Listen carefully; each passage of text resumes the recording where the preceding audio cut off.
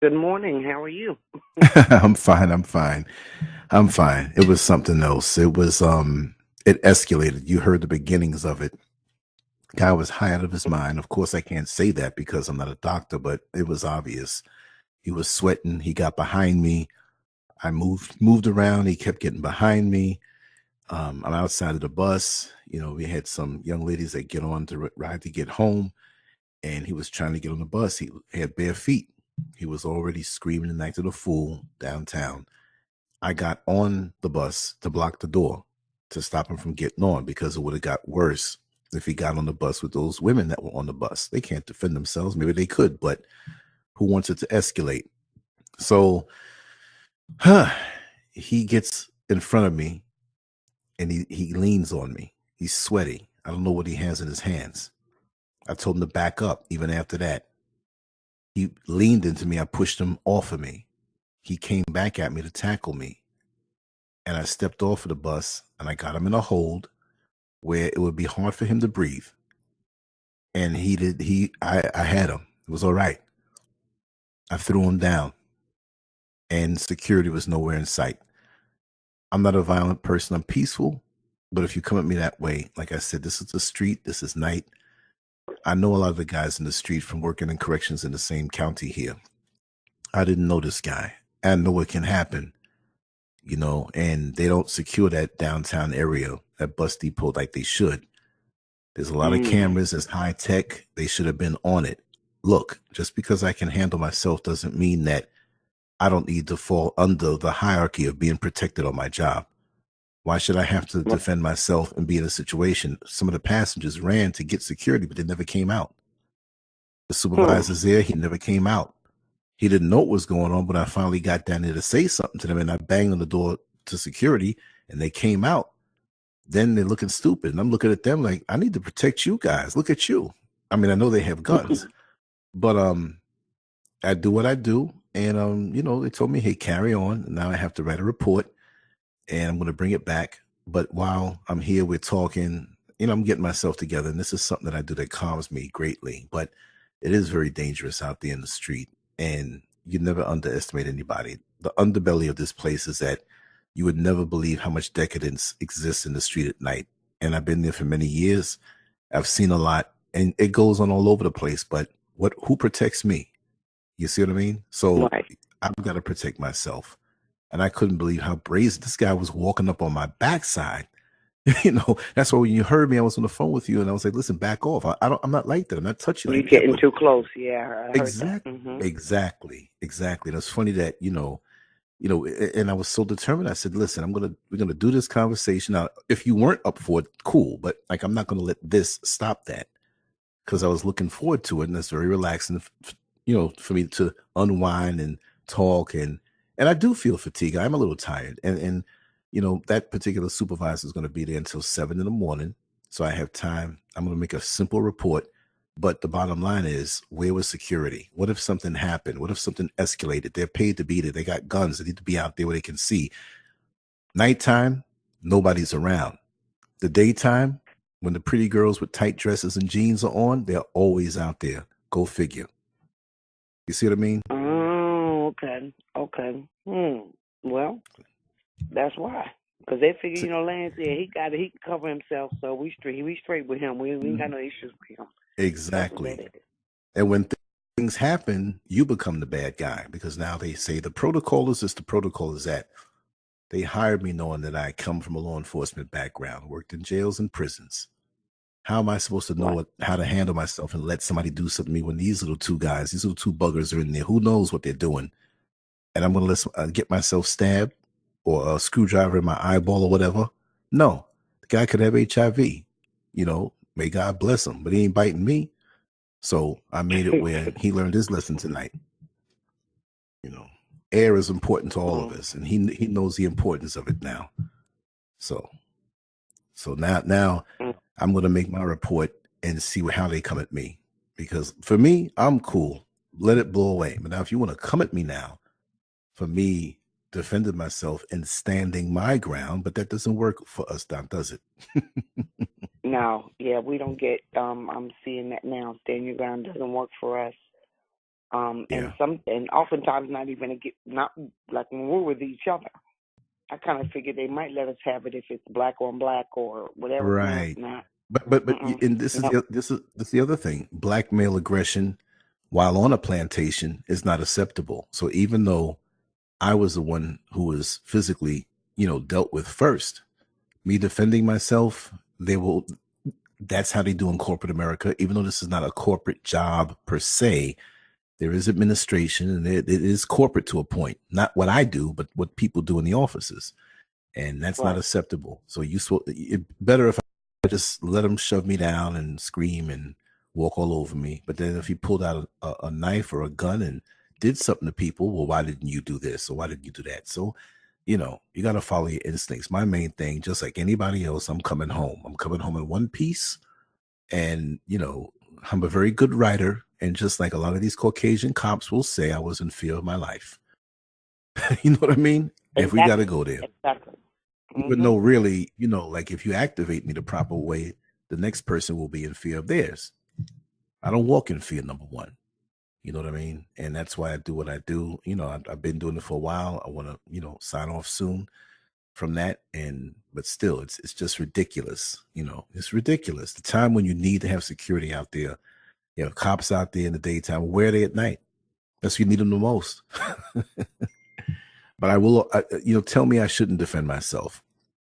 I don't see where this guy's hands are. He could have had something in his pocket. There's a lot of unknowns here, and I will not take a chance.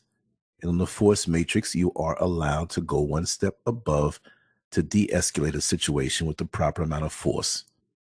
So they're not talking to any dummy. I went through their academy with flying colors. Let them come at me that way. But anyway,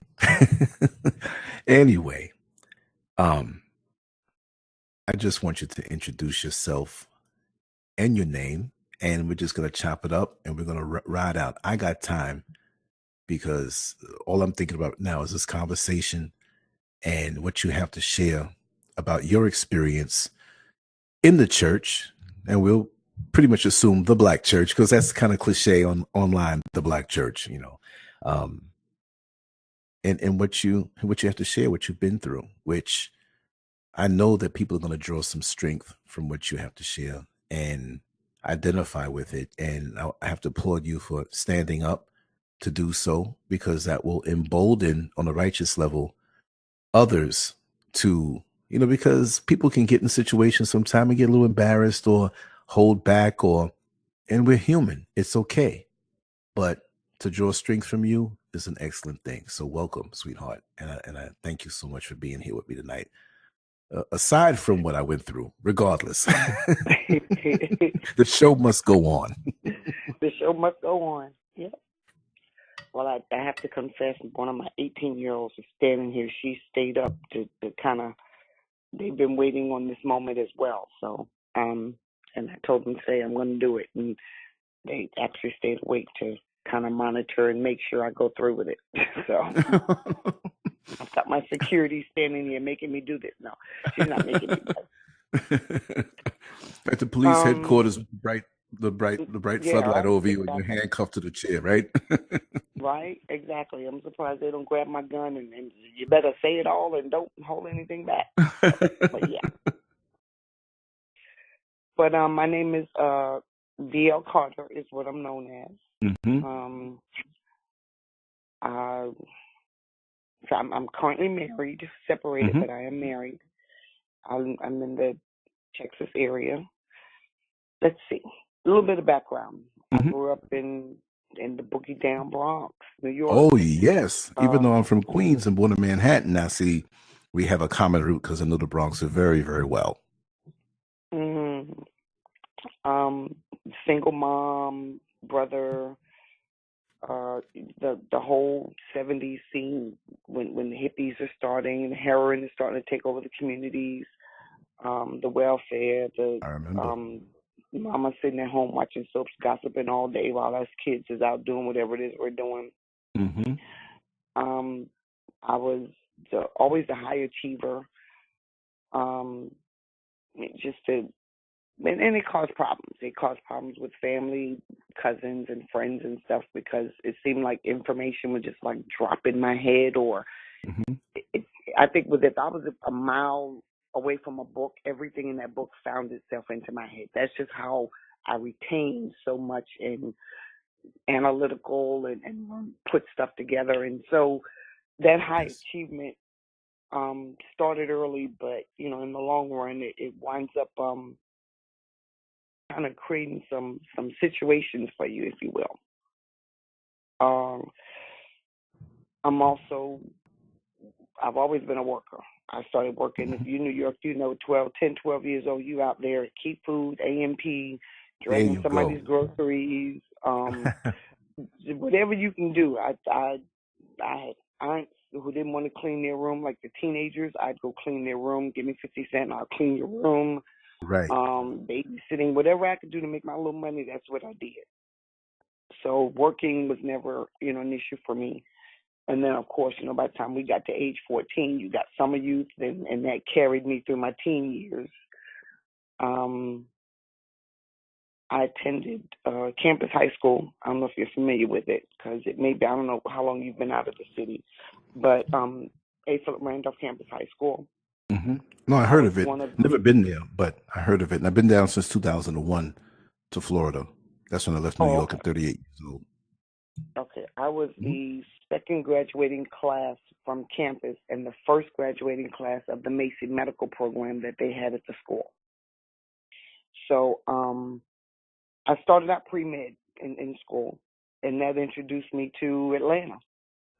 I Wow. think we'd gotten a summer program, and I went to Morehouse School of Medicine for the summer, and Atlanta just blew my mind. People talked to you. There was trees. New York, you don't see no trees, you don't see no grass. And so I saw grass, I saw trees, you smelled the fresh cut yard. I'm Exactly. like, this is it. I'm coming to school here.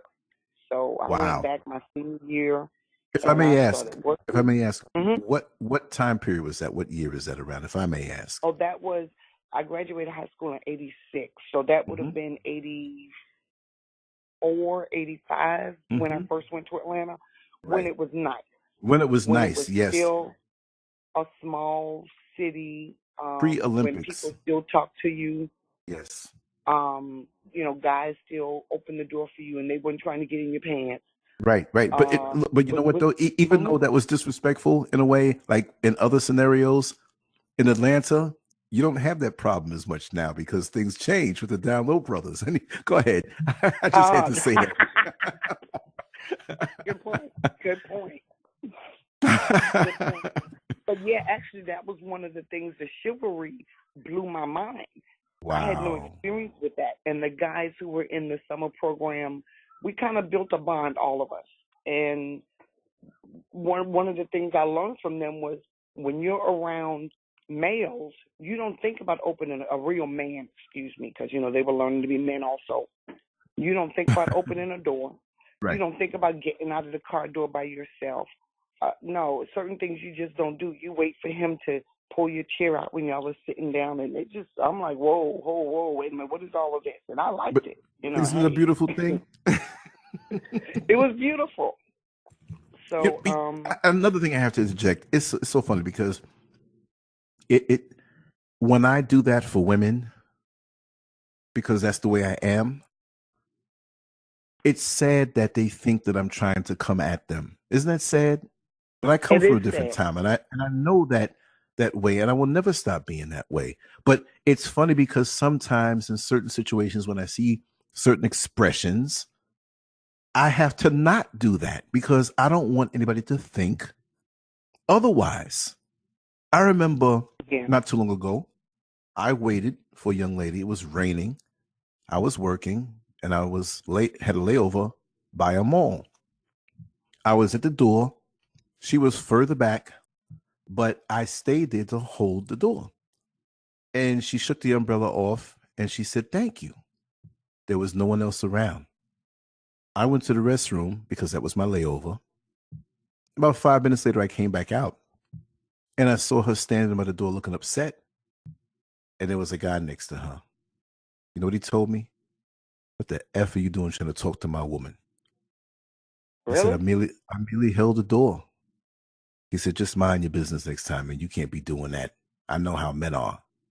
Well, I guess that's how he Wow. is.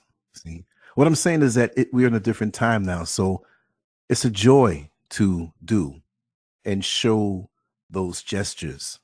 But even now, it can be misconstrued. It's so sad. I just want to say Mhm. that. But we continue on. You're on a good flow. I'm enjoying this. Wow, you just made me think that's one of the good things, the few good things about being in Texas. We still open doors. You're in and out the convenience store, gas station, grocery store. Whoever gets to the door first opens the door for the other one. And oftentimes, if you're approaching at the same time with a male, the expectation is that the man is going to open the door. And the few times I've opened the door for a man, because I got there first and I didn't, wait on him to do it, you could see the smile and the shock on his face that I don't mind opening the door for him. And I'll open it, I'll hold him and tell him to go through. But Mhm. I mean, hey, I think guys deserve some bit of pampering, if you will, also.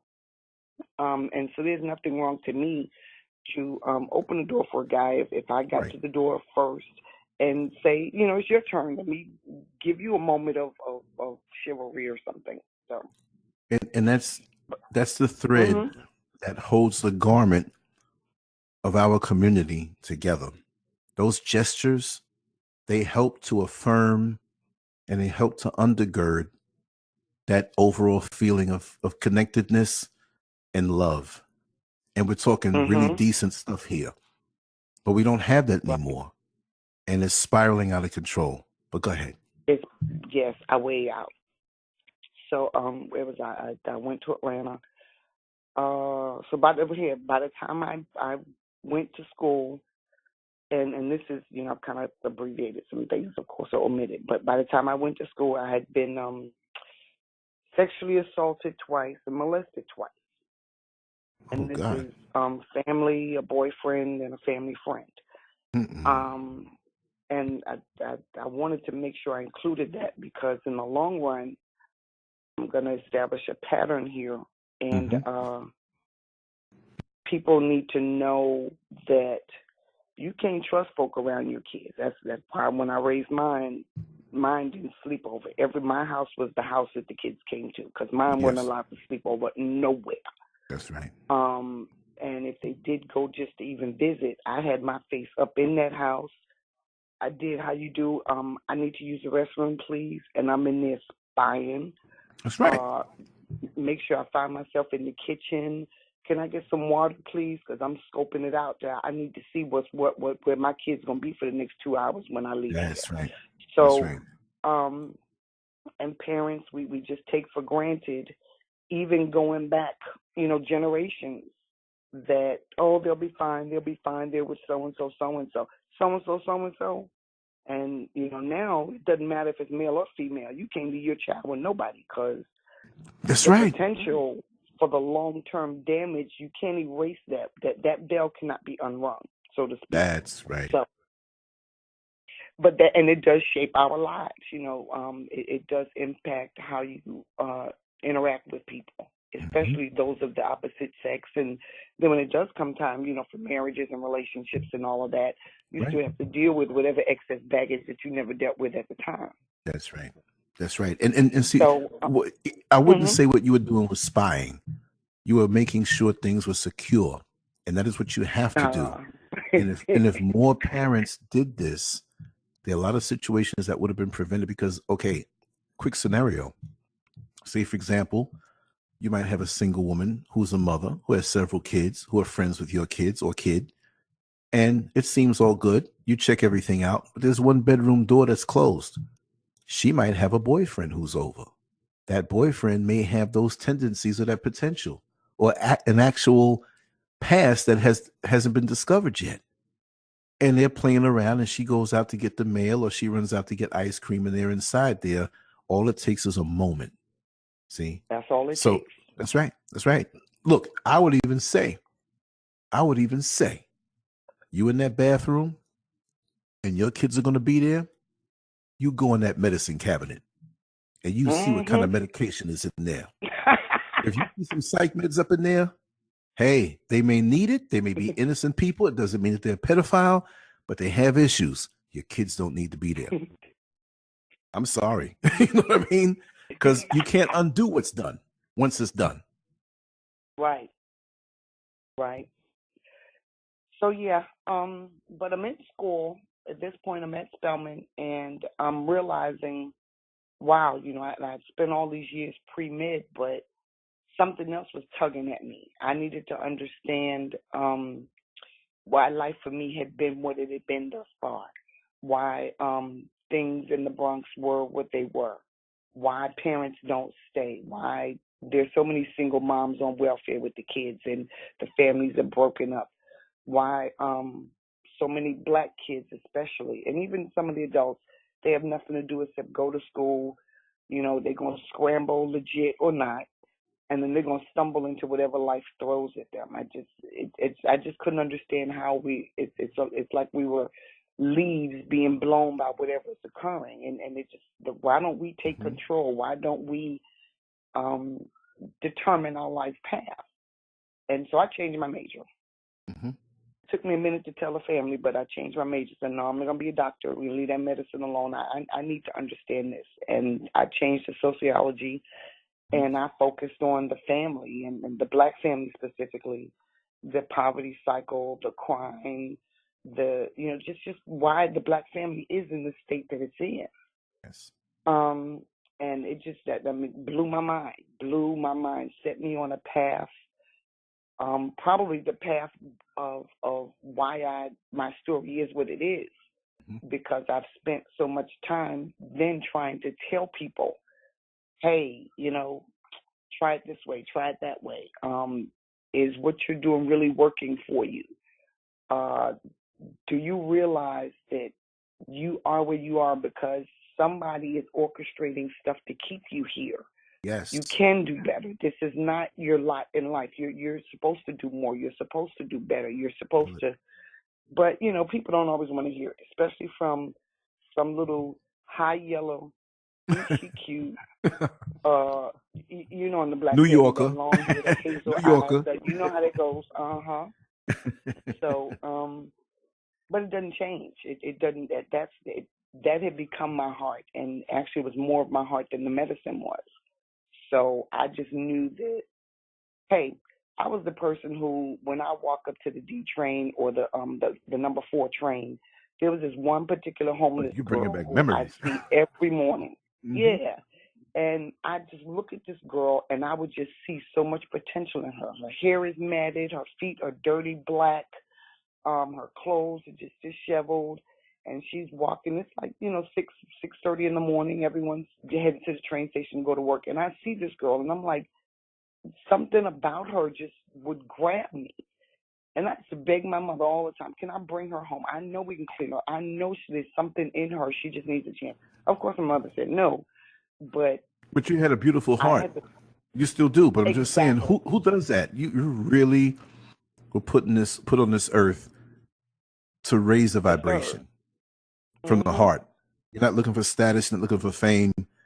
When you can be young and say that, it's amazing. And to have the awareness to even think that, I applaud you for that. Well, thank you. That's still that's and I try to share that with others. But let's see. So where are we? Where I'm at Spelman, and oh yeah. So I start dating this guy who he's a cop. He's a police officer, city of Atlanta. And long story short, I fell for the whoop-de-doo. What they call it? Whatever these children call it. I fell for the trick. You're human. I move off campus with him, and we're getting married, we're engaged, and first guy puts a diamond on my finger. I'm like, yeah, this is it. And when it's all said and done, I'm the one that's homeless because the house that we rented, he had the job, and the paperwork went in his name, not mine. Oh my God. So I'm like, and it was something I won't forget, and I laugh about it now. But I tell you, the New York finally came out of me. It was a subtle level of more psychological control type thing. Mm-hmm. And it started to get physical, and there were some sexual acts that I wasn't necessarily in agreement with that I had to endure. But I laugh at my kids, with my kids, because I tell them, periodically I'll say the time that I was forced to spend, 4 or 5 hours with Clayton County Sheriff's Office. Oh, wow. Because things got ugly, and in a moment that New York raised up in me and said, no, no. And I fought him back, and when it was all said and done, he's a cop, so nothing happens to him, and I'm the one that takes the ride. Mm-hmm. Mm-hmm. So, and of course, it's Clayton County, Georgia, and that's just the same as Gwinnett County, Georgia. It's very same as Texas, very conservative, very racist, bottom line. Mm-hmm. And they tried to stick it to me. They tried to, I think, stacking the charges, and then I had a mouth too at the time. I still do, but I had a mouth. And That's your right. That's your right. You should always express right. yourself. Mm-hmm. Oh no, they were doing the stacking charges and all of that stuff. And by the time his mother and grandmother found out what happened, even his aunt up in New York called, and they blessed him out back and forth. Oh no, you were wrong, and and all of this. And so he comes down to the little jailhouse to try to get me and drop the charges and all. Well, Clayton County says no, we're not dropping the charges.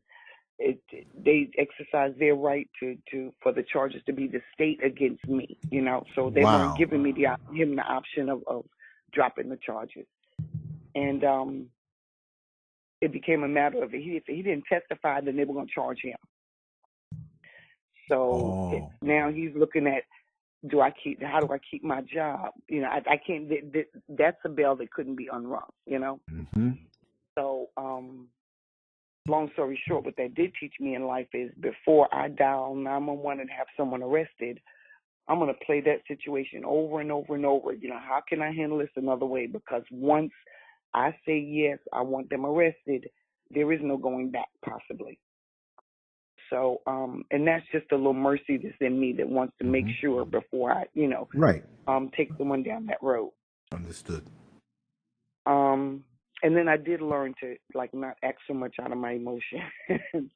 That taught me to walk away a little bit more, because I was a fighter. I was a fighter in New York. I fought coming home from school. That you got the girls, they're jealous of you, your hair, you're again, that little high yellow whatever, and you're smart, and so you got the gang of girls want to beat you up just because, and don't let me have a new outfit my granny sent me and I'm wearing it. Oh no, they had to try and tear it off me. So I had to fight at least twice a week coming home from school. So fighting was in me. It was just there. But that little Clayton County visit for them hours, and when that door slammed, it's like, okay, now what do I do? I had to rely on the prostitutes in the little holding cell to tell me how to use the phone to call. They knew the ropes. Yeah, right? Yeah, exactly, because I sure didn't. But when I came out, actually, I stayed with his mother first. His mother, because, I'm in Atlanta. I got nowhere to stay. I didn't give up my place on campus. I've quit my job, and I'm focused on school and being your fiancé wife, so to speak. Right. And it's like, I don't even have a job. So his mom's like, stay with me, stay in my spare bedroom. Help me out with, she had a little girl, help me out with her, and that'll be your rent, your contribution to the household. Get your job, get yourself together, and then do you. So, and I did that. I didn't have a car, I didn't have money, I didn't have any of that, but I walked. And in Atlanta, the bus line meant you still had to walk 3 miles to get to the bus. But we walked close to the bus line, and I walked, and I caught that bus and got my little job and saved my money and got out of her house and stayed with a friend on her couch for a while. And eventually I found a little, it was a condo, basically. It was a condo. And back in the day, it used to be like the shit, so to speak. But at this point, we've taken it over. We've turned it into just another hood. And so you put $1,000 down, and you are now ownership of a condo townhouse. Wow. So, and in hindsight, I look back and I'm realizing I didn't even know how all of that orchestrated for me to be a homeowner. And my mother lived on welfare and didn't have any assets. My grandmother, 9 children, never married, stayed on welfare most of the time, no assets. So I was introduced into ownership and didn't even realize it. And then graduated, and I did all the internships with parole, probation, Atlanta, Clayton County, go figure, same people that had me. Is that something? And I went into law enforcement as well. And I won't name the agency just because it's not out there and whatever, but understood. Did my let me backtrack with Clayton County. They wound up dropping the charges by the time I got a lawyer and all of that and stuff and all of that. I mean, these were some felonies they were trying to stick on me. But here I was, an honor student, had never even had, I was driving without a license, but had never had even a ticket in my life. No interaction with the police at all. So the judge had mercy on me and allowed them to negotiate a plea. Now, here we you go weren't again. A criminal. You weren't a criminal. I mean, no matter what they try to railroad on you, you did not fit that profile. You know, you weren't a criminal. I mean, come on. And you had so much going on for you, and you were being looked out for on so many other levels to set you up for the goodness in life, even though you still experience things. Yep. So I wound up having to cop to a trespass. And it's okay, let's just do trespass. That made the officer happy. At least they got some kind of conviction for their statistics or whatever. And you're on probation for as long as you can walk from the courtroom to the clerk, the county clerk, paid a little fine and signed the papers. So I was on probation for about 30 minutes, I guess. I got the little first offender treatment, record sealed and expunged and all that other good stuff. But I said, never again will y'all have me inside a y'all's jail, and I don't have the option to walk out on my own. Wow. And the older I get, though, I revisit that because, some people you get to a point where, hey, maybe I'm ready to take the ride today because, these people getting crazy. But yeah, so back to my home ownership, and here I am. I'm owning a home, and as Beautiful. I tell my girls, they're very, very pampered. They don't know what it's like to have to catch the bus, to have to walk. In Atlanta, we have MARTA, and I managed to get some money and get me a little hoopty from the auction. Oh Lord, no. I know you had your stories with that. The way you just said that. That thing stayed down more than it stayed up. It wouldn't be a hoopty if it didn't. Okay. But again, so here's a lesson. The lesson was I learned about cars. I learned how to change my own oil. I learned how to listen and get to know my car. So every sound that wasn't right, I knew something was wrong before I was sitting on the side of the road in the middle of the night. And had I not had that hoopty experience, I would never know. I was just like some women who get in a car and they drive and look up and they're in the middle of Timbuk nowhere and their car broke down and they have no idea what's wrong. That's right. Mine broke down on me enough to where I began to learn the sounds. And I learned how to count my miles because the gas thing didn't work. So it's like you had to guess how many miles before you had to gas. It was a hoopty. I think I paid $1,100 for that car. And probably another $2,000 trying to keep it running through that last year of school. But it still got you through, It got me through, and you learned. I drove that car to New York. Whoa! I took it to New York, Virginia Beach, Kentucky.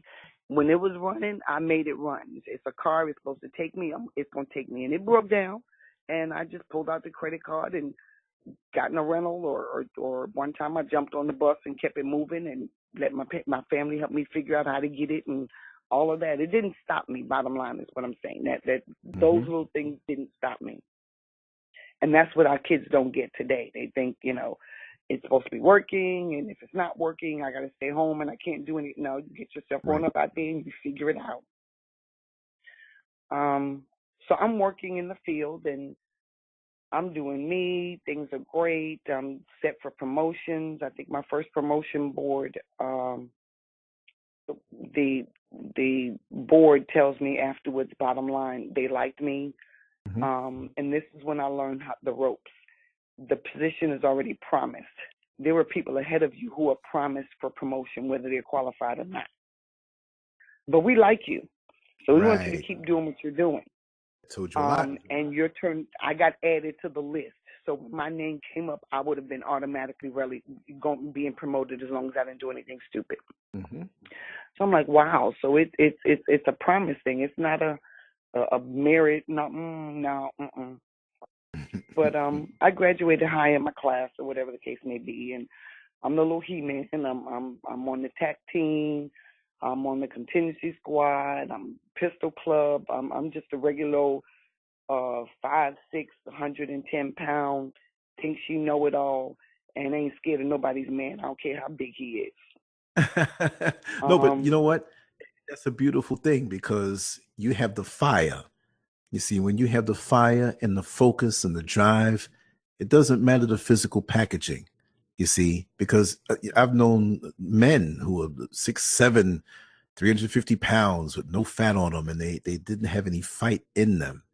And see, when you have that passion and people around you don't have it and they want to bluff, they know not to mess with you because they know that you are the real thing. And even if you run into somebody who may be 6'7", 350 pounds with no fat on them and very strong and maybe a little angry at the point, they will recognize that same spirit inside of you and they will respect you regardless. And in actuality, when it comes in a smaller package, pound for pound, you're mightier than they are because you will not back down. And even if, like I say to people, we can all catch a butt whipping, we can all go out, but go out on your shield where, hey, you might have beat me physically, but you're not going to beat the spirit out of me because I still got to fight regardless.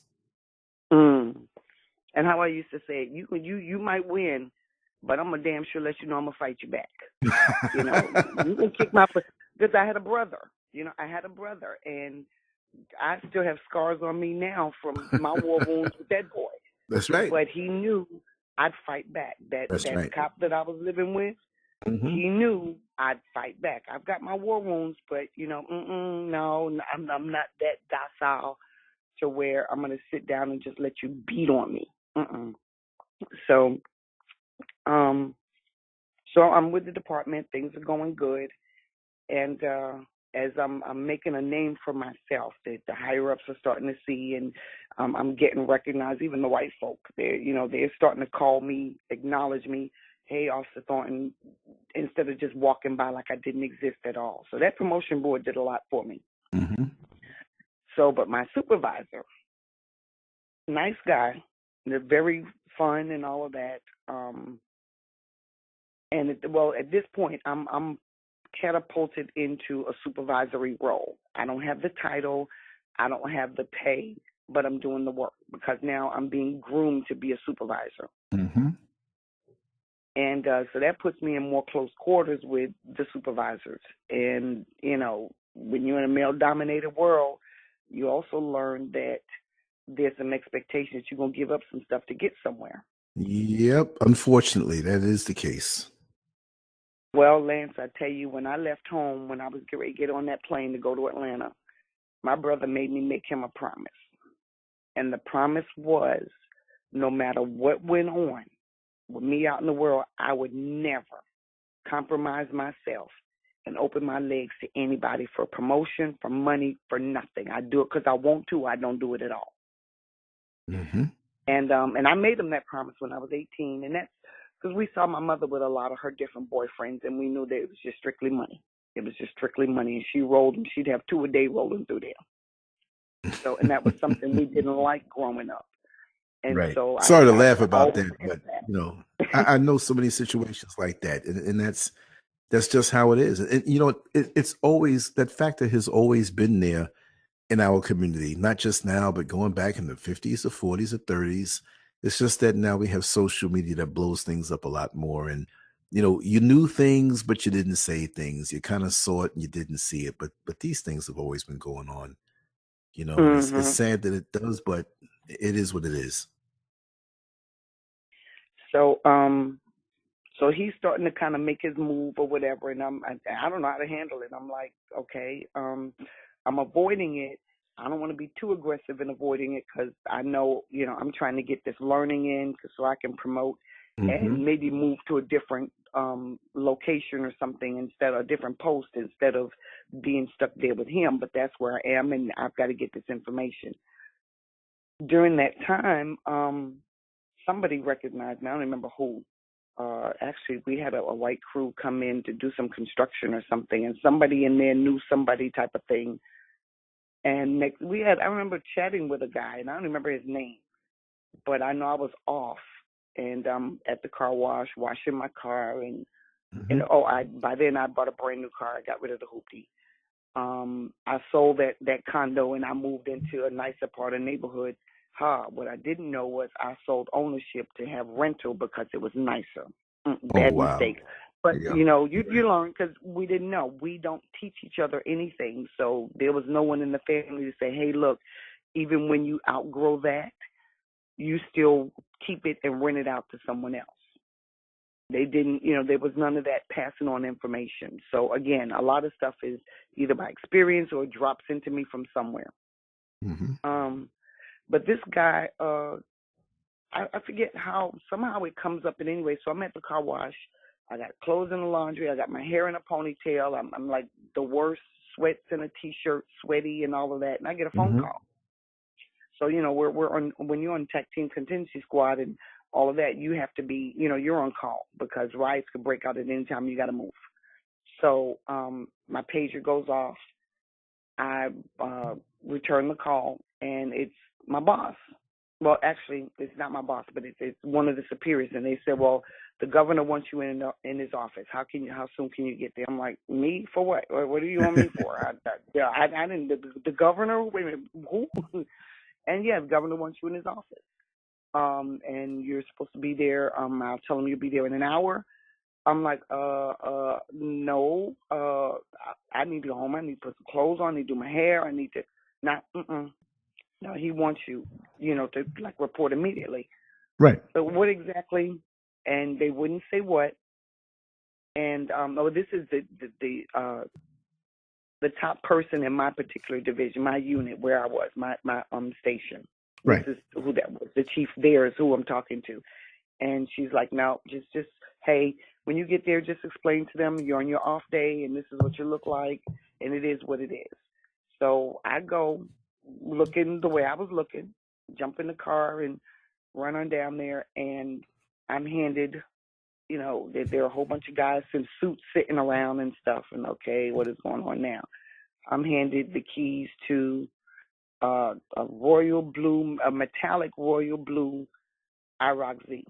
Oh my God. Now, I used to like to drive fast, okay? I still do, but I used to have like these personal races with the state troopers if they can catch me speeding. Um, Understood in that vehicle.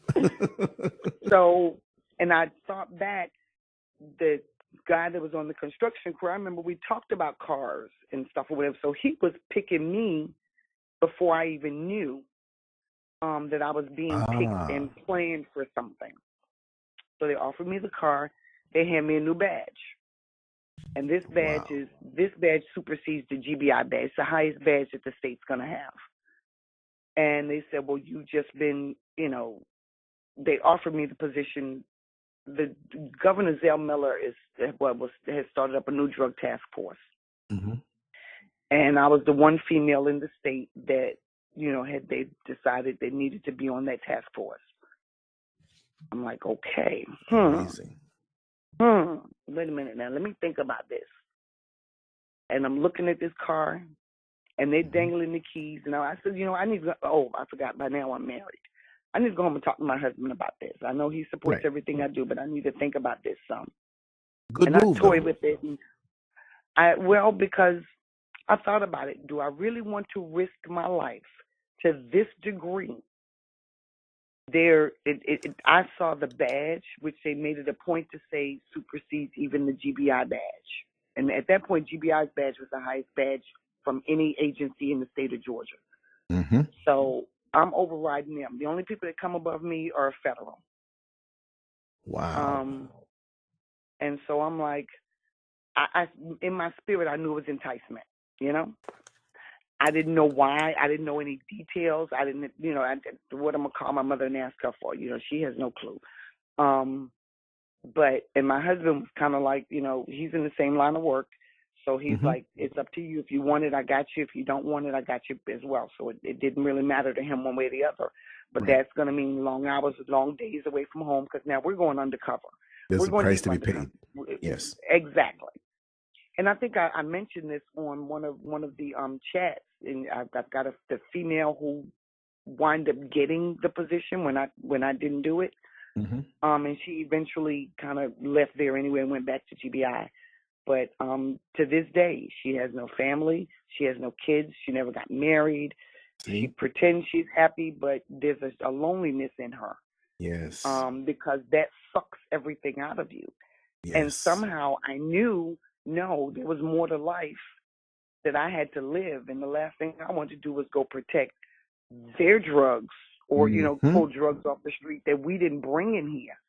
And you giving me a vehicle that I could wind up getting a real ticket in? No, no. I'm gonna leave that vehicle where it is because so far I've been clean with my ticket, so no. But the moral of that is just the enticement. The stuff will get packaged up to you just the way you want it, and it's gonna derail you, get you off, and position me to, for all I know, be in the middle of Valdosta, Georgia, somewhere making a bust or getting made on a case and wind up not coming home because I'm saving, I'm pulling one or two penny henny drug dealers off the street or off of, because they ain't making the drugs, they ain't flying no drugs in, they're not. So they're low time people. All of them are low time people. No, I couldn't do it. So in the process though, my supervisor, that same one that, was getting kind of frisky. He started really putting the moves on. And before I made my decision to say no, he made it very clear to me that my actually getting that position, it was contingent upon me giving him a blowjob. Oh, my God. Oh, and my God. I mean, okay. Did he insinuate this or he straight out said it? No, he pretty much like that. Let me tell you what he did. He came to me. We were at work. Everyone's at work, and so radio, where are you? Let's hook up. Let's meet up. So we met up. And so he's talking, and we're sitting in an establishment. Well, I'm sitting and he's standing. Well, we first we were sitting, and then but now he's standing. And he puts his hand on my shoulder.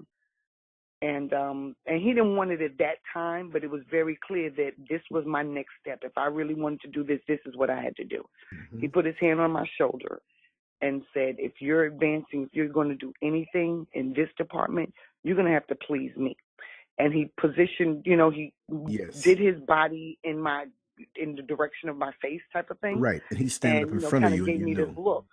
Right. Exactly. Right. And I was floored. I was floored. How brazen! I mean, these guys are so caught up in what they believe is their power, and see, when I see a man who holds power in their hierarchy, I don't mean total, all-consuming, universal power, but in that world, that tells me that he's had a great majority of success with his tactics over his time. He was confident, too confident to do that. And at that time, knowing that you're married, you know what I mean? I mean, my husband crazy too. So. Exactly. I mean, this is real brazen, and this is what happens. And again, this is why I applaud you for coming out and saying what you're saying, because there's so many women who they may be put in a position where there's fear in them and they say, oh God, I have kids, I have bills, I have this, I have that. If I don't and just stay in a position I'm in, that's still bad. I just need to just go ahead and do it. You know what I mean? I mean, that's sad, but by hearing that you refused or didn't do whatever, that's very much empowering. You know what I mean? Well, remember, I made that promise to my brother. Yes, but yeah. I mean, and we're But no, human it was too. in me. It was in me Right. not to do it anyway. Right. But what I'm saying is that, why should it come down to that? You're a man in power. You got money, which is an aphrodisiac for those things with other women who may want to honor that and do that. And there are other women, when you're a man that way, with that worldly power, there are other women who have the same amount of power and who may want to, just because you're at risk putting yourself requesting these things. So deal with somebody who's on the same level. There are women out there who, why? It's almost like it is a violation, but it's like they get off on violating. They get off on breaking you down. Exactly. So thank God that you weren't broken down. You know what I mean? No, I didn't. I turned down that position with the task force, and I toyed with it. When I say that blew my mind, that really had me for a loop. I tell you, I was ready to go to nut house, because I'm like, okay, I know I don't want to do this. I need an exit strategy fast, because it's very clear if I don't. If I go forward and, report him to HR, then there's going to be backlash. Of course it is. If I don't report him, I'm going to continue to deal with this, and it's going to get worse. Right. So it's time for me to just make a move. And see, you're no bimbo. You're qualified over and above, and it still came down to that. You see that? That's what I don't like. Exactly. It still comes down to you're just a piece of meat. God. So, and then I discussed it with my husband. He was in agreement with me. So we went to HR and we filed sexual harassment. Well, I did. And, of course, here I am. I'm taking down the best lieutenant that, everyone likes. All the girls hated me for it, of course, because, he's padding their pockets. He's screwing half of them, and he's padding their pockets. Right. All they do is smile or do whatever they do, and they get the time off that they want or the shift change that they want, and all that kind of stuff. I'd always been on first shift, so because when you come out the academy and you're good and they like you and all that other good stuff, you start out on first shift. Yeah. But you already know that they know you well when you're in the academy. They have plans for you. They know they're going to place you, and they also know what their intentions are also down the road for putting you in those advantageous positions. So there was a political backlash at work, and now I'm no longer a supervisor in training. I'm bumped back down to regular duty like everybody else, which is not that big of a deal because, I could do it all just like any of the guys. And, some of the guys actually, one guy I remember saying to me, my maiden name is Thornton. I'd rather have Thornton at my back, having my back, than any of these guys around here because she ain't scared of nobody. She ain't backing down. I know she got my back. So, I just did what I did. But now you're in the academy, and I've been brainwashed to think everything they teach you in there, I was just regurgitating it back out, and I did it well. But in my reassignments, I was assigned to a particular special assignment, and I wound up sustaining a back injury that pretty much had me running up out of there. Pretty much when it was all said and done, there was about a year from the date of injury to the date of my surgery. I wound up having to have back surgery. And I'm mad and I'm frustrated and I'm hurting and, and I'm introduced to all the narcotics, the Vicodins and the all them strong drugs to deal with the pain. And finally, when it started traveling into my leg, my left sciatic nerve, and I remember I fell. I was at the grocery store and I fell. That pain. Yeah. That thing had me down on the ground. Back in Mm-mm. 1984, I had a pinched disc from squatting too much weight. Long story. I used to be into bodybuilding, and that left sciatic nerve. I could not walk. When I walked, I had to put each foot in front of move. Okay, you have your toes together. I could only move an inch and a half, one toe, and I was sliding forward. I couldn't even didn't want to lift my legs. And Mm-hmm. I found out who really loved me, because in going to the restroom, I couldn't do anything for myself to make things right. So I found out who my real friends were. Mm-hmm. Mm-hmm. That is a pain. So yeah, C- we had compare that com, injury. com, com, compare it to Mm-hmm. childbirth. And I know the pain with that Pain? is the pain of a sciatic nerve to child. Oh I always shoot, ask no, women that. no, no, no. Well, first of all, I had a C-section, Oh, but okay.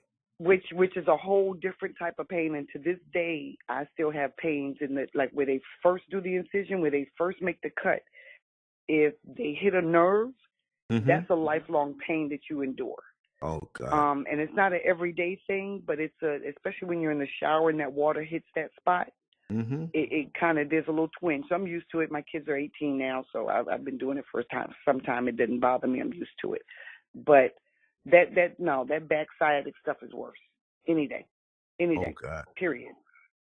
I'll do another C-section before I do that again. Wow. Yeah, Wow. yeah, I'd take another C-section over that any day. That tells it Um, right there. but yeah, when it was all said and done, I I had the surgery. I had to kind of learn to walk all over again and do heavy rehabbing. And I'm Mm-hmm. mad and I'm cussing and I'm fussing. But here's what I'm fussing about. I'm like, they're trying to steal my life. I have destiny. I have stuff to do. I can't be disabled. I can't be broke down. That's fine. I don't have to stay in this line of work. I refuse to sit on desk duty. I didn't do this to sit at a desk somewhere or run a radio control room or something. No, I'm in the trenches or I'm not here. Period. Mm-hmm.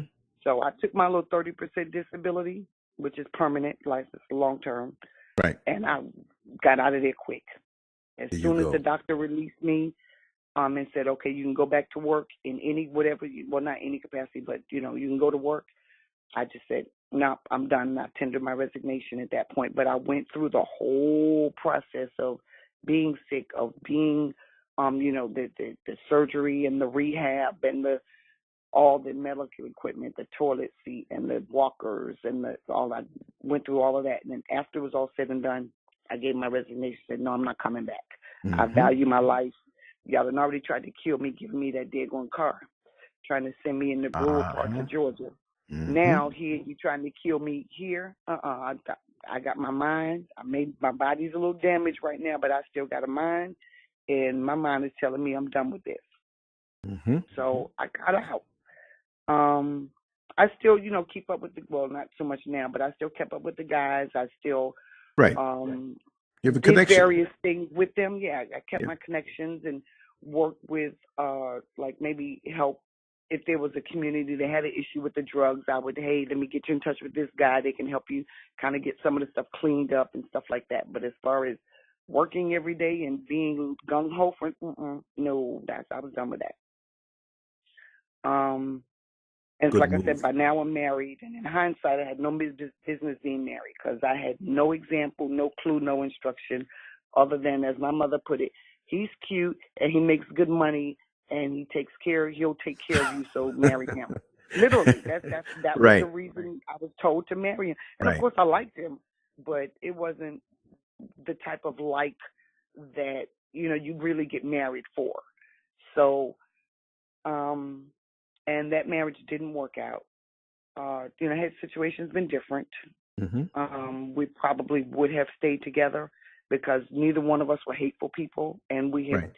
though we realized we were not in a good marriage or the best marriage, it wasn't a bad marriage. Right. It wasn't him beating me up. We still, after he cheated, there was a baby, there was some other stuff or whatever, that kind of thing. And the trust just for me I couldn't get that trust back. Understood. And we discussed it. It wasn't, and I appreciate him so much to this day because when the truth finally did come out, he did finally own up to it. And so we had good, open, honest dialogue. Yes. And we lived together actually another 2 years after stuff hit the fan, because I was trying to decide if I could deal with this for the rest of my life. Right. And Right. because you got a child now, and it's a whole different dynamic. If I could hand this woman $1,300 a month out of my household budget for a kid that Mm-hmm. and then and how do I, what does that look like? I just couldn't. So, and we agreed. We are where we are. It's no hard feelings, whatever. But we sit down to the table and let's just divvy up stuff and go our own way. We But stayed, that, like I said, we stayed but together. that's a wonderful thing that you can, and that's an example. And we need to hear more of this. That we have our reasons for getting together when we're younger, or prior years or whatever, and the influences, and we don't have examples sometime. And we need to own up to that. And you did. You looked at it, for the facts that it was, and you understood, and he understood, and you were real with yourself and said, you know what? I can't deal with this for the rest of my life as far as that memory, and I can't get back to trust, but I can still work along with you. And it went on for 2 years more, and I'm quite sure the festivities might have happened. Even No, though, oh, it didn't? was Okay. strictly about Oh, positioning. strictly. It was strictly Oh, about okay. paying down the debt, Okay. making plans for us to be situated when Right. we made our break, so no one had any extra baggage from the Okay. other one. See, what I thought is that, well, maybe it might have been a trial period to see if it could, even though you still had the No, issue with the trust. Okay, well then, even so, that's still good because you dismantled it like adults, and exactly. it wasn't the drama and the destructive stuff, which would have been a burden to the both of you, depending on the finances and stuff. We don't have to get into that, but I'm just saying that it would have been a burden if it's like, Negro, get out. And, all of a sudden you have to make these really fast haphazard plans and where you're going to live and all this stuff. You came down to a smooth landing. And I And it was applaud you for that. beautiful. I tell See? anybody, if you have to go against a vow that you make, do it as amicably as possible, because at some point there was some kind of love and affection that you made that vow. That's right. And when all the smoke is cleared from whatever's got y'all to this point, 10, 20 years down the road, you're going to think back. And I would hope that you would want to say, I handled that well, So, and that's what he and I did. And we've actually remained friends for until he remarried. And she always she was threatened by me. I don't know why, but she felt threatened because I guess he and I kept in touch too much. And we'd been together 10 years. I was in the family. They wouldn't letting me go. And so she but I had to back off of that and give her, because she's the wife now. And Right. it made her uncomfortable for me to continue being in contact with his family. And they still, Understood. they would have picnics at my house or cookouts. It's like, hey, can we Wow. use your house for this birthday party? Can we Right. come to your house? Because most of them lived in apartments. Right. And when we broke up, I bought a new house. I left him at the one we were at, and I bought a new one. And he helped me pick it out, helped me move into it, helped me, he even bought my first housewarming gift. Wow. So it was just that amicable. Well, see, But you're like I said, dynamic. when he, You're dynamic. You're balanced, and you're sensible.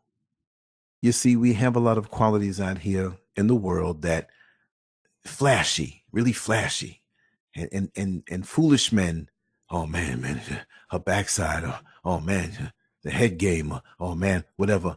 But that can't beat over the long haul. Now that's wonderful when you have the other things, but that can't beat over the long haul the real characteristics that keep things going, the principles, those good characteristics, not just that flash in the pan, bedazzling thing for a moment. And then now you're really looking at a person who has no true qualities of longevity. And he has to appreciate that in you, because it's going to be hard, because, for her to see that shows me that she knew that she was a couple of steps below you in those departments. And I'm saying it, and you're just telling this to me, but who would be insecure with that? You're upfront. Look, you express yourself well. You're verbal. You're balanced. You don't come with venom. You don't give the people the side eyes. you even backed away just to give that respect because of her insecurity. How many people would do that? That's to further You're right. even say, no, I'm telling you. And Yeah. I've talked to people thousands and thousands and countless thousands of hours. And I've honed my skills in being able to discern a little bit, and I can tell it about you. You don't have to tell me. I already know. I mean, it's evident. And most, yeah, no, I'm telling you, no hidden agendas or secret motivations. It is what it is. It's an assessment. And from all that you told me, and yes, you are passionate. Yes, you do have mouth on you, but that has to be activated. Yeah. Look, you from the Bronx. Yeah, I you're know right. what's up. You're I'm from right. It has to Queens. be I activated. know. It's like with me So, tonight. It's like with me tonight. These things don't happen to me. exactly. I've been there a very, very long time. I go through the hoods. I know everybody. They know I'm cool. I de-escalate situations. But you're going to run up on me like that, and I don't know what's in your hand? Well, you're going to get choked out. Yeah, we on 9 real quick. Oh, we'll get down. You know what I mean? And wow, I'll say one thing, and I'm not trying to turn this into the conversation about myself, but I don't feel 55 years old. I'll leave it at that. Okay.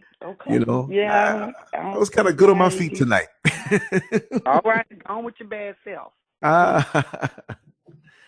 I'm gonna play the Shaft, the theme from Shaft tomorrow all day long. But anyway, as you were saying.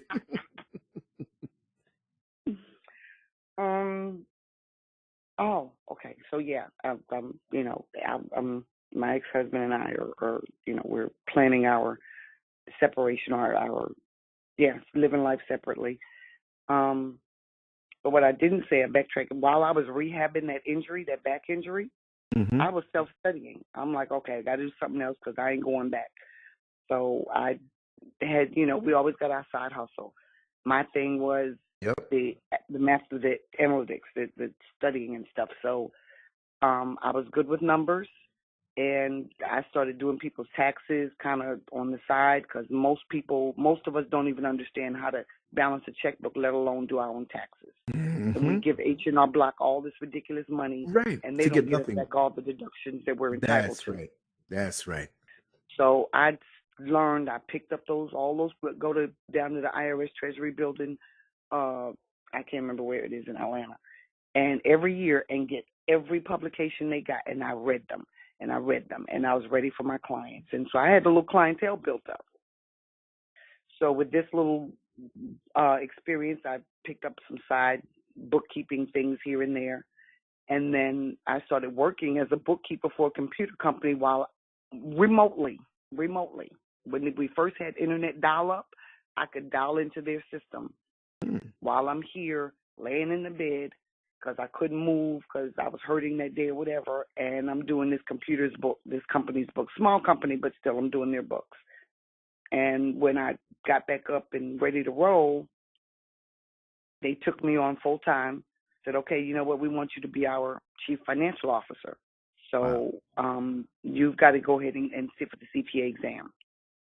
That was one of the requirements. But we'll pay for it. I'm like, okay, cool, no problem.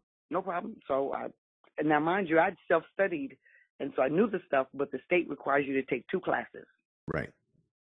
So we went ahead and enrolled at the local school, and, they did all the logistics to cover the monies and stuff like that. But it's a computer company, and somehow the computers were calling my name. I could hear them saying, Brenda. But no, the computers got me more than the numbers did. The numbers were fun, and they were, that's what you do for a hobby, but it wasn't something I really wanted to do. I was just stumbling into it because of circumstance. But the computers I really enjoyed.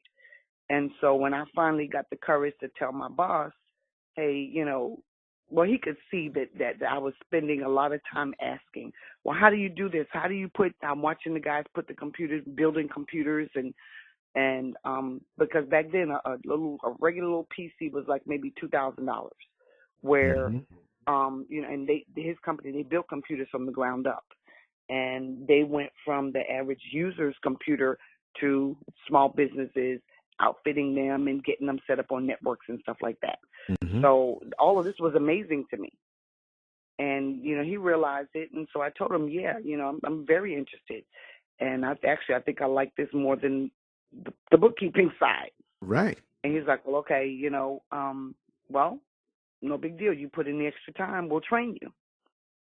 So I had on-the-job training of how to build a computer from the ground. I didn't read nobody's book.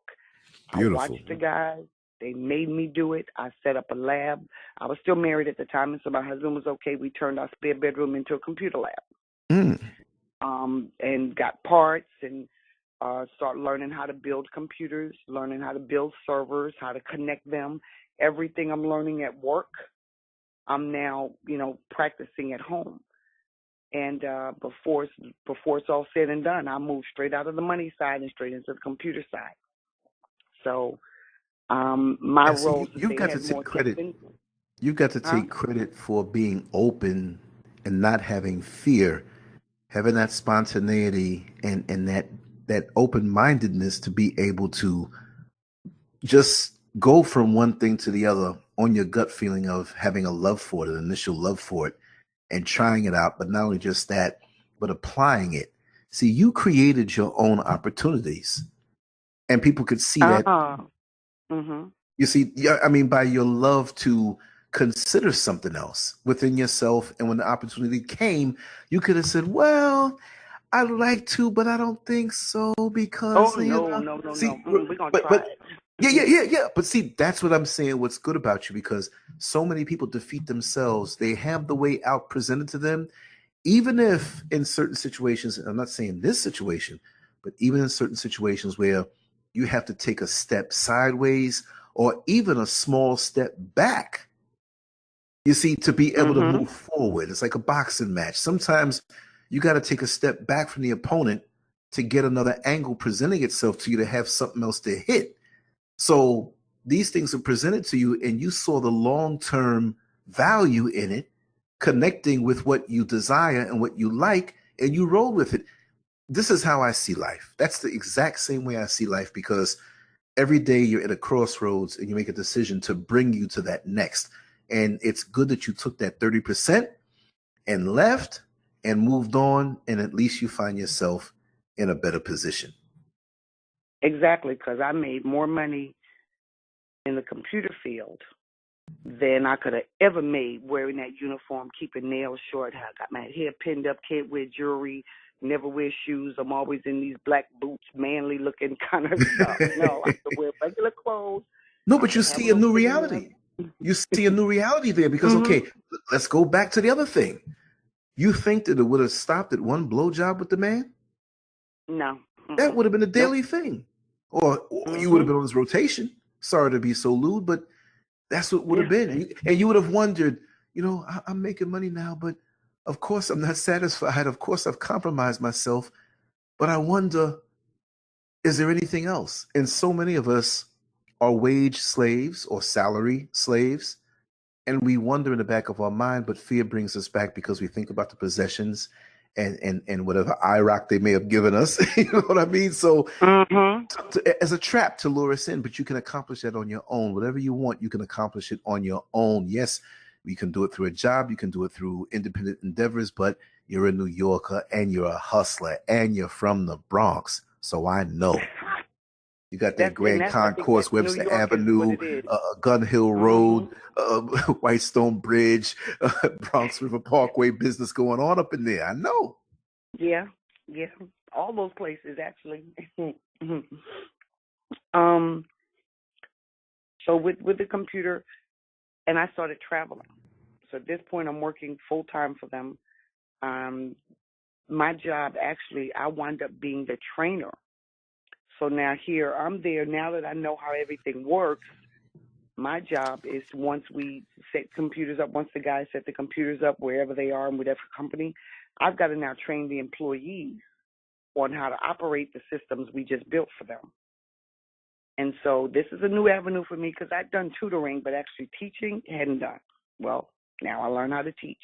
And I got tired of the traveling. I stayed in Florida, Alabama, Georgia, the Carolinas, just kind of, that was the region, all the way up to RTP, North Carolina, Raleigh, Durham, the Research Triangle Park, up in that area. Yes. From there, all the way down into South Florida, all the way over into Alabama and Tennessee, everything in between was the area that I traveled. And I got tired of traveling. So I did just what you said a minute ago. I had to take a step back. Mm-hmm. I applied for a job with the Board of Education. And I'm not going to say which one, but one of them in Atlanta. Right. And it was for an IT position. And so I get there on the interview, and I find out, no, we promote this position from within. So I'm like, well, okay, how do I get in then? I mean, this is the entry-level IT position anyway. Right. But, how do I get there? Because I'm like, okay, So at some point in the interview, I said something to impress this man, and this is what I tell my kids, all of the kids that I've adopted around the world: build your vocabulary. Because I was able to, the boss tells the story that the position, he couldn't fill the position with me, but the vocabulary that I used during the interview, and he's a white man, impressed him so much, he created a job for me right then and there on the spot. And he said, I can't hire you for this, and he created a position, facility coordinator. And that basically meant he took a duty from every person there, and that became my job. So I took the load off of every person in the office. I took one of their duties, and they created a position for me. And he said, if you be here, give me a year, and let me prove it, and prove yourself. You can take all the training you want, just build yourself up, and I will get you into that job next year. If it's not in this location, it'll be some other location. I said, okay, we can work with that. So I took it. So I went from making money down to was basically a glorified secretary with a whole bunch of extra duties. But I had my finance background, so one of my duties was to back up the bookkeeper. And so I handled the armored car guy when he came to bring the money in and out. I did purchasing because of my LE background. I'm also dealing with all of the bell schedules and the fire alarms and the police and the fire department, whenever they have to come on site. I'm the one they're dealing with. So as it turns out, every one of my previous skills, I took a task from someone that applied to my previous skill, and it created me a position. Yes. So I say to people, hey, do an inventory of what you got. And no matter how minor you think it may be, it can apply in some way going forward. Just, do well in whatever it is you're doing. So, but yeah, and I stayed there that year. And in that year, I was in class probably 3/4 of the time. And now Board of Education is paying for it. Excellent. And all of the hands-on training that I got, now I'm going to class at New Horizons and Kennesaw State, and I'm actually getting the official classroom training of all this computer stuff. And you already had the hands-on, and that's the best. Exactly. But you're just learning maybe. I guess what you're learning is I'm getting the piece of paper so these people could see that I actually got trained. That's all it was, is a piece of paper, because I already had the knowledge. Right. And the next year, actually before the year was over, I signed a 1-year contract with them. And before my contract was up, I got a phone call. And my boss wasn't there. He was out of town. They said, look, we've got this position. It's available. The person just quit, and you can start Monday. I was like, I'm locked into a contract for another 2 months. I don't know. And I paused. I stalled. And I said, well, I'd really like to discuss it with him first, because I did commit to be here for X amount of time. And so they said, well, okay, we'll see if we can hold out, but we really need someone, da-da-da. And when he came back, I told him what he said. You should have taken it. You should have just jumped on it no matter what, because that was the goal anyway. And this man never, and I give him all props, never once did he take me to lunch, try to get my home number. None of that. He was very on the up and up. I think he was cheating with somebody else, actually. So he didn't have time for me. Yeah, so in these cases, we can't really give, but on the other hand, when some men get a taste and they're thinking that way, if he was doing that, and if he was, or if he wasn't on the up and up, he was definitely thinking it. But like you said, his time was limited. But I will still say that most men will still try, even though their available time is full. They still try to get back at that little adolescent boy that Yeah. always fantasized, and I'm gonna just get everything, and I'll work it out later. But he never tried, so we just have to give him props because Integrity. he never, Yeah. he didn't try you that way. So probably he was, but he still treated you, properly. And so I passed up that position the first time, and there was nothing else available when it came time that the contract to end and sign a new contract for the new year. So he promoted me. I went to, and what he promoted me to was the database analyst. So now, mind you, I'm trying to get to a particular engineer position, but database analyst was my door in with the IT people in the department. And so, and then I was database analyst, and I was the backup to the IT person that was assigned for our part of the city. So here I got direct link. Now I'm helping her out with the particular specific servers and things like that, and the school systems, computer network for what she's assigned to, as well as handling the student databases and transferring information with the state and all that other kind of stuff. So I'm like, okay, cool, that works, because that particular database person had she promoted to something else, so she left the department. And so he's like, well, you can take her job, and that's another side way to get in and help you meet some more people, and just keep talking yourself up. I'm gonna talk you up on my end, and when something comes available, you take it. Sure enough, something came available. And so I finally got into the position that I wanted. And it was great, as it turns out. And I even had a black boss. Can you figure that one? I had a black boss. I'm like, yes. Again, a man of integrity. It couldn't get any better. I mean, he and I sat in his office, closed door, on more than one occasion. The job that I do now, I have access to a lot of confidential information. Yes. All the students in the district, staff, even my boss, everybody, I've got access to their data. So now a lot of my conferences with him have to be private. Yeah, exactly. Never once did he, try to take me to lunch, none of that. He was always on the up and up. And so I've had some, even though I had some bad bosses, I've had a couple that spoiled me and let me know what it's like to have a good boss. And so they're my measure of what's a good boss, if you will. Big ups to those guys. We hear the bad bosses all the time, and we often expect that from them. If it's not something sexual, especially for the ladies, and I guess, now it's anything goes because of all the different persuasions going on. But we need to hear about those, and they need to have awards like that, that it may not be official, but something where you can say, hey, my experience with this person was this and this and this and that. And you being as aware as you are, and being from the Bronx and knowing the deal, if you say that, I got to really take it to heart, see, because and there's some guys who act with integrity, but they know they better not try anything, because they want to, but they don't. They can't get the props like that. It's just that they might be scared to make a move on you, something like that. So, it's nice. And it's really got to be relaxing, because I was speaking to a fellow the other day, and I said, listen, with our sisters out here, you got to understand how many times they get hit on in a day. It doesn't mean a guy comes up and say, hey, I want to talk to you, or hey, you look good, or something lewd. You can be in the supermarket with standing next to your husband and not get just an appreciative look that you catch, which he's on the slide, but somebody who's looking at you like, why don't you break away so I can give you my number type thing. And it's a nonverbal thing. You see what I mean? So you can come out scruffy. You can come out with rollers in your hair or whatever it may be. It could be that time of the month. I tell these guys, I say, man, these women ain't always thinking like that.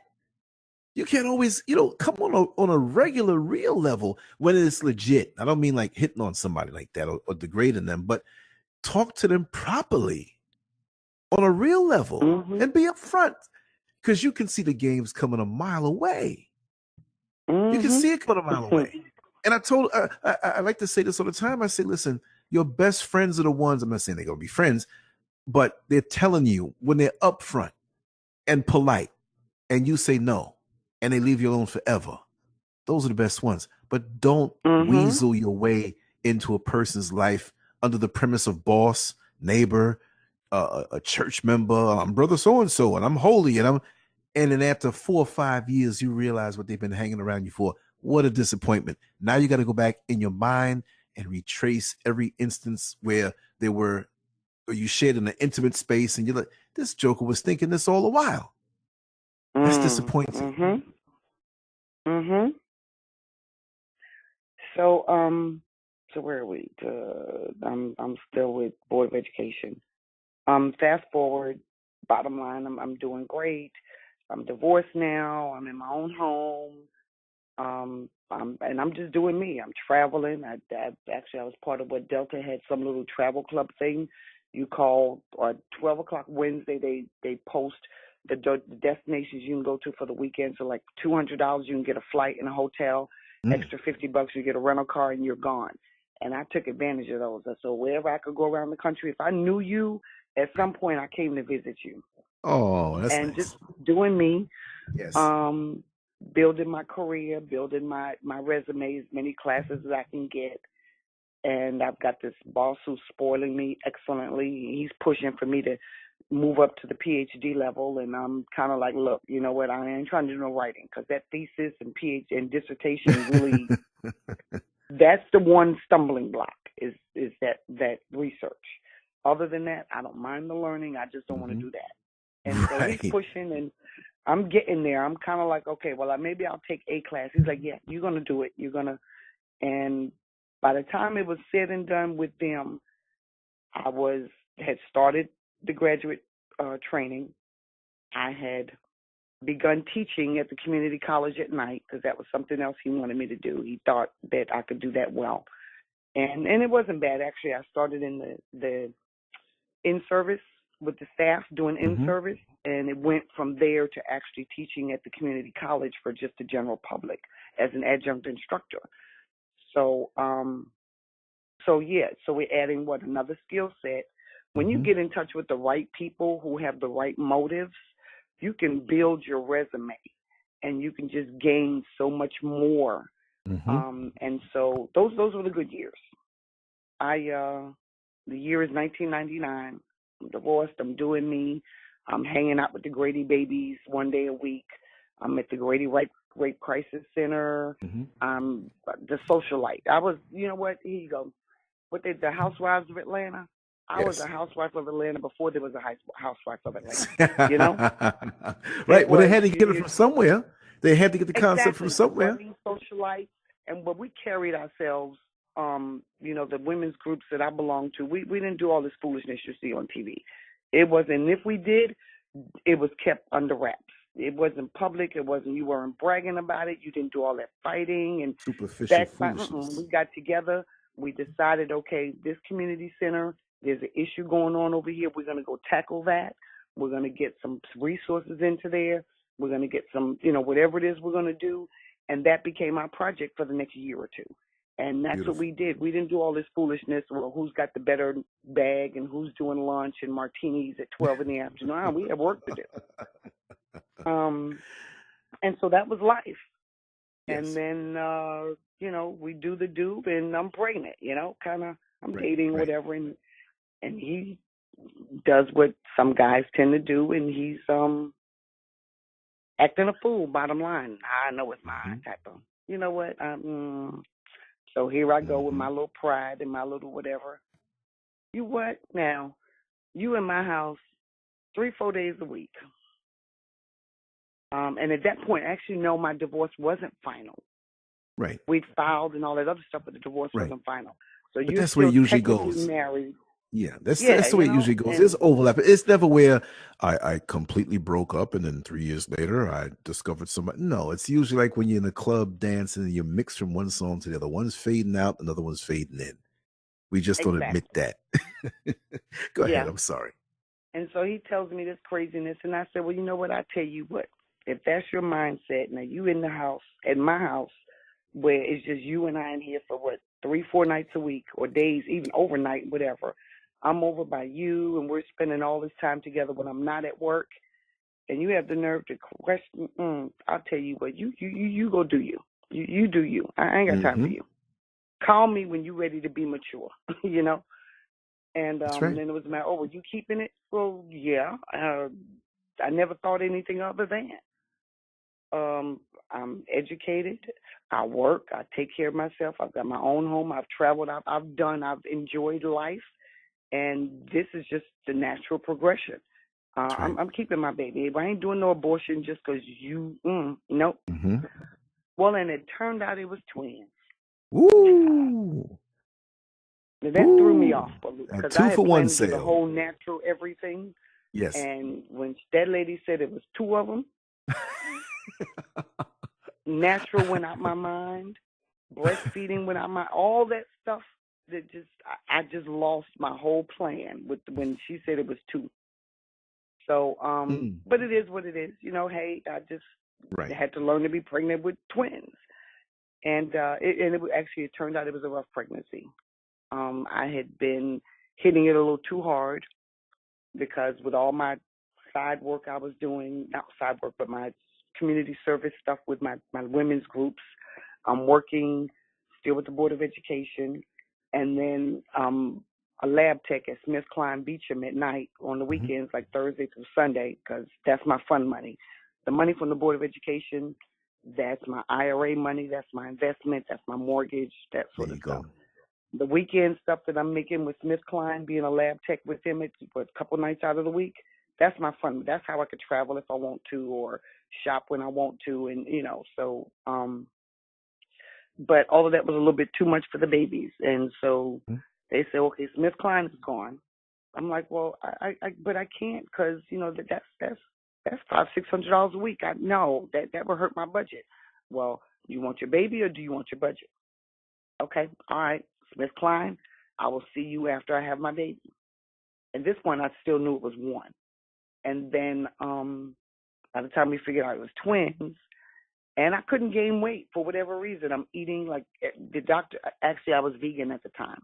Oh, okay. And that had just kind of dropped into me. I don't know where I got it from, reading here and there, whatever, and learning about food not being that certain processed foods not being the healthiest and stuff like that. I was already vegan.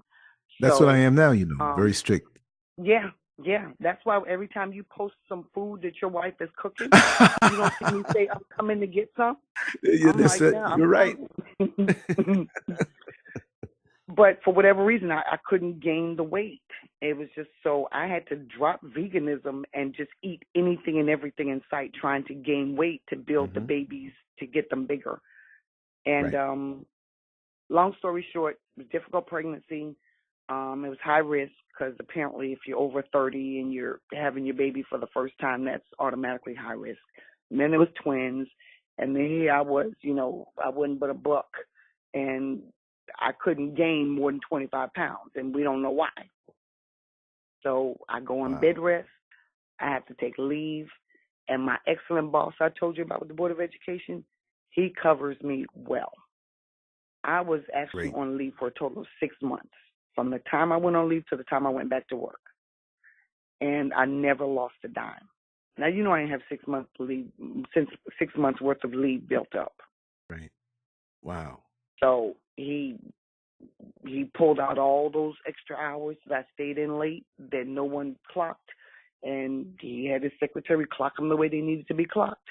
And I was taken care of. So, and when I went back, I went to him and I'm like, well, thank you. Why'd you do? He's like, well, that's my gift. I'm like, cool. You know, I ain't complaining. But my babies are here. They actually turned out to be an emergency C-section. Again, I couldn't gain the weight. One of them I grew up. The other one, she was lagging, and her cord was giving her some issues, so it was touch and go for a minute with her. But praise God, she is here. She's had some health challenges along the way, but she's that's the fighter in me. That's her. That's right. All that fight is in me. That's in her.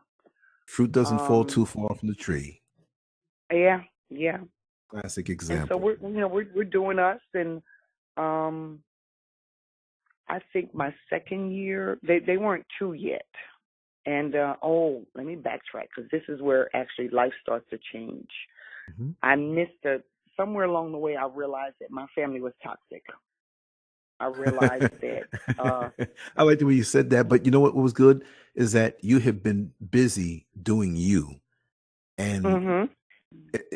if I can say this in a very abstract way, what a wonderful way to find out that your family is toxic after the fact of you Yeah. accomplishing Right. so much. See, because Mhm. to realize it, right, uh, early on can be very toxic and could preoccupy your mind with that stuff, that generations old stuff that's been there, and now you inherit it in your mind, and that stops you from ascending to where you have to go into your destiny. It's almost like you're swimming in the ocean, but you didn't realize Mhm. there's sharks around you. Now you get on a boat and look down in the water. It's like, oh my God, I was around that. If you found that out, you would have panicked, probably scratched your leg or Exactly. something with a toenail, and the blood would have brought them all on you. So, wow, you Exactly. realize that they were toxic. That's interesting. I never heard that one before. Um. Actually, it was.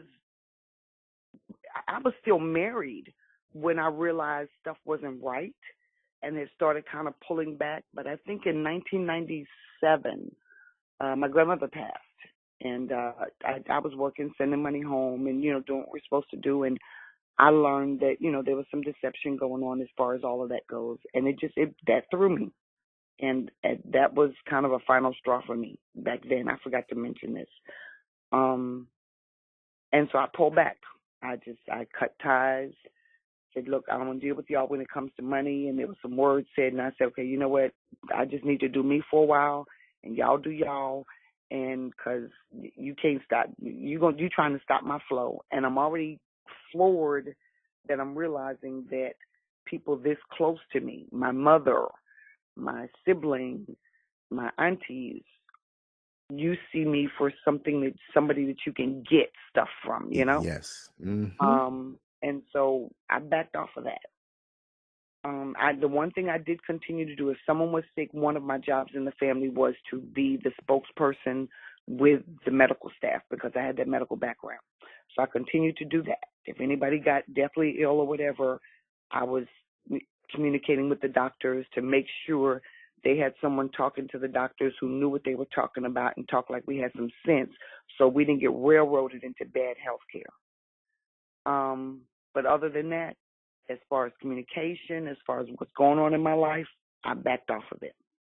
Being pregnant, the extended family said, hey, well, now, you know what, it's time for you to make amends with your mother, your sister, whatever, bring them back into the fold. It's a different time of your life, et cetera, et cetera. And I fell for it. I fell for it. Uh, After my girls were here, um, oh, and by the way, I drove myself to the hospital to have that emergency C-section because, old dad was still acting up. Well, you know what? Um, Why doesn't that surprise me? Because you're one to take exactly. action. At this point in this conversation, that doesn't surprise me. You're That's gonna like grab the bull handle it. by What the I'm supposed to horns. do, just sit here and just, let it Exactly. happen? No, I got to do It's something. wrong. He should have been there to do that. But that doesn't surprise me about you with your character. So, my mother says, hey, we've done some things wrong. Bottom line, well, we both say this, we've done some things wrong, and let's try again. Bottom line, at this point, I'm an adult. I'm a mother now, and so maybe we can forge a relationship that we never had growing, all along in a different, different type of relationship, but at least have a mother-daughter relationship now that I'm a mom. And she says, oh, you know what? I'm eligible for retirement. I'm going to retire, move down. And I didn't tell them this, but they found out. I bought like a 4-bedroom house, okay? It's just Hmm. me. Why do I need a 4-bedroom house? Because I know my mother's going to get old one day, and she's going to have somewhere to stay. Even though I'm not Right. speaking to her at the time that I buy the house, I still got to take care of her. Yeah. So Understood. she knew she had a room. And Kudos to you. so she brings my sister. Well, she doesn't bring. She sends my sister down first. And in Georgia, in order for the kids to go to school, you have to the person who's the resident has to be either their parent or their legal guardian. So I had to take legal guardianship of my teenage sister, and becomes a nightmare because my mother leaves, and really I find out later she had no intention of coming. Her intention was to dump my sister off on me. And she says, she needed her to, because I'd been successful and I wasn't prepared for anything in life. I just had to wing it and figure it out and take bumps and bruises along the way, that I could teach my sister how to get her act together and make some decisions and plans and goals and things like that. Well, I know they say you can take the girl out the Bronx, but you can't take the Bronx out the girl. This girl brought the Bronx to my house with her. So it was just total. I lived a fast life in that, I had all my community service stuff, everything I did. But by the same token, when it came time to settle down, when I get home, I'm home. Kind of like you. You keep moving, but when it's settle down time, you settle down and you focus on home, focus on regrounding and re-strengthening and kind of getting yourself. That was me. And she didn't get that. And so I kind of had to deal with the whole teenage stuff, the drugs, the boyfriends, the just total takeover of crossing every boundary that you can think of, which was not a fun stage. Understood. And just stress of everything, bottom line, wound up almost took me out, because it didn't take me out because I'm still here, but it almost took me out. And I developed an autoimmune condition where my body was attacking itself. Oh, no. Yeah, my adrenals. The adrenals, they handle the fight, flight, or freeze. The fight or flight syndrome, yes. Well, actually, there's a third one. There's a freeze. You can either fight, you can run, or you can freeze and do nothing. Oh, wow. I didn't know that. Yeah. So my adrenals were being taxed, and that's a cumulative tax over time. But just every day of having to fight, not literally, but verbally, with my mother, my sister, or, y'all done hit my bank account again, you stole my jewelry, just everything. They came in with the intent. They saw a house, they saw 2 cars, they saw, looked at my files and saw some investments and stuff, and Security, they saw and free ride. ching. Ka-ching. They saw free ride. Yeah, that's what that was. And so, and I fell for it because, again, this is family, and I never would have thought that would come by way of them. Family is the most prostituted word in the English language. Okay. I know that. And I've seen that many times. Family is supposed to let you in as a free pass. Family means that I can walk all over you many times and you're supposed to still let me in. Family means that my toxicities and idiosyncrasies are yours, and you have to pay the weight and pay the way for it. I get locked up, you bail me out. I beat somebody down, you get your windows broken out. I don't work, you pay for me. I take a dump, you wipe. That's basically what so many people do. You just called it to a T. You just called it to a T. Freestyle, because I know it. And I've seen it. Okay. So yeah, that was, and then that floored me. And it took me a couple years to get them out. But when I finally got them out, my house was tore up. I mean, tearing the stairs off the banister. No respect. I had all my investment accounts were wiped out. But I had the good sense to move $5,000 into somebody else's name. Great. And I don't know why, but because I kind of had this notion. I remember telling my mom, I'm like, look, every month it's one thing after another. I don't live like this. I live on a budget. I live frugally, and that's how I'm able to do the things that I do. You accumulate. So I don't that's right. When you see me splurge, that's because I've put it in the budget to splurge in November for a trip. And you deserve it. Willy-nilly, just because I make the money, turn around and spend it before I can do, put it in this investment or this IRA or save some or buy something that's going to last me sometime. And they didn't get that because, again, Black people, we don't understand finance. No, we don't. And we when you do, blow. you have to pay the price. You have to pay the price. You have to sacrifice. You have to work while they masturbate the remote control, telling you to have a good day at work. Don't get me started. Ooh, you got it. When it was said, I had 12 people in my house at one point, and I was the only one working. Okay? Because it just started with the one, another one. Here, well, this one's going to come, this one's coming. And, and I had the space. it was really just that 12 included my 2 girls, but you don't really count them. I had the space, but people are wanting to come now. Finally, I've been in Atlanta all these years by myself, and now people want to try their hands at Atlanta, and they got a place to stay and whatever. But they come in and stay doesn't be for 60 days. The stay turns into 6 months, a year, whatever. And again, Forever. I'm buying the groceries, I'm paying all the bills. When I got my house clear, I had my house back. It was toe up. I won't say from the flow up, but it was violated in a whole lot of ways. But like I said, I had the good sense when I told my mother I couldn't do that, and she was like, well, we don't believe you because you always stash money somewhere, so you've got some more money somewhere. And I'm like, well, does it matter if I have money or not? I told you I don't have it. I don't have it to spend like you want to keep blowing. And I said, okay, these people are not going to stop till all my money is gone. Exactly. They're going to keep going. And so I pulled out the last $5,000 I had, and I drove to another state and gave it to someone and said, hey, put this in your bank for me in your name. I don't need anybody to know that I have it. Because when I finally get them out of my life, that's going to be my rebuild money. That's right.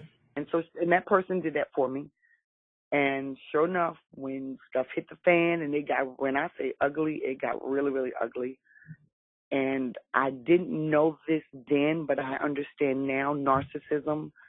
I understand sociopaths and psychopaths. I didn't know this back then, had not even heard the term. Or I may have, don't remember it. And I didn't realize that this is what I grew up under. Right. In time later, studying and realizing I could see the signs were there all along.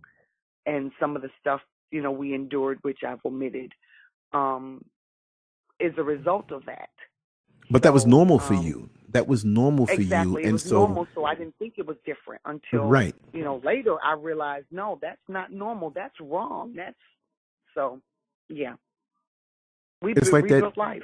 It's like that dog who breaks a leg when he's young and it heals up wrong and he's walking crooked to balance himself out. He doesn't know he's walking he doesn't crooked. Exactly. So that's normal for him. So now when the bone is rebroken and set back right, he feels like he's walking crooked, but he's walking straight. So that's how many of us grow up with these situations in our families. And that's the first hierarchy that we have over us. And so, we don't realize it sometimes until we go to that friend's house where things are a little more normal. They may have their issues, but they don't have the issues that we have. And if we go there and say, man, this is different here. You have a house. If you grow up in a household where nobody shows affection, but then you go to a household where they do, and they're hugging and kissing and laughing and they communicate openly, that's strange. And then either you reject it or you accept it and say, man, I need to broaden my scope here. But many people, they always go back to what they know. Even when they're exposed to other things and other scenarios, they find a way to degrade that scenario because it either it feels too good and they don't want to realize what they're missing, or B, they're just so caught up that they just don't see what it really is. They see it, but they don't absorb it, and they go back. It's like that woman who was raised up under an alcoholic father who just constantly beats the mother, and they grow older and see this and know this and see TV shows and read things. But guess what? Lots of times, now not all cases, right? But guess what happens when she gets older? She winds up dating in the same situation. Yes, and getting turned on to a guy who handles her a little rough. It doesn't start out that way. She consciously makes the effort, but when she sees those red flags, she knows it's time to run. But most times she gets turned on and loves it deep down. She'll tell her girlfriends, "I will never tolerate this," but that's normal for her, and she goes back. Not all the time, but many times, too many times. You're so right. You're so right. And I think cognitive dissonance is coming to me. And I think that's when your core value inside of you has been conditioned to believe something a certain way. Yes. And then you're faced with something that's so contrary to that, you don't know how to handle it. And so you reject it. So, that, like you were saying, if you're not getting the love and affection at home and your friend's house is completely opposite, you reject that because that's not your core value belief system. Your core value belief is people don't interact at home. People don't get along. They argue, fuss, and fight, and da-da-da. So, but yeah. So we're doing. Where did I leave off? Where was I? See, you done got me off because you made me think about something. I was thinking about my girlfriend, and that's exactly what it was. We didn't have that at home, and so when I was still back living in New York, I spent my free time at her house with her mommy and papi and her siblings, and we ate there, and I would be there. If I didn't have to be at my mother's house, I was at her house. And there was no question. My mother stopped even calling to find out where I was. It's like, hey, I'm here. That's it. She didn't even worry about whether I was sleeping or if I didn't come home. She just assumed I was still there. So, but because there was a two-parent household, because her dad was very interactive with us girls, her mom was right smack. If we were looking at a Right On magazine or some cute little star, her mom was right there looking with us and telling us how cute the guy was also, and just really into it with us. So, excuse me, but yeah, back to this family situation. Finally got them out, and that was hard. That was really, really hard because I had to come to terms with not only were they toxic to me, but now they were toxic to my children. Because my children are now, see, you brought this stuff into my home, into a sanctuary for me, and have exposed them to these things. And it got ugly. I tell you, Clayton County, Georgia taught me to hold my temper, okay? And I didn't tell you this, but my dad's roots are in the West Indies. So there's a little bit of fire that comes from them seeds down there that still run deep in my blood as well. My Jamaican father. So she things got ugly, and for the first time since all those years ago, I had to put my hands on somebody. But now you step into me in my house, and I done told you too many times, I done walked away. Like you said, it has to be triggered. I repeatedly said, stop jumping in my face, because one of these days I'm not going to walk away. I'm not going to turn from you. I'm going to forget that turn the other cheek thing, and we're going to go. This particular day it occurred, and that was my final straw. And before I knew it, all that academy takedown tactics popped out of nowhere. And here I am. I'm still ain't but 100 pounds, 110 pounds. And she's way heavier than I am, and she found herself on the floor. And to this day, she hates me for that. To this day, she hates me for that. The memory of it all. Yeah, right? But in that process, what I learned was, A, you don't know who's really on your side until you reach success. When you get to a point of whatever success may be, and at that point, I was the first one in the family to go away to college. I was the first one in the family along my grandmother's line to own my own home. I was the first one to do international travel. I started traveling internationally in high school through school exchange programs and stuff like that. So international travel was nothing to me. If I had the money and circumstances worked, I'd go somewhere for the weekend or whatever. Right. And so all of these things, and you've got people who are not used to that, it's like, no, we got to get her. And what was actually said to me was, bottom line, you think you're all that because you got this house and these cars and this fine job. See. My mother's words were, it's time to knock you down a peg or two. Wow. And in hindsight, I still, that's one of those things that will forever ring in my mind. How does a mother who does very little to prepare her children for life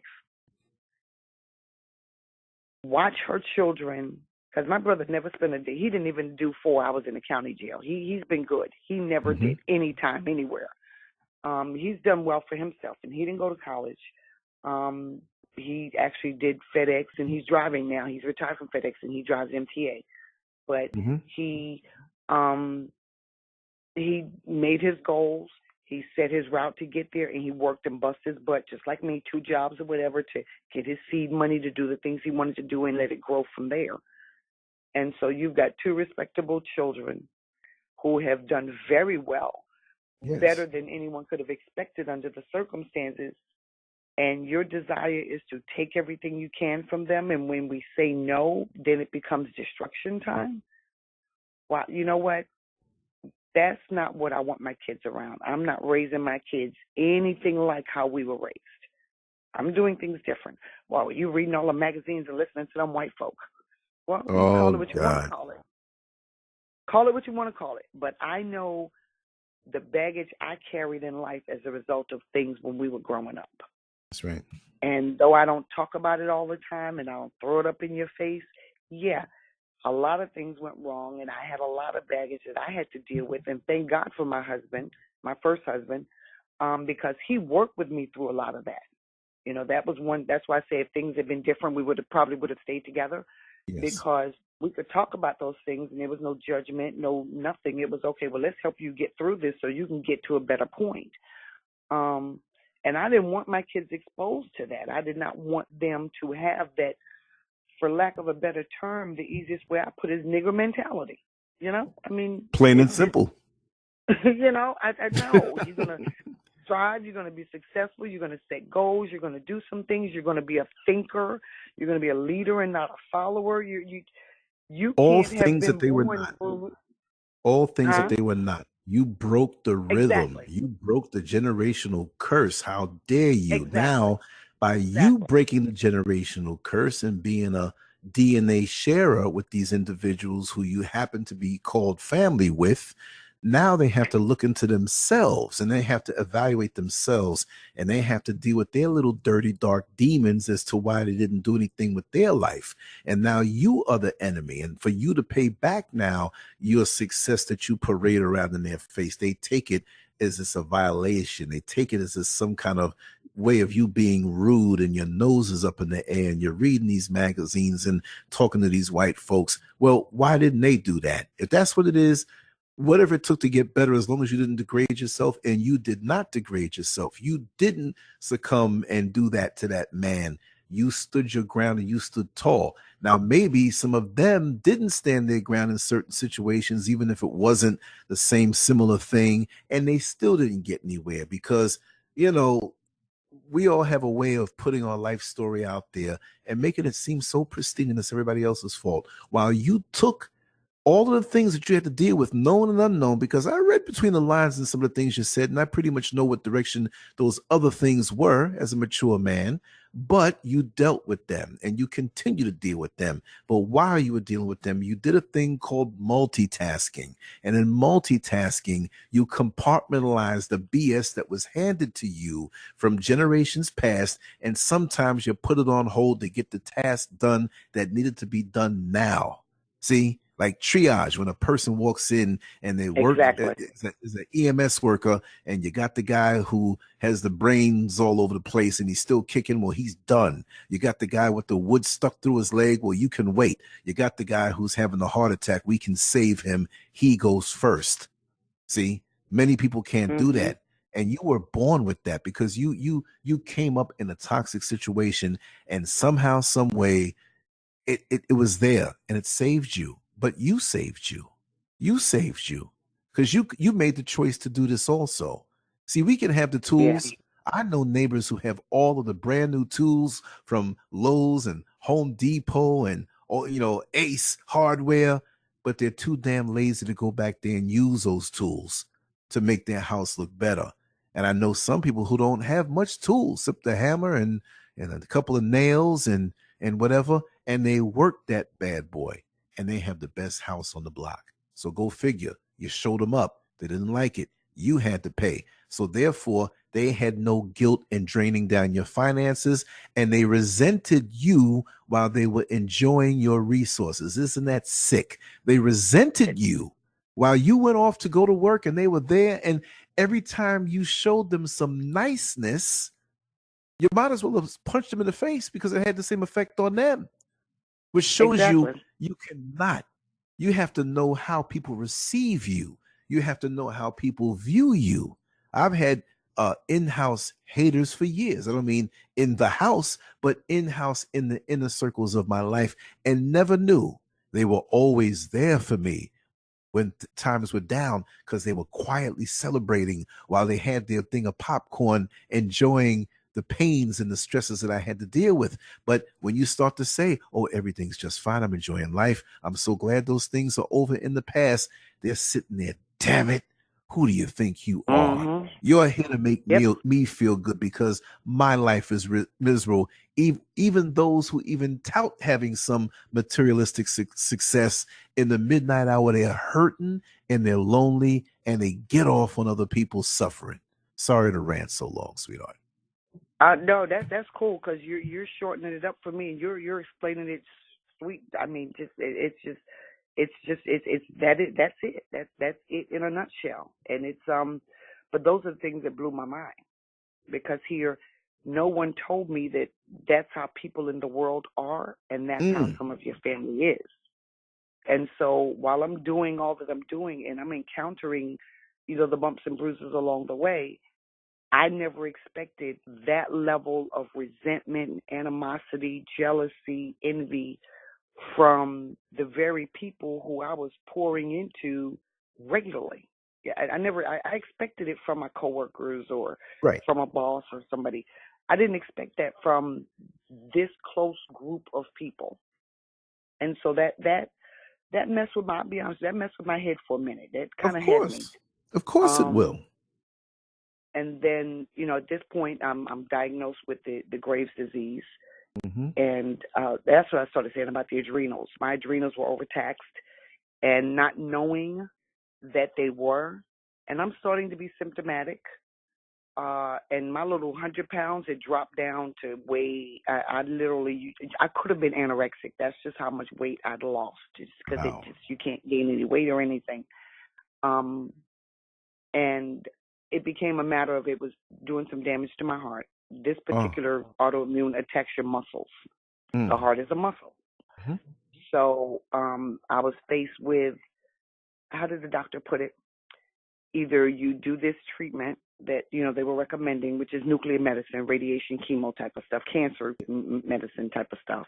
Yes. Or you won't live to see your kids grow up. Mm. And my kids at that point had just made their second birthday, I think. And I'm like, okay, you know what? Now, right. mind you, I'm pre-med, but I wasn't even thinking any of that. All I knew was either I'm going to die any day now, because that's just how bad they think this thing is, or I do this toxic treatment that I know can't have a long-term good effect for me. Well, I wanted to see my kids grow up, so I chose the treatment. That's right. And praise Don't God, blame I'm you. still here. I'm Thank still you. here, and I see my kids Glad you- graduate and all that other good stuff. But Yes. that that has just a whole new set of problems with it, because what they don't tell you, and this is how over the long haul I wound up actually kind of sort of resenting doctors, if you will. Mm-hmm. They don't tell you the whole truth. They don't tell you that they didn't do a full assessment on the front end. They don't tell you that all they see is your heart is in bad shape, and they're not really concerned about why your heart's in bad shape. They don't tell you that your thyroid is now in bad shape, and they don't tell you why your thyroid's in bad shape. They just take maybe the presenting condition and maybe go one step beyond that, and they're going to take action, and that's it, and they never dig down to find out why. The problem's never going to go away then, because your body has to work in balance. And if one thing is off so severely, something else is taxed and beyond that.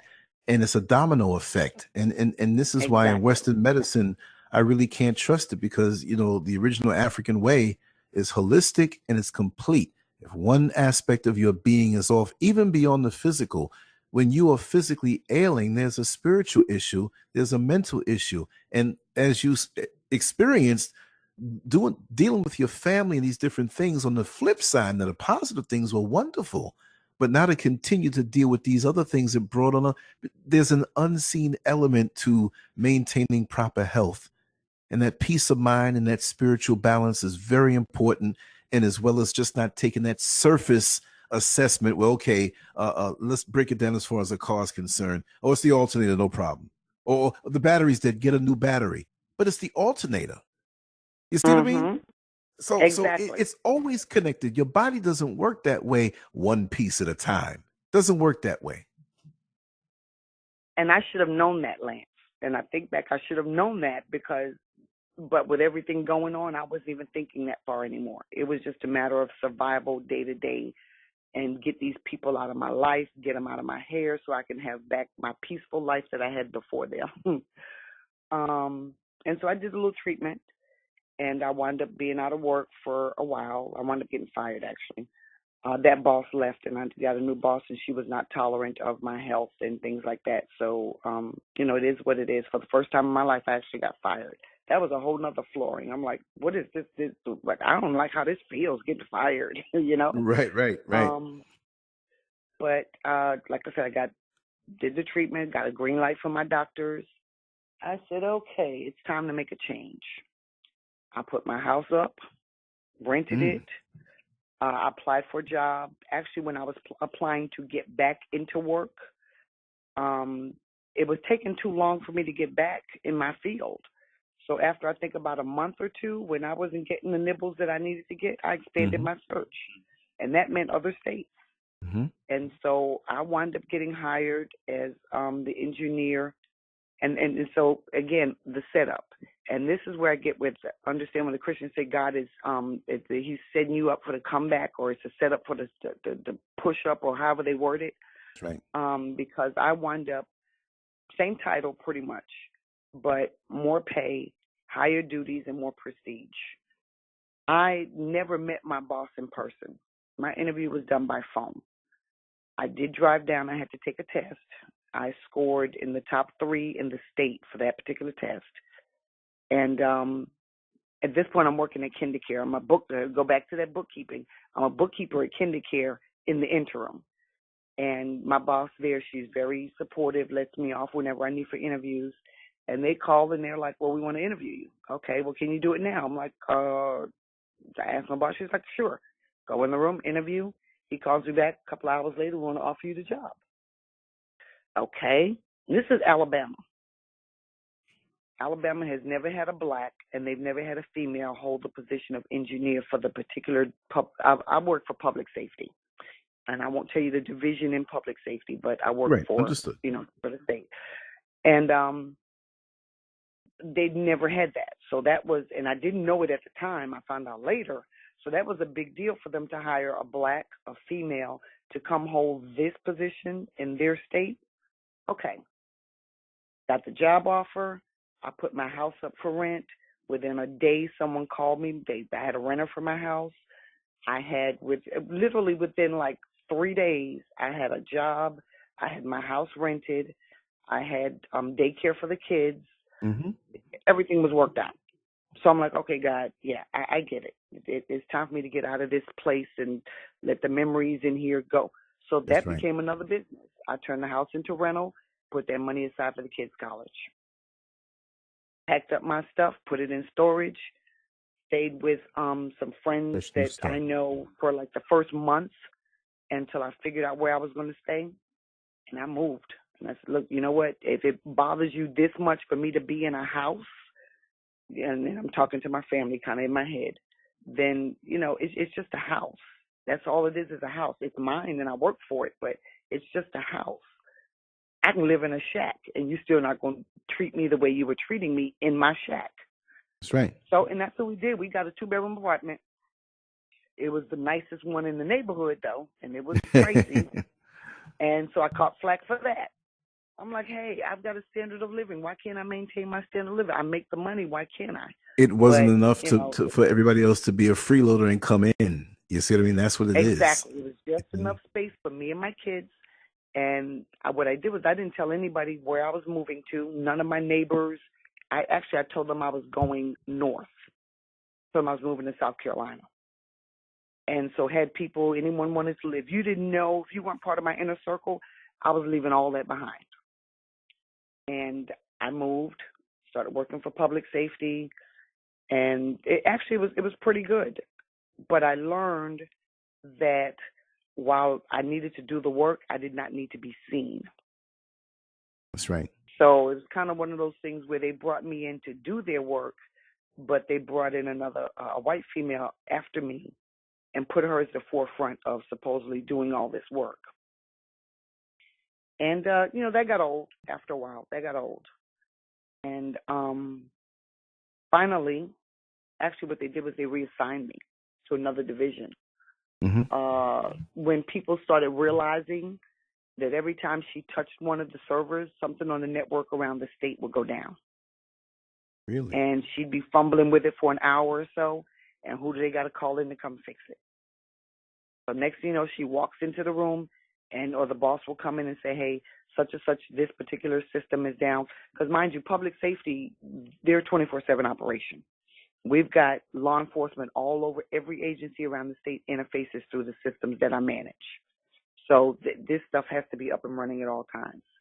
And she'll go screw something up, and they got to come to me, and I go in, and God was on my side, because some stuff I didn't always know, but I had enough sense to, okay, let me assess what's going on.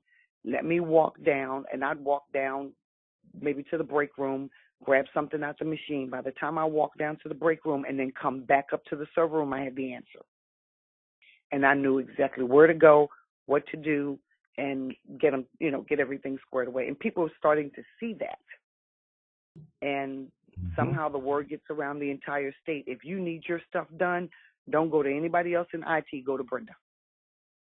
So now I've got troopers bringing computers from the other end of the state, tag teaming these computers into me to get taken care of, because they don't trust nobody else with their stuff. And, Caucasian folk didn't particularly like that, because I was supposed to do the work but not be seen doing the work. And so they shipped me off to another department. 5 o'clock one day, they say, well, you know what? This particular division needs someone on site in their location. So we're going to send you over there. And so I'm looking at everybody else in the IT team. I'm kind of like, okay, was there some discussion or whatever? Oh, no, it's just you're the best person for the job type of thing. Okay. Later it comes out, of course, that they all decided, got together and discussed. Mind you, I'm the only black. They all decided no one wanted to go over there because actually there wasn't a good relationship between the two division chiefs. So no one liked them and they didn't like us type of thing. Well, I changed that. I'm a change agent. Got in, got to know them. By the time it was said and done, all this stuff was up and running better than it had ever run.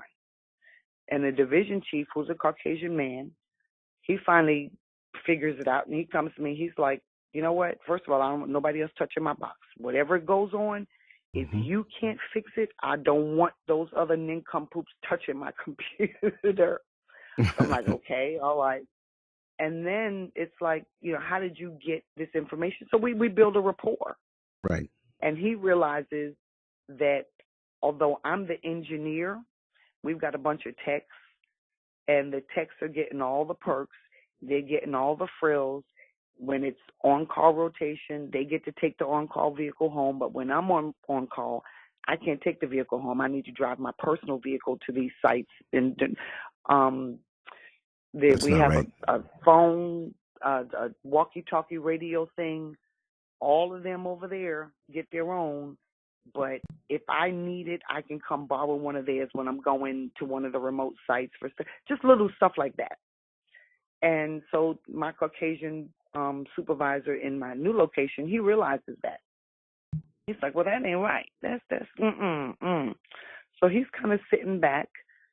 But what I don't know is he's preparing to change those circumstances. He's moving money behind the scenes to pay my salary so that he can control how things happen with me.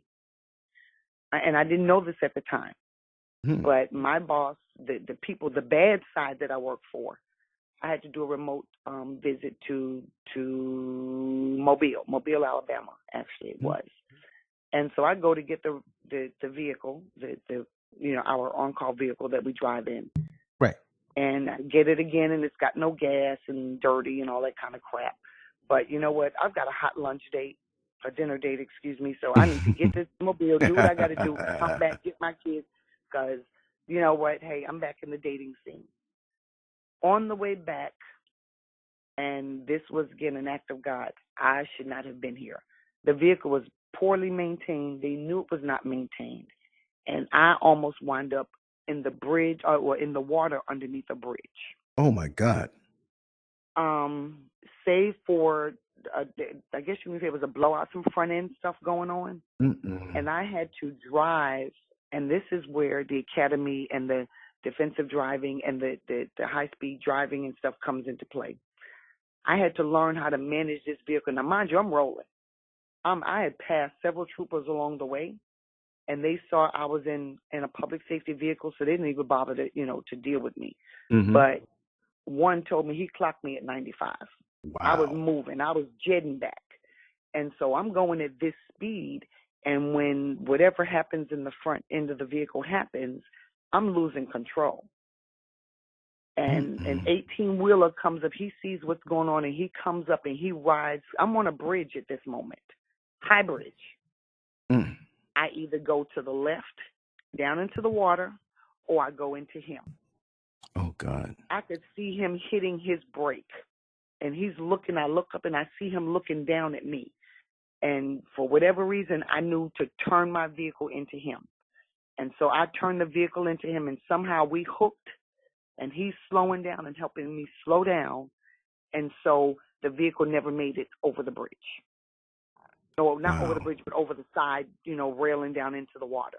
And we get on the other side of the bridge to regular land and get the vehicle over and stuff and whatever. And I'm like, wow. And he bids me farewell, and I appreciate him. He's got to keep moving. Time is money for him. I call for help. I'm sitting there 3 hours later, no help. God, dog. But mind you, I am the engineer for the entire state. See that? I have committed to memory every remote site. I know their numbers off the top of my head. I pull out my personal cell, and I call one of the remote sites that I'm closest to. Hey, this is Brenda out of Montgomery. How you doing? Hey, Brenda, how's it going? Hey, look, I'm stranded. Oh, no, where are you? Tell them what mile marker I'm at, whatever. Oh, let's see who we got in the area. I tell them the last trooper I remember passing. I said, well, I remember passing a trooper at somewhere near this area. He was hiding up in the bushes in the median over there. I saw him. Wow. So they track him down. They raise him, and it happens to be a brother, thank God.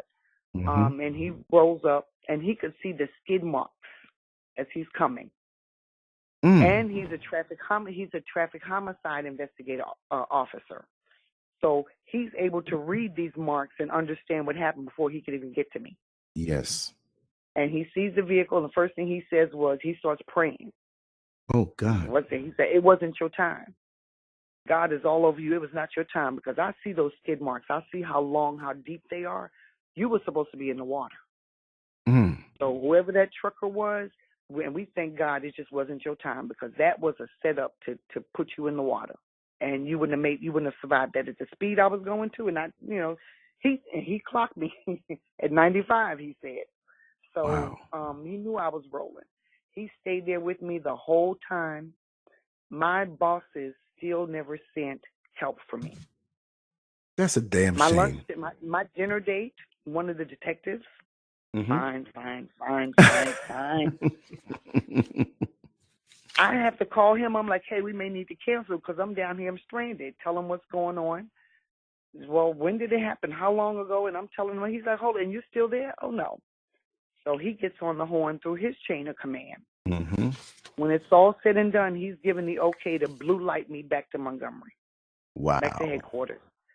So they make arrangements to, deal with the daycare, because the kids are at daycare. It's like, 3, 4 o'clock in the afternoon, and, it's end of day. And I've been sitting there for a couple of hours already. We go into the trooper post. I use the restroom, get a snack, whatever. And it literally takes him about, I'd say 20, maybe 25 minutes to get from headquarters to where I was. And ordinarily driving, I don't even know the mileage, but he blue lighted. He put the siren on, he blue lighted, and he came and got me. And got me back to headquarters, got me to the daycare with my kids, all that kind of stuff. And that's when the good boss at the other location I was working said enough is enough. Next day I come in, he hands me keys to my own unmarked vehicle. He says, you don't drive any more of their vehicles. Let them think you driving the vehicle. When you have to go somewhere, this is your car. I don't want anybody else driving it, and I sure don't want none of them driving it because what they did was wrong. Then the next day, the captain comes and says, okay, well, I made arrangements for you to get your own phone. So you're not dealing with that foolishness, with their mess anymore. Go down there. Here's the address. I've already called it in. Everything's just pick out what you want, and they'll get you set up. Beautiful. So it took, a near life-threatening situation for all the perks to start coming out. See? Next thing you know, we're talking more.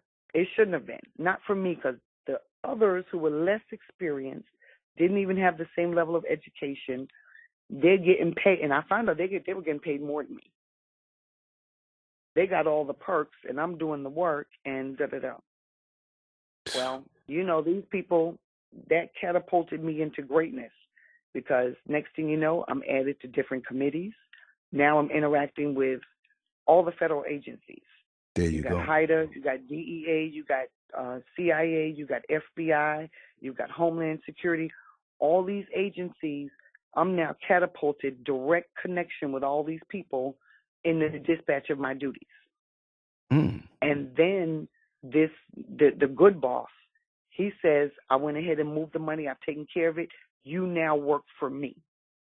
90% of your check is paid by my division, so you take your orders for me. You don't have to deal with them. Dang. I'm like, wow. And then I get to start traveling. And that's how they make their money. Right. They go to a conference, and they do the conference for the first 2 hours, and then they party the rest of the time. Well, yeah, I got invited into the club. So in the I'm circle. traveling around the country. Yeah. Mm-hmm. So even in the mishaps, things worked out for you. Things is happening. So I have because to you know believe what, in too? God. And I have to say that he believes in you. He put those qualities in you, and you're utilizing them. Like the analogy I said with the tools. You have the tools, but it had to take action for you to use the tools that you had. And you get rewarded for that. Because in actuality, with all you've been through, you really shouldn't have a sane mind. Understood, your adrenal glands would be exhausted. And my doctor at one point a couple of years ago told me the same thing, that mine were firing. They were over firing. Watch that, because you can't. Tell me about that. Watch that. Watch it. It's cumulative. The impact to them are cumulative. And once it hits you, I'll put it this way. If I don't maintain myself correctly, I am incapable of functioning in all aspects because of how much damage was done to my organs. I'll go ahead and be transparent. When I'm not, and I'm in that state now because we're getting to the church stuff and what really catapulted me in a negative direction. But it's almost like a lower level of dementia with your mind. All the information is there. You're educated.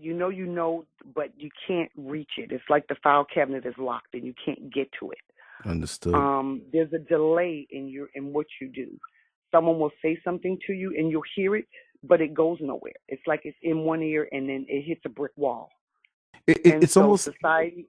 It's almost like when you send an email to somebody over the phone. You're on the phone with them, and you click send, and it's something they're waiting for, and you hit send, and it takes 90 seconds, and they say, "Oh, I received it now. Where did it go?"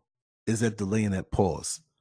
Right. There's a delay in your functioning, in your just mood swings. Mood swings like you may as well be on menopause. As a matter of fact, 15 years ago, literally 15 years ago, the doctors tried to say, "Oh, it's just menopause. You're getting old, and that's it." No. When my girls were small, so it was more than 15 years. And I reached 50 this year, and I ain't at menopause yet. Okay. So had I let it stop with that, then I would have not found my own care to myself. But it does affect the female organs and that whole childbearing process and everything. You can be rendered incapable of conceiving, incapable of maintaining a pregnancy. Your food doesn't digest, so I could eat all the good food in the world. But if my stuff is not maintained properly, I get none of those nutrients. Wow. I can take all the vitamins I want, but none of those nutrients actually go in my body where they need to go. Calcifications are big. All the calcium that you take in your body, it's supposed to kind of do every body part needs its amount of nutrients. Right. Well, the calciums do not go where they're supposed to go. They collect up. Just like you may have a kidney stone or Yes. gallstones and all I these was going to tell stones. you that. Those are calcification. I was told that I was consuming a high oxalate diet because I'm a vegan, and what was happening was that, of course, lots of vegetables and stuff, but I was heavy into the veggie burgers, so I knew that there was a concentration there. So I stopped that. The only ones I would have are homemade, because I was passing kidney stones easily through my male organ. But that's a Right. sign. So now the peanut butter, vitamin C, I researched it. I know certain things, overabundance, the lack of drinking water, which I'm good now with that. But recently, maybe like 2 months ago, a little one came, and I'm like, I got to watch this. But how do I tie? We got to continue the conversation, but maybe it's a time for another one. But the kidney stones, the whole what she told me about, especially being up at night in front of the computer with the blue light, and she said that was helping to help my adrenal glands to fire and make me not get the REM sleep I need. So, okay, occasionally like last night and tonight, and especially after tonight, I was hyped after that fight. So I know I'm going to be up, and I'm going to try to get tomorrow, later on today off, because I am thrown off. And when I do get thrown off, I get thrown off a lot. When I do get angry, I get angry. See, when I get angry, I don't have a temper problem to throw hands or anything like that. But when I get angry, I can't come back for like 2 or 3 days. I can act normal, but it's like I'm on edge really bad. There have been times that in my hyperactivity, I'll call it that, I might stay up for 2 days, going on 3, and I'm like, I know I'm tired, but I don't feel like sleeping. Now, I'll utilize it in my work online, but while others will applaud and say, man, you're dedicated, you're working hard, I'm like, no, it's not so much that. I'm messed up. I just use it to my advantage. You know what I mean? But just give me a second. This is what I want to do. I'm going to have to bring this report back to the base, but we don't have to stop this conversation. I'm going to call into the show, to the conference line, and we'll continue as I bring it there. But for a second, I'm going to step away from the mic, but I want you to continue talking as if I'm here, and I'll just join on back in another 90 seconds to 2 minutes. I'm going to throw something on, and I'll call in and I'll drive there. And when I get there where it's noisy, I'll mute myself, but you'll know that I'm there. Because after a while, if you don't hear the ahas and the mm-hs and what and right, and you'll be like, am I talking to myself? So we're going to just even leave this part recorded in. Give me 90 seconds. I'll be back. I'll call in and we'll take a little ride and we'll continue the conversation. Now, the phone may not sound as clear as the microphone that I'm on now, but that's okay because it's all about you. It's not about me. But continue talking on. Okay. So, I am at this point. I've got a great boss who is got me in the inner circle, and I'm traveling and I'm making connections with all the federal agencies and stuff. And I'm getting on top of the world. And here again comes the family who has decided that that's not supposed to happen. I'm supposed to stay at a certain level. You got people all around the state who now know my name and asking for me by name, and the family's not liking that. So I've realized that people suddenly starting to treat me different in the community, at church. At this point, I'm very active in church. I'm literally praying daily. I'm in the middle of the night up praying, and actually that was more so to help me deal with the anger and the frustration from the family stuff, and to keep me from losing my temper and going to jail on somebody. So and I just kind of stayed with it and raised my kids in the church. And next thing I know, like, my church members are acting funny. They're not even, they're kind of like, okay, why are y'all standoffish? Long story short, there is behind the scenes an effort, if you will, to kind of destroy my name and that sort of thing, and kind of defame me because I'm getting too big. Too many people know me, and too many people look up to me. I volunteer at the school, and so the school is always singing my praises. And so I'm like, well, gosh, this jealousy, this just doesn't make any sense. You can't keep going through life and people be so jealous that they want to kind of destroy you, whatever. But it is what it is. But what it does is I had managed to get my graves under control. And so that level of stress added back in, and it became a day-to-day thing. Every other day it was something, seemed like somebody calling saying, something's missing and I must have come and taken it, or just anything to just kind of keep up mess. And the stress level started increasing again. And I went to a doctor, and my insurance changed. And I went to the new doctor in that little small town that I'm in, and he changes my medicine. Again, I had not put a whole lot of time into demanding that I have an active part of my care. So I just took the medicine he told me. Well, I questioned it at first, and he's always the same thing. It's just generic. And I took it, and within 2-3 months, I was going downhill, nose diving down as far as my health goes. And so, long story short, I was not as bubbly as I usually would be, and there was an Amber Alert. And that white female had messed with the system and broken it, and so we weren't able to send out the Amber Alert. Now, I built the system. Mm-hmm. I've got it working for everybody around the state, and so no one knows the Amber Alert system for the state better than me. And instead of her just calling and saying, hey, look, I've got to push out an alert, how do I do it, or whatever, or just reading my notes, she decides to start tinkering and it breaks and the alert doesn't go out. Oh, God. And so we have to have a meeting afterwards to explain. Now, it's my sister, not mine, but, it's my baby. It's your baby. Now yeah. I have to explain to people why it didn't work. Well, I don't know why it didn't work, because someone did something. I don't know what they did, and no one's admitting that they did something. I got it in place, and I've got 2 failovers if the first method doesn't work. There's another method that's supposed to kick in and work, and if that one doesn't work, I've got a manual process in place with all of the news media and the radio stations, and it's basically a fax blast. If the electronic stuff doesn't work, we've got a fax blast system set up. That's a special number, and they know it's going to come through, grab it, and go with it, and then we'll deal with the technology later. So, wow. And I said, well, she didn't call me for anything. So, how could I even? Bottom line, I let them know very clearly, no, you're not going to push this off on me. Just say my system that I built is ineffective, et cetera, et cetera. You all tinkered with it. And I think that the little supervisor had tried to cut me off and said, would you let me finish?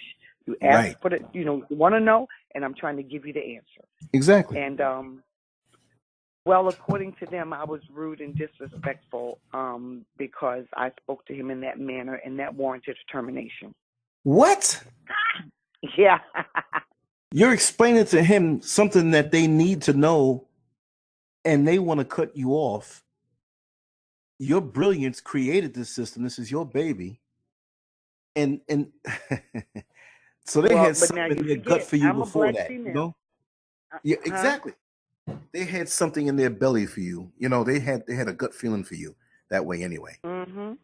Well, what I had figured out was I was being used for information.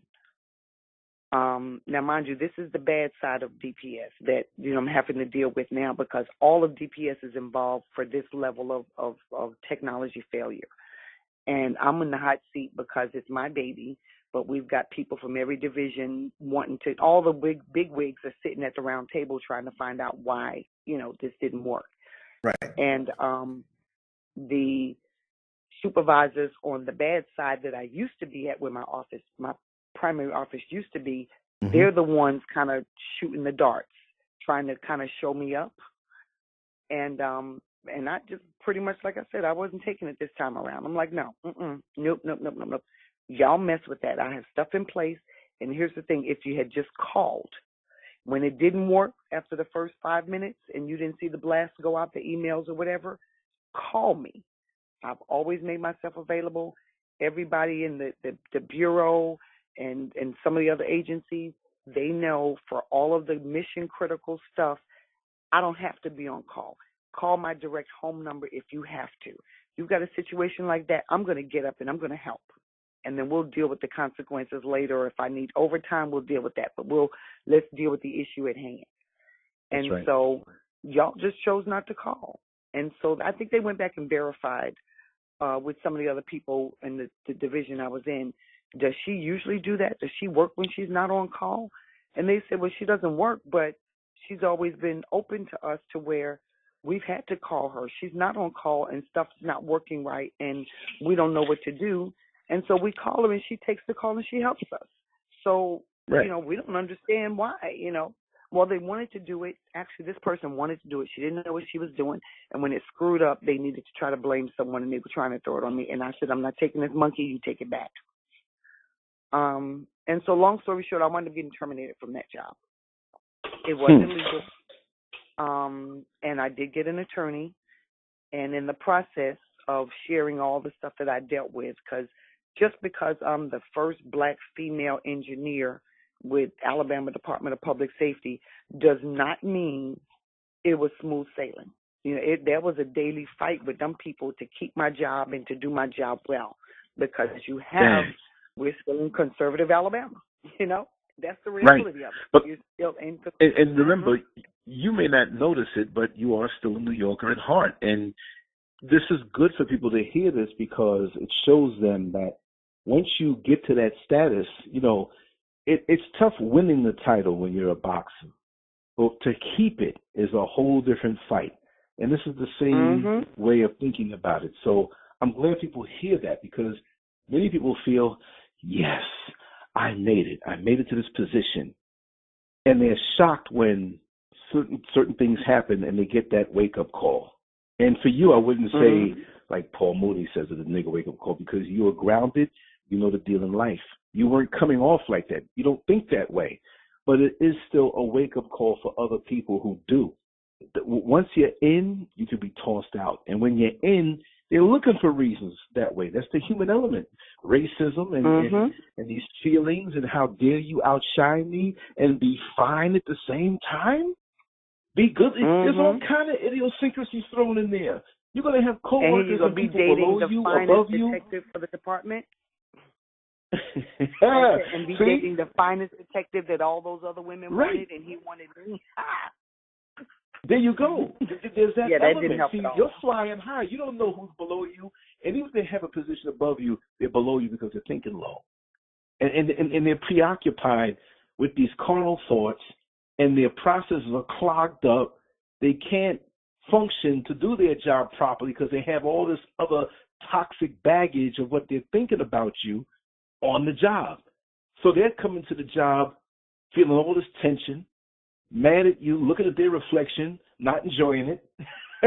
You will never know what you've caused in them to feel because of their own insecurity. It's no fault of your own. If we focus on ourselves and build ourselves up and mind our damn business, we'd be better off. But like people who climb up on other people's Facebook pages looking for something bad and they see a nice life, they get their feelings hurt. And you can have haters with distance and on the job. Wow.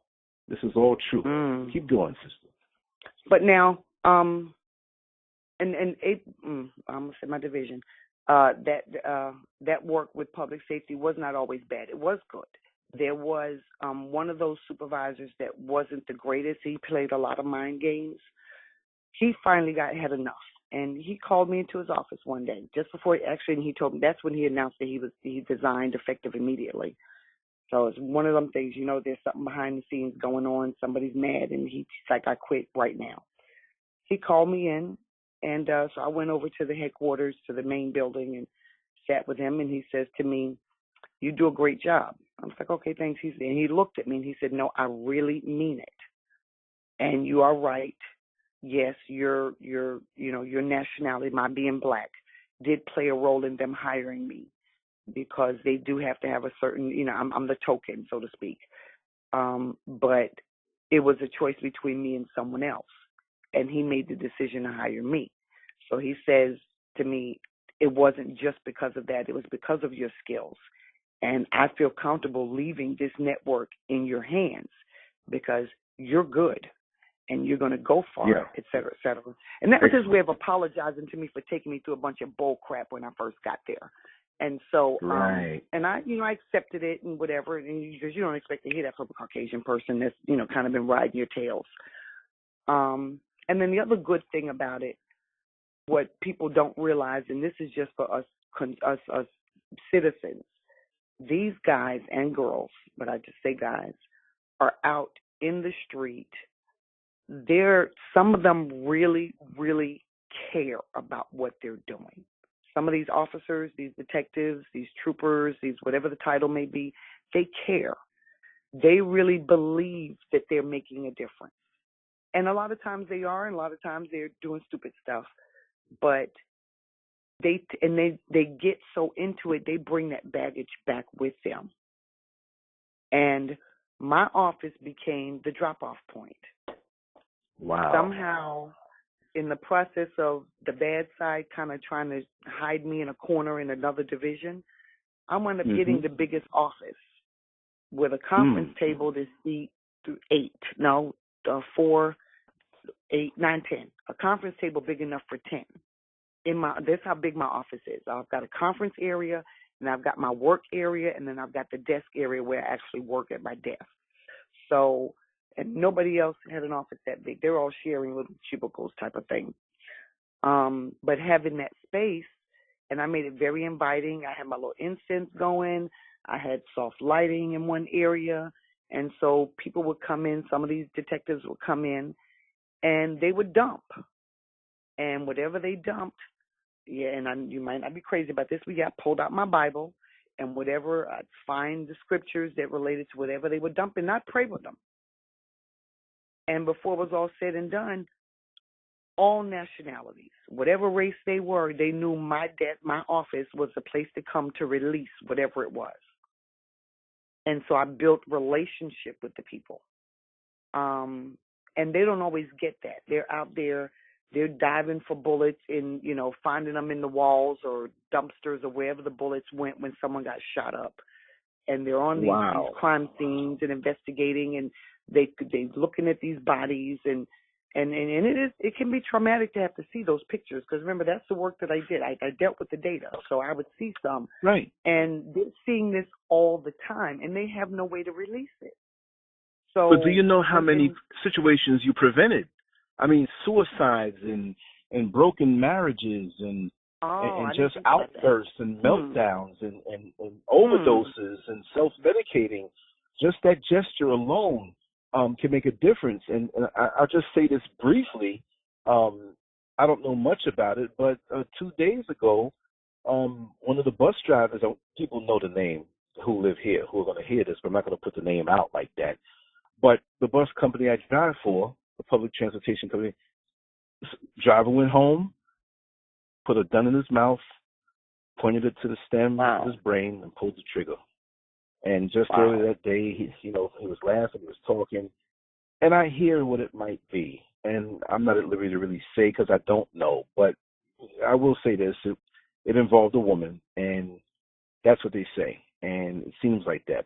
But it's been hush hush here, and I'll leave it at that. But I'm just saying that to punctuate and add on to the point from that side that somebody could have made a difference with him. But most often we have the facade that many of us carry, and we don't know how to open up. It's almost like, we say, well, go to the church and talk your problems. I'm not going to the church and talk my damn problems because they're going to talk about me and gossip. Or going to the beauty salon and your hair is not done properly, so you do your hair at home first to go to the beauty salon. You know what I mean? So we don't want to be on point when it's time for the tune-up, but we should just bring ourselves as we are. I'll be muting my phone back and forth. I am on the line. I'm in the car now. It only takes about maybe 6 or 7 minutes to get to the job. When I get inside, it will stay muted because there's going to be a lot of noise. I'm just passing this over. I may have to write something on, but I'll be in and out. But I am here listening with your every word.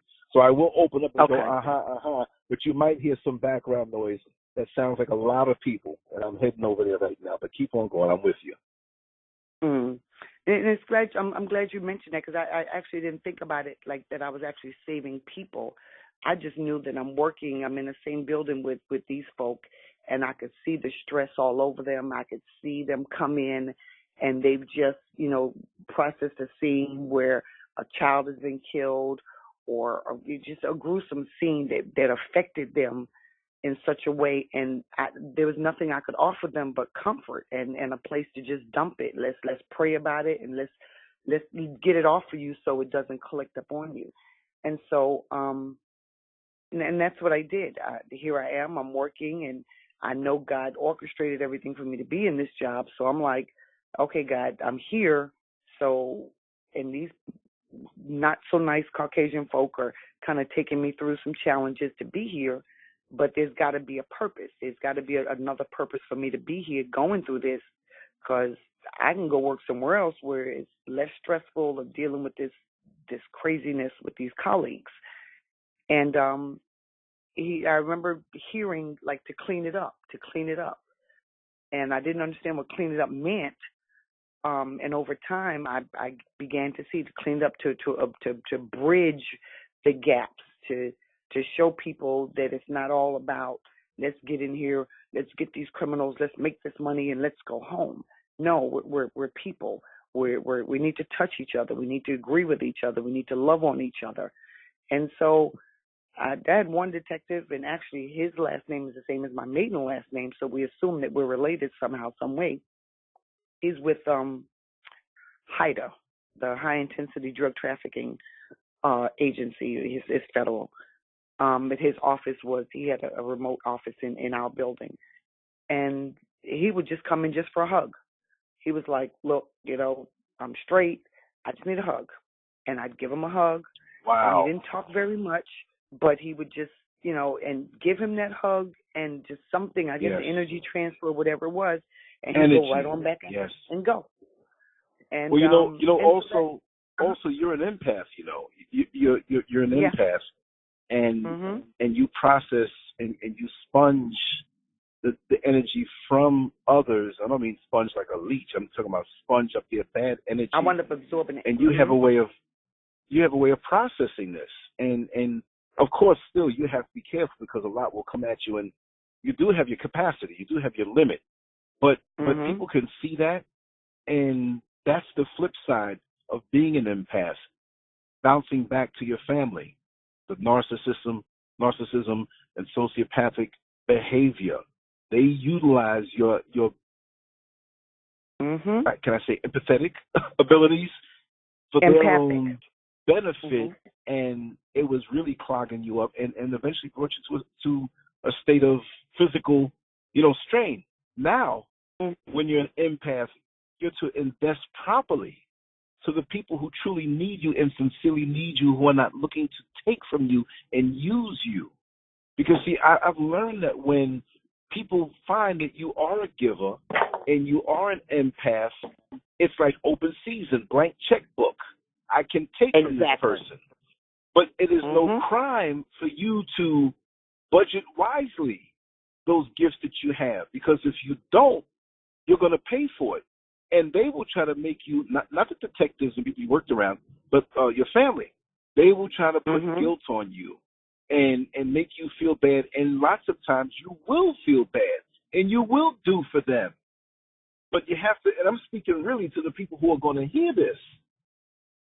It's nothing wrong with budgeting and saying, no, I can't do this, especially for somebody who is in a perpetual state of need with that resentment on the inside. And I have to say this because, we getting down tonight. I'm in the car and I'm almost at the job. I'm going to pass this thing in. And I just love the fact that I can interlace the show with the real life thing because that's how I get down. And you know that. It's not like I'm trying to put on like, whatever. But it's very important to know how you stand. It is very important to protect yourself. You have that right by the universe because you have been given by God those abilities, and it will be dumb. It's not for everybody. They have to earn it. They have to need it. Now, in a situation at work where these people really needed it, you're doing the real work. And that keeps them in balance. That keeps you in balance because you need to give and you need to sue. That's in you, but not with the wrong people. And that's what I want people to understand. You know? But carry on. I'm going to mute myself with this noise behind me. Go ahead. Well, I'm glad you put it that way because that was one of the things I wanted to highlight in this is that, we are givers. We give of ourselves, but the process by us giving is not so that we can receive, but more so that we can help relieve, heal, or soothe someone else. And so that's kind of the story of my life. When I had to look back over it, I'm like, oh yeah, I've been doing this all my life and I didn't even realize it. And it took me all of this to kind of put a name to what's been going on. But so yeah, I did get with an attorney about that little termination thing, and as it turned out, as I began to relate the various experiences, there was a whole lot more Title VII going on than I even had time to deal with because I'm working, I'm doing me, I'm doing my kids and the church and the school and my little dating. I don't have time to be trying to talk about civil rights violations. I'm mapping my route. I'm biding my time because this won't be forever. This is just another stop on the train, if you will. And but we went ahead and filed. That lawyer, she's pretty confident, and we need to address this. And as it turned out, apparently there'd been some other filings that I wasn't aware of, and the people at the state house, the state representatives, had already been looking at my department, at public safety and some things that had been going on. And the word was if they had one more complaint come out of public safety, that some of those people who had been grandfathered in were going to be grandfathered out of the good old boy system. And so now I'm like, how did I get in the middle of this? I don't want to deal with all that. I didn't come for this fight. I came to do me, to do my kids, and fight at a low level. I didn't come to tear down any head honcho KKK people and none of that kind of stuff. But in the long run, in the long run, that's kind of what it started to look like. And so, so at the same time, though, I've got my health declining. I've got this going on at work, and I've got family who's defaming me and enjoying every moment of any kind of stress in my life. And so it was more toxic stuff with them. A lot of and at this point, though, it's difficult because my kids are seeing it. They're old enough to pay attention now, and I can't hide it from them. The little ways I try to dismiss it and spin it into some other kind of way, it's not working anymore. They're seeing what's going on, and they're not liking the way their mom is being treated by family. And, I've got, go figure. I moved. I tell no one where I live. My mother actually finds where I live, and she and the sister, they come by banging on the door and bringing their New York nigginess with them or whatever. And I shouldn't say it that way, but just bringing negativity with them. And so I just said, you know what, this is not, I'm not going through any more of this anymore. I head high. We've got these charges, these civil rights violations charged with the department. We've got the Capitol, and all the people in the Capitol are paying attention to what's going on. I've got, some representatives positioned around the state who are talking to me behind the scenes, keeping me abreast of what's what, supporting me, and kind of rallying up support to tear down some of this good old boy stuff that's going on. And I'm talking with the black leaders, if you will, or people of prominence or stature in the area that I'm in about standing up. I'm like, this is your time. For whatever reason, I've gotten the ear of the people who have the power of the pen in Montgomery. Yes.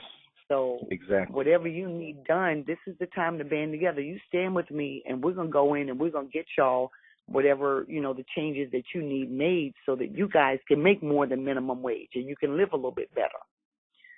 My black folk, my people, my blood family and my black family said, no, we're fine. I make enough money on my little job, and I got my beard, my wife's taken care of, and we got our food, and that's it. We don't want to make no waves with these white folks because we got to live here. Just like I said all the time before, we don't want no. We got our job, we got our home, we got our retirement. Translation, we're settling for less. We'll take the whips. This is the way it was. This is the way it is. This is the way it's going to be. But they had to understand that this sister's from the Bronx, New York, and she wasn't going for it, especially with your gifted self. And that's why those who think that way will be your biggest adversaries, because they can see it in you. You're trouble. Mm-hmm. We got to get away from you, and they'll sell you out faster to the massa on the plantation. And that's exactly what happened. That is, go figure, that is exactly what happened. And it was sickening for me to sit here and hear these people. I'm like, I didn't ask for this. I got positioned into this, and I'm going to roll with it because for whatever reason, I guess this is my lot in life to be a climate changer, to that level. But we are here, and this is a chance for you guys to get better. And if you don't want to, I'm not sticking my neck out for y'all. I'm going for me and mine, and y'all can deal with y'all. Well, as it turned out, of course, my people, backstabbing and that sort of thing.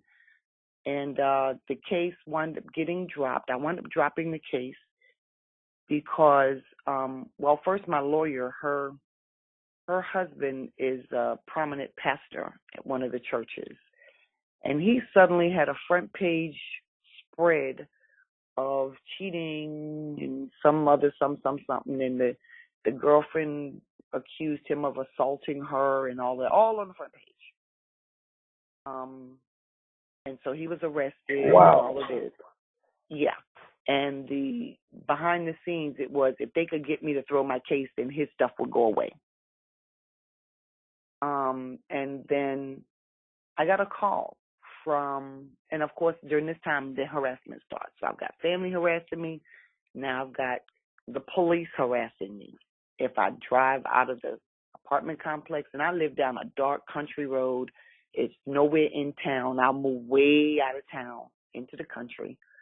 And there's one, what they call uppity apartment complex out there where the people go to stay away from all the drama. And when I come out of there, when I hit that stop sign at the main road, there'd be a car sitting there, just sitting there. I go on into, like I'm going to town, that car comes on into town. If I get on the interstate, that car may or may not follow me, or there might be another car sitting right there at the right off the interstate to piggyback off of him, to make the tail.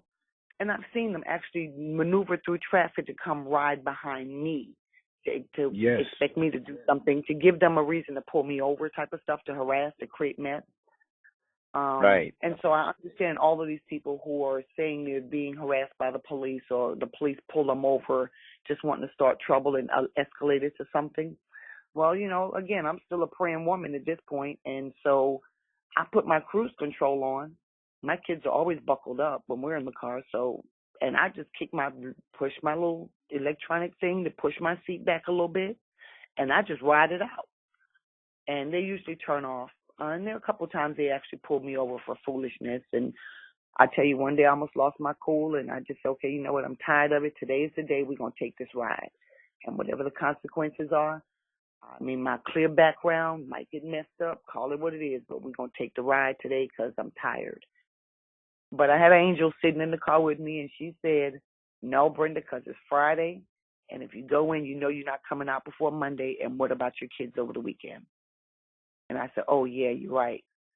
Okay, yeah, you're right. So I kind of toned it down. If it wasn't for her sitting in there in my ear, I'd have took that ride and somebody would have been getting my kids because I just said enough is enough. But long story short, I dropped the case because I got a call from someone that works in public safety, and they said to me, and they were talking kind of because they'd overheard something, and they said, I don't want to wake up and see on the news where you and those kids are riding, and somehow your car was found in a ditch. And I'm like, wow, wait a minute. So what you trying to tell me? I know they're tapping my phones and they've hooked up with my family and they're trying to find whatever dirt. And my family doesn't want me in position. Now, they're mad because I, told the boss to be quiet. And all of this for what? This just doesn't, and you're to the point now where we say my safety and my kids' safety is being threatened. And then I had a bogus CPS charge. What did they say? Something about I ride long distances with the kids in the car, and the kids are missing a lot of school, and they're probably being neglected and abused, all kinds of whatever. And I got the call, and I immediately dropped what I was doing and went to the office and let them interview my kids, et cetera, et cetera. And they closed the case that day. They didn't go any further. But I went straight and got to a safe phone, and I called one of my contacts in the State Department and said, hold up, wait a minute now. We're gone too damn far. You done got to the point where my life is being threatened, and you're actually trying to take my kids because of what?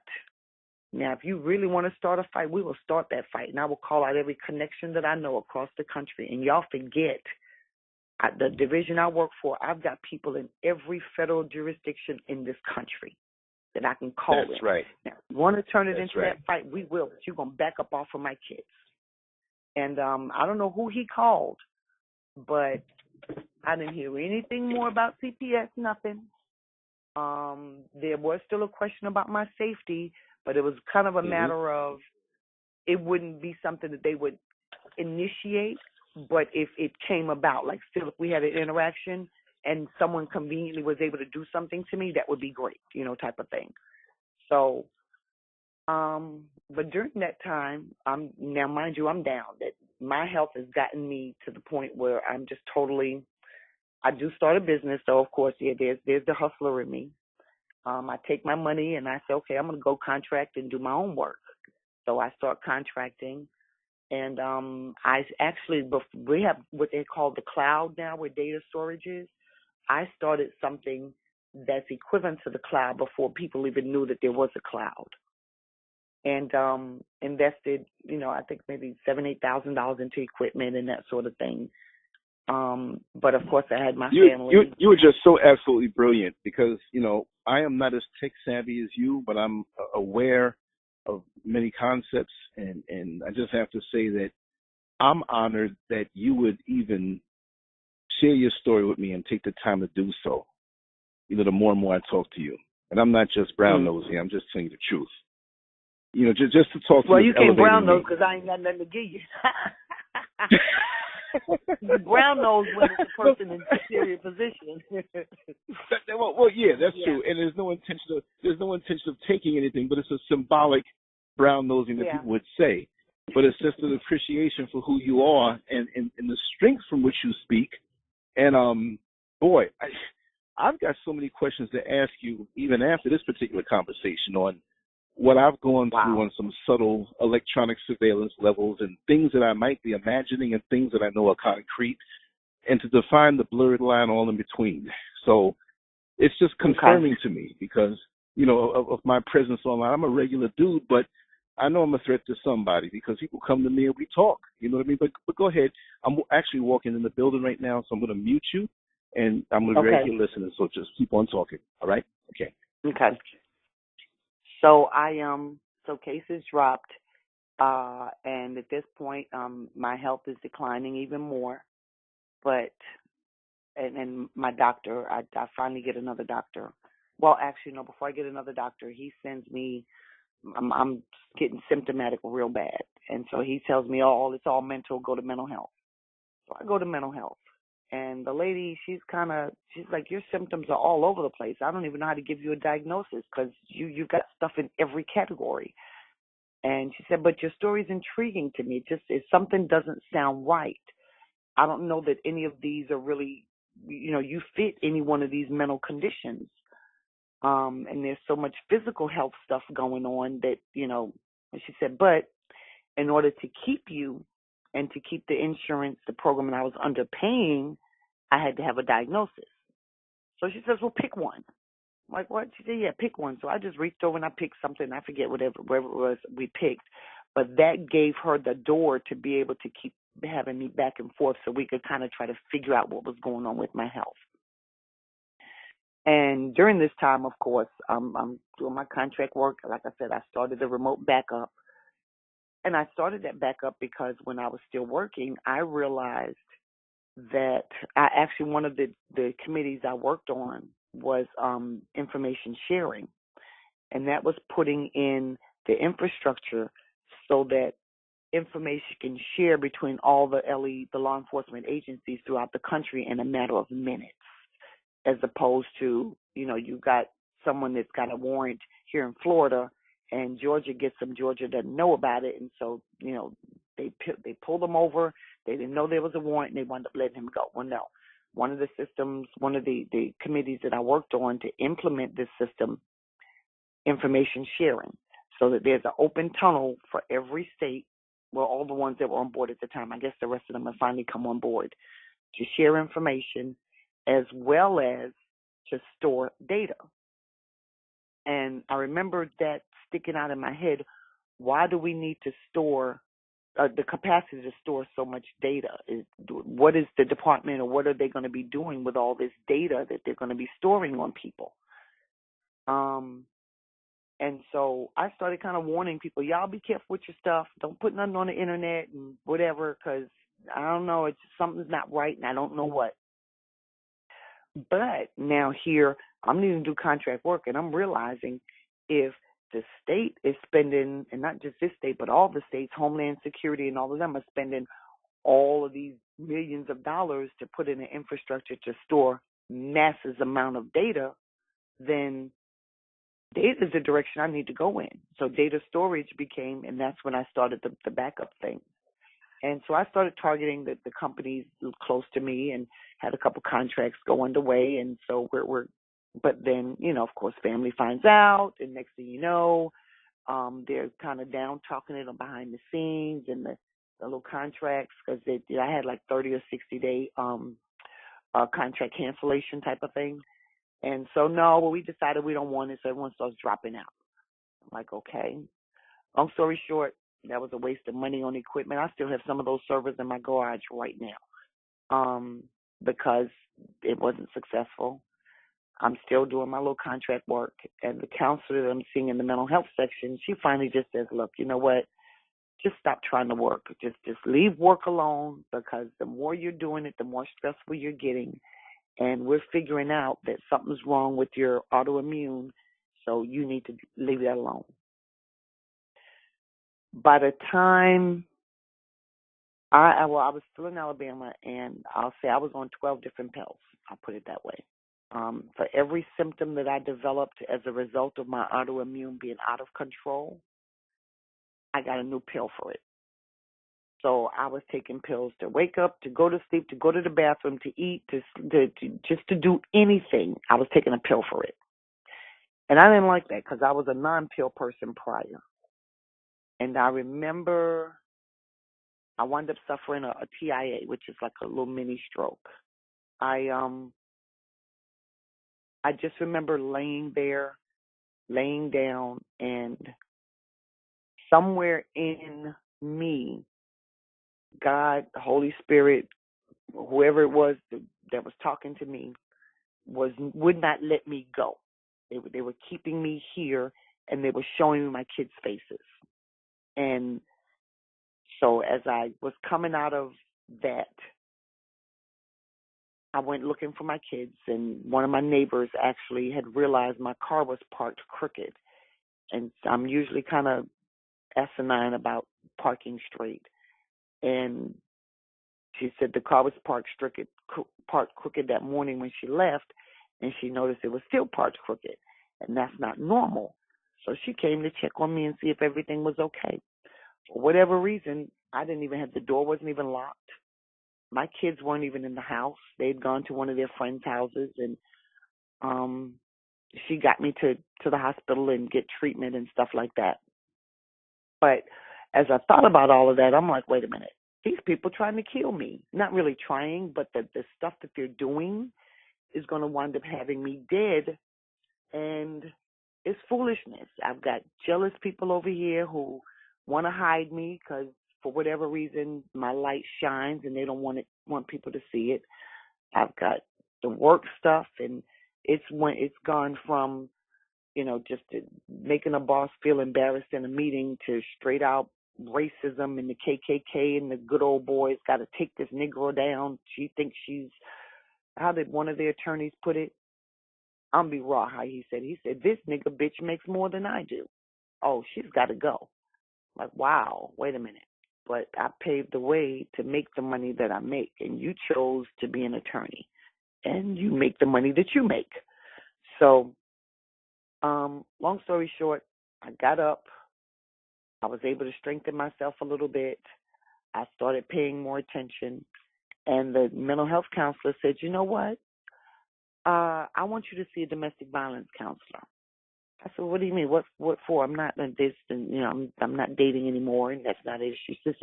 But she said, no. Some of the stuff that you're dealing with are symptoms of people who have been or are being abused. I'm like, well, no, that's not. But I went, and sure enough, come to find out, the stuff that I'm dealing with my family is the same type of emotional abuse that you deal with in relationships. Like, wow. So, and that gives me a direction to deal with it. It's like, okay. And it is difficult because at this point, my money's running low. I think I may have had about $4,000 or $5,000 left at that point, maybe, and probably even less than that. No, it was less than that because by then, stuff is starting to get cut off. The kids are still small enough to where if the lights are cut off, I tell them, we're having a camp out in the house. And so I put candles on and stay awake while they're asleep, and I pretend that we're having an indoor camp out. Or I think one time not one time, but for a couple of days, I had to boil the water.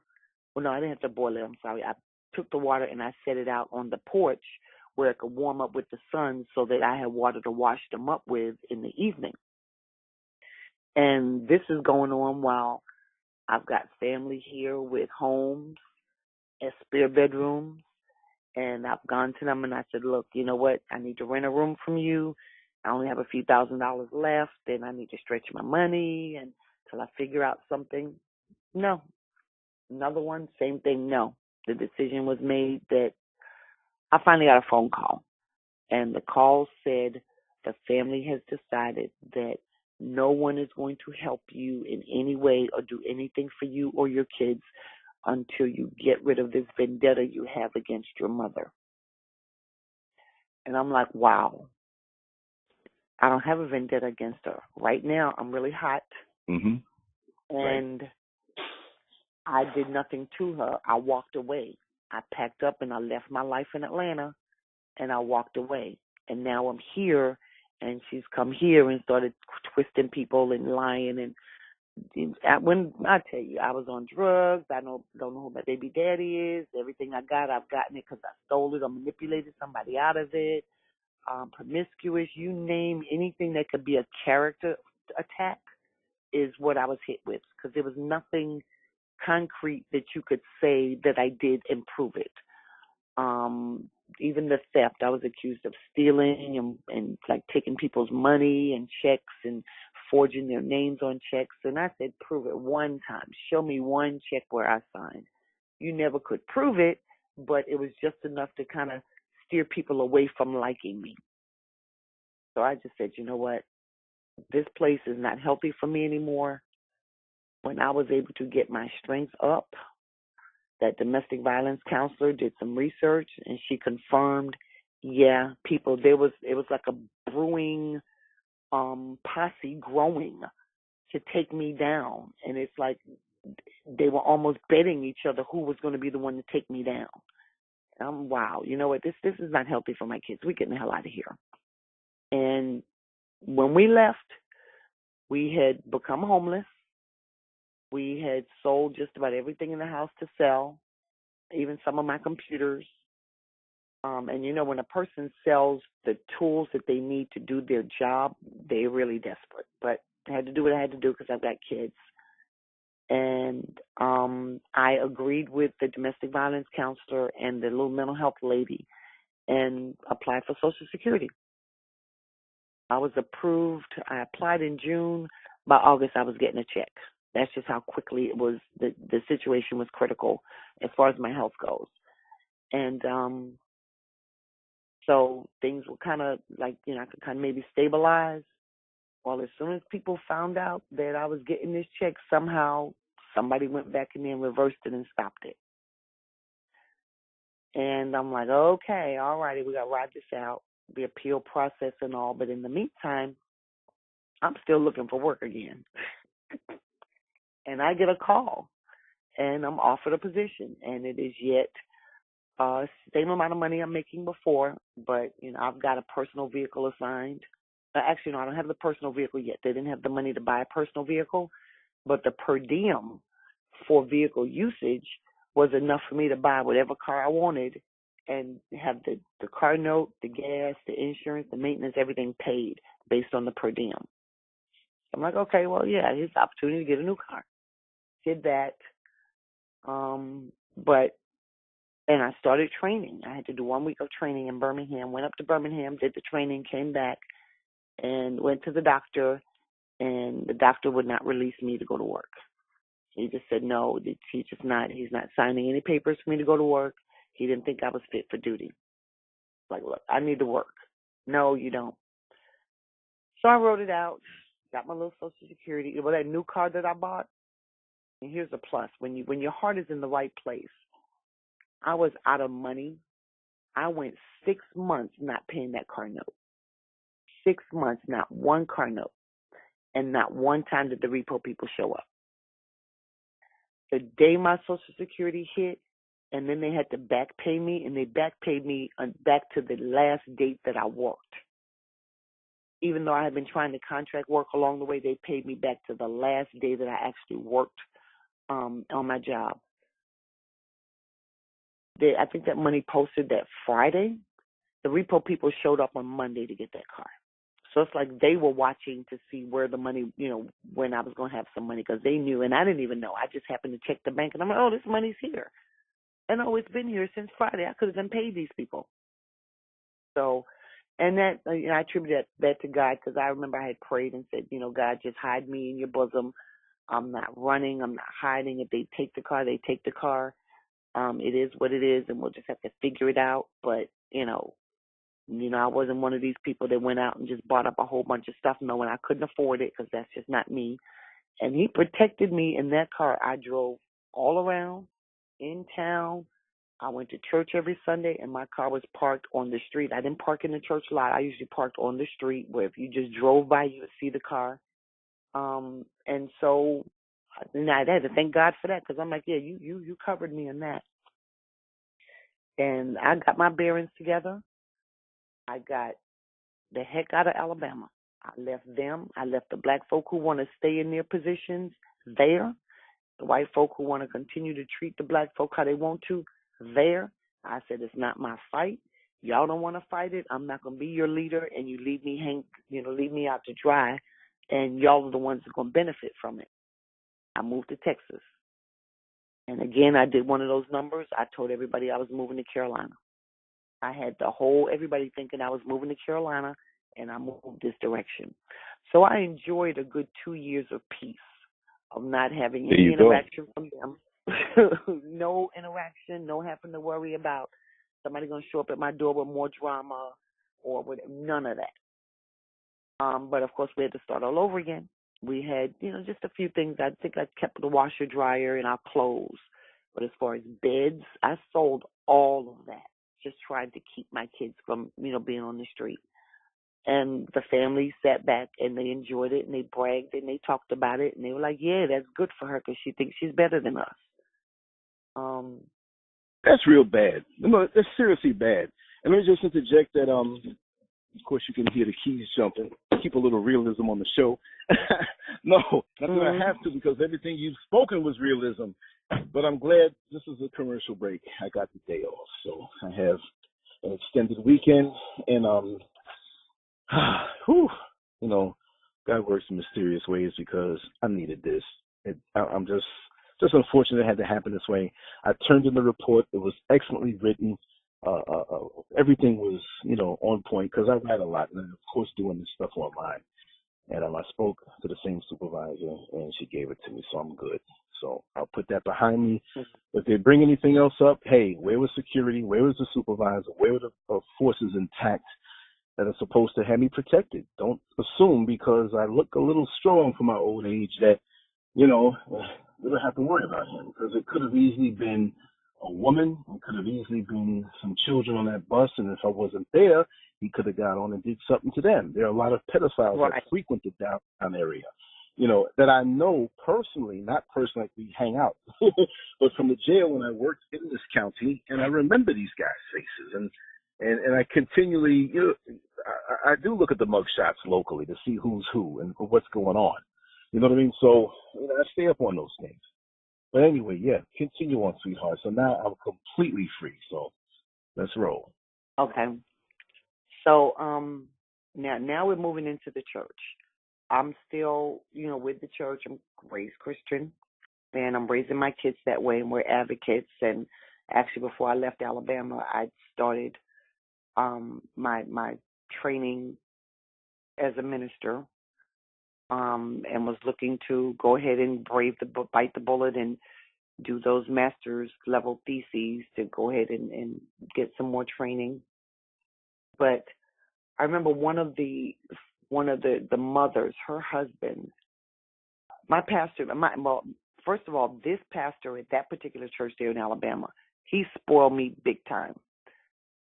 Any questions that I had, when stuff wasn't making sense to me, I could call him. I didn't have issues with the wife type of stuff. I could call her. I cleared it with her from the very beginning.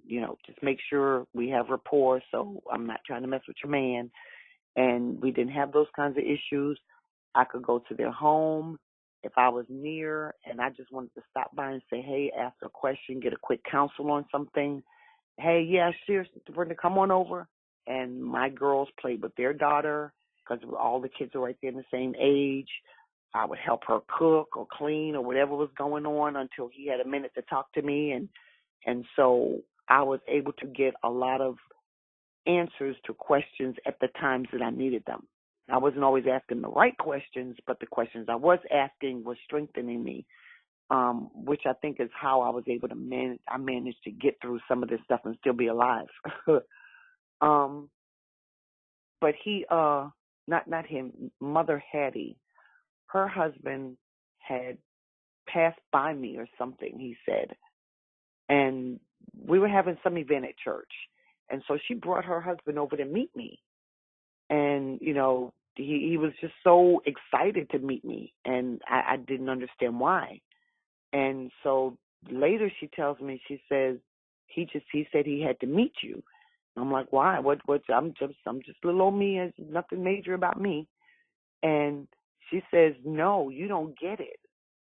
Whatever is on you, it is so strong. He felt it when you just walked by him.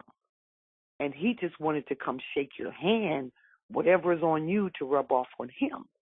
And I looked at her. But now, I was raised, she's a church mother. These older women know stuff that us young women don't know. So that's a pearl. Take that pearl, stick it somewhere, it's going to come up later. So I kind of toyed with that, and I accepted, what he said. And my pastor's telling me, I can see it all over you. I see it in you. You're a healer. You've got a gift. You've got a divine purpose, et cetera, et cetera. And I'm like, oh, no, because I'm going through some stuff, and my life has been challenging. I don't see no divine purpose. I know I'm supposed to do great things, but not all divine the way y'all making it sound. Long story short, at this point, I'm having to realize that this point of my life, the health challenges, the repeated health challenges, and the financial devastation and all of that is a lot of life experience, but family intervention, if you will. And that was probably the biggest pill I've ever had to swallow in my life. Like, wow. But what it did was it put me in a vulnerable state. And so we're here, and we're driving around. It's like, okay, well, we got to find a church to go to. We've got to align somewhere so I can keep my spiritual connections. Not realizing I can do it by myself at home, but I'm forsaking not the fellowship, so I got to find a church. And we visited a couple churches, but one church we were going to pass by, and by chance I said, well, let's just go to this one. Someone I knew had already recommended me to that church, but I hadn't visited. And I went, and the pastor there called me up, and he starts giving me a prophecy, a word of prophecy. Actually, he started telling some of my life story and saying some things that, hit home. And I'm like, okay, all right, all right. Now, how'd you know that? Because I know I ain't never been in this building before. And then he said to me, exactly. Well, the long story of that is the devil knows stuff too. But he says to me, what took you so long? You should have been here years ago.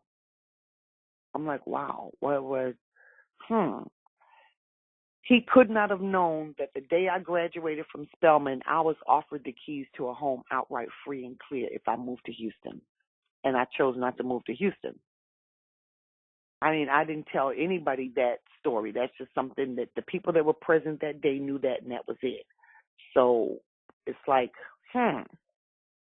all right, maybe I was supposed to take that house and start my life in Houston instead of staying in Atlanta. Well, I stayed at that church, and we built, I started building myself up. And the more I built myself up in the Word and just studying and continuing to be me, I'm doing community service, I'm helping with the kids, I'm with the youth department, I'm doing just pouring out of me into the areas that there's a need. I spent a lot of time with the youth, actually, because, like I said, my kids aren't allowed to go to nobody else's house. So my house becomes the youth house. And it then becomes, they change from the youth house to the safe house. So where if kids had an issue at home, my doors were always open. And so I had the kids coming in, Mama Brenda, can I come stay with you for the weekend? Well, okay, come on. They get in there, and when they're ready to talk, they'll tell me what's going on, and I'll give them counsel, and eventually they go home and, deal with what they've got to deal with. And so we kind of ran it like that. Then at some point I began working in production. Before I started working in production, I started feeling like something was off in the church. And I'm telling my girls, like, just something's not right. And they said to me, well, Mommy, you know that you're not doing enough in the church. You used to be very, very active, and now you're not as active. So maybe that's why you're feeling the way you're feeling. I was like, well, yeah, maybe you're right. Maybe I'll do some more things. So that's how I started working in production, doing the AV, the projectors and the cameras and the soundboard, microphones, all that kind of stuff. But at the same time, I'm still struggling with my health. It's stabilized, but it's stabilized with me taking 12 pills a day. And then I came home, when I come home, I'm so beat down to where I can barely do anything. Now, the world doesn't see this. When y'all see me in public, I'm on top of my game. And I come and it's like I close that door and I crash. I was better to where I didn't have to, because I did have a home attendant at one point. I didn't have her anymore, but I was still crash. So that meant when I'm up, my time is maximized. I had to get the house clean, get the kids to school, make sure their food's done, whatever I've got to do for the church, et cetera, because when the crash happens, that's it, and I'm not functioning.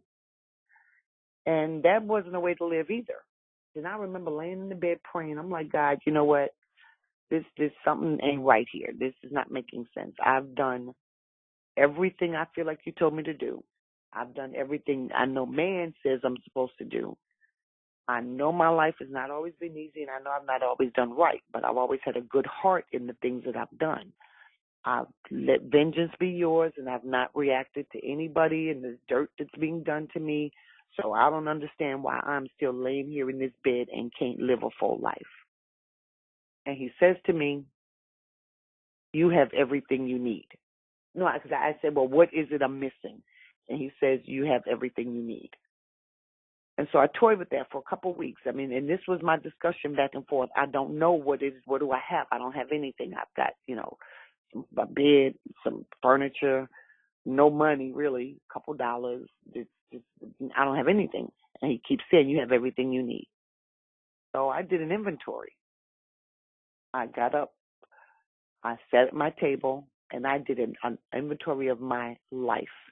Not my experiences, but my skills of everything, I've ever done in my life, of every job, every capacity to do anything.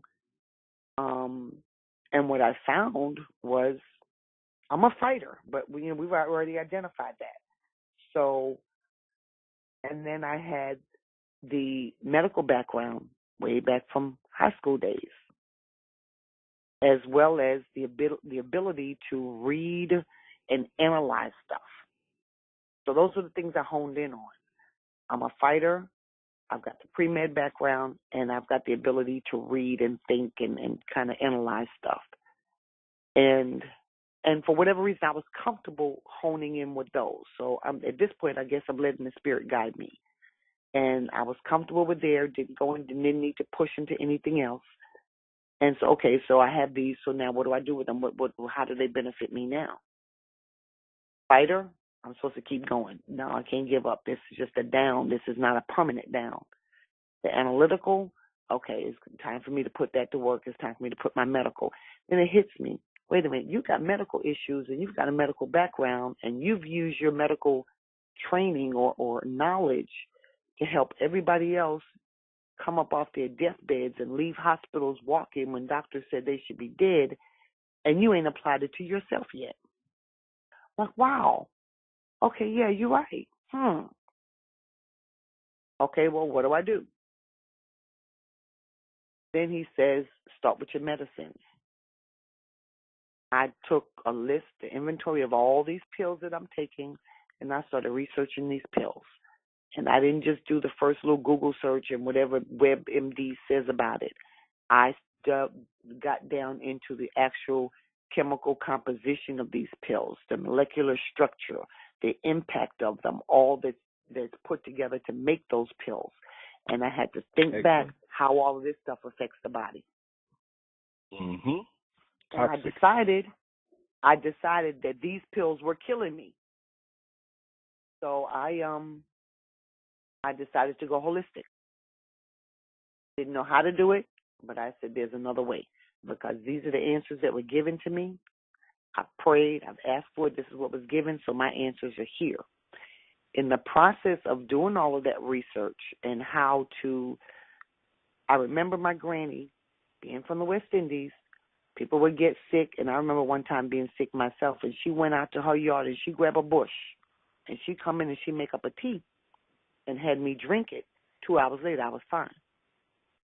So that experience, again, reminded Granny and her bush tea.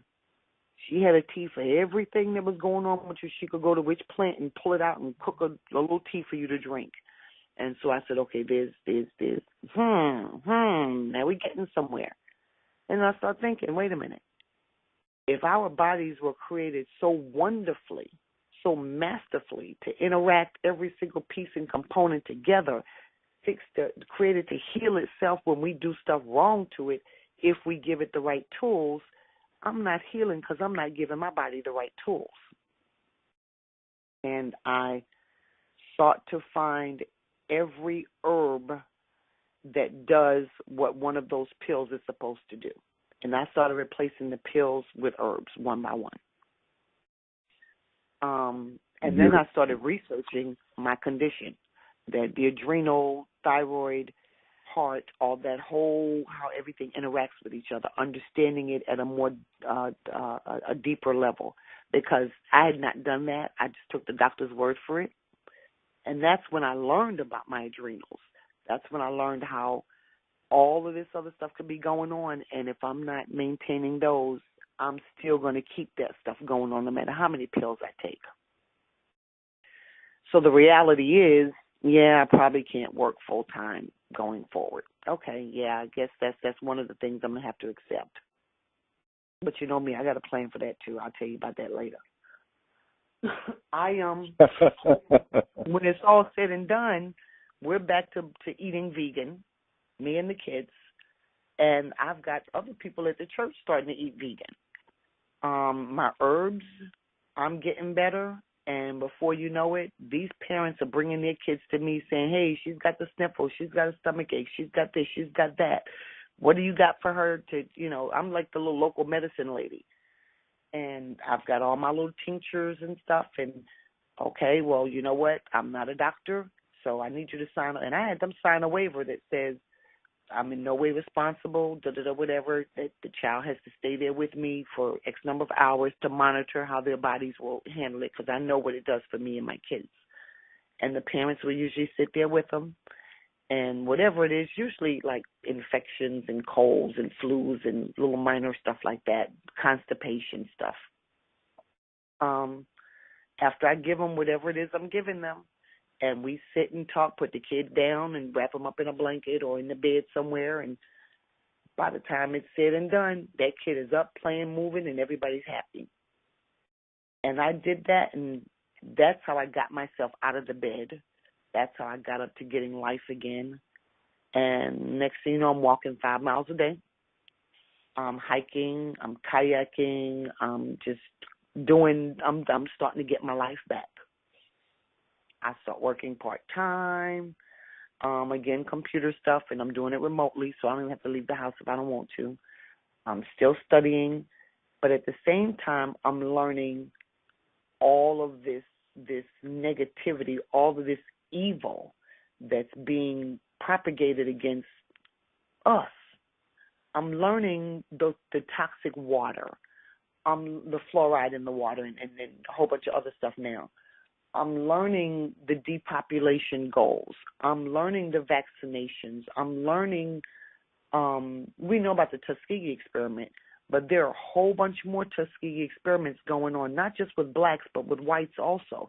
The prison inmate population, they're notorious for testing on them, and they have no recourse, no nothing. The military, when you go in the military, they're testing on them too.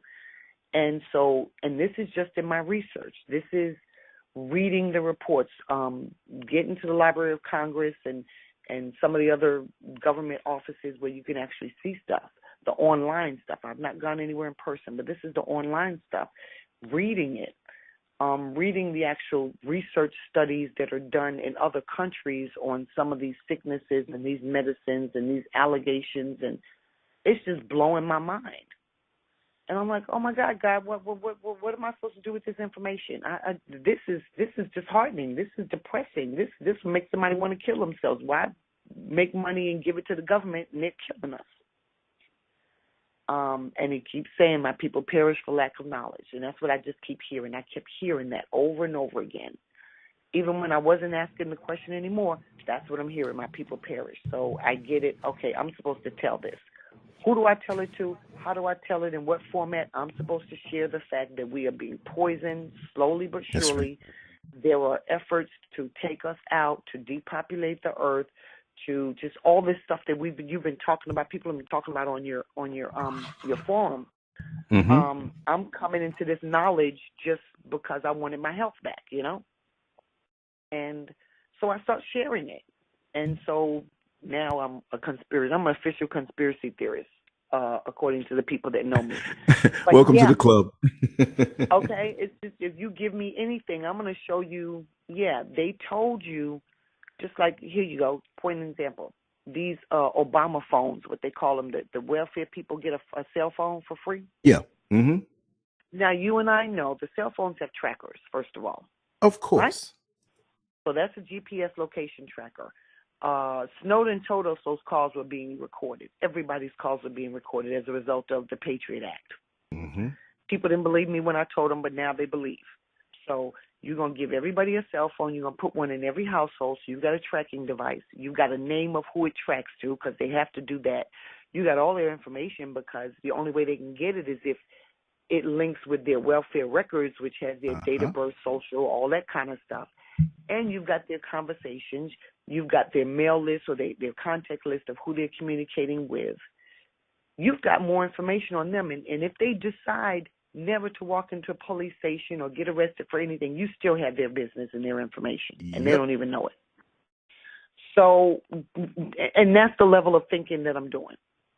And so when people tell me stuff, that's the level of thinking that I give them. And, you know, they're kind of tired of it. It is what it is. Hey, my kids in elementary school, they knew to watch labels of stuff they ate. Mm-hmm. And if it had, and they weren't looking for MSG. They were looking for monosodium glutamate, the full word. They could pronounce it. They could spell it. I taught them that because the whole world was looking for MSG. By then, the information was out about MSG, so the whole world is looking for MSG on the labels. Now, to teach them, no, you don't want to look for MSG. You need to look for this whole word.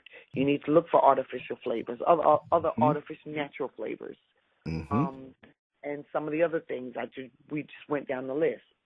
And so, again, what I found myself in, I think, was having knowledge, having information, and sharing it for the better.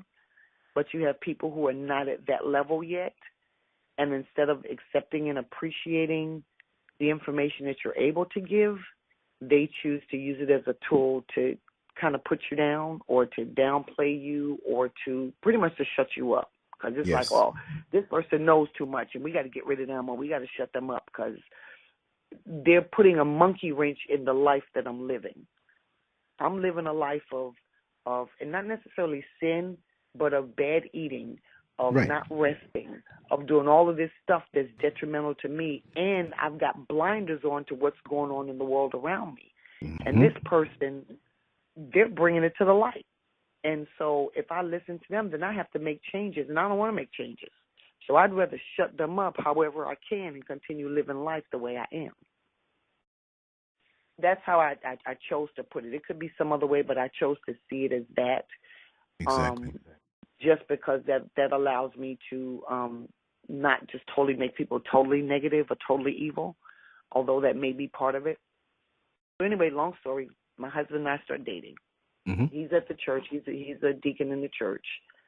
And, you know, that I'm fully transparent about who I am, where I've been in life, some of my experiences, what I'm having to deal with, the baggage that I still carry.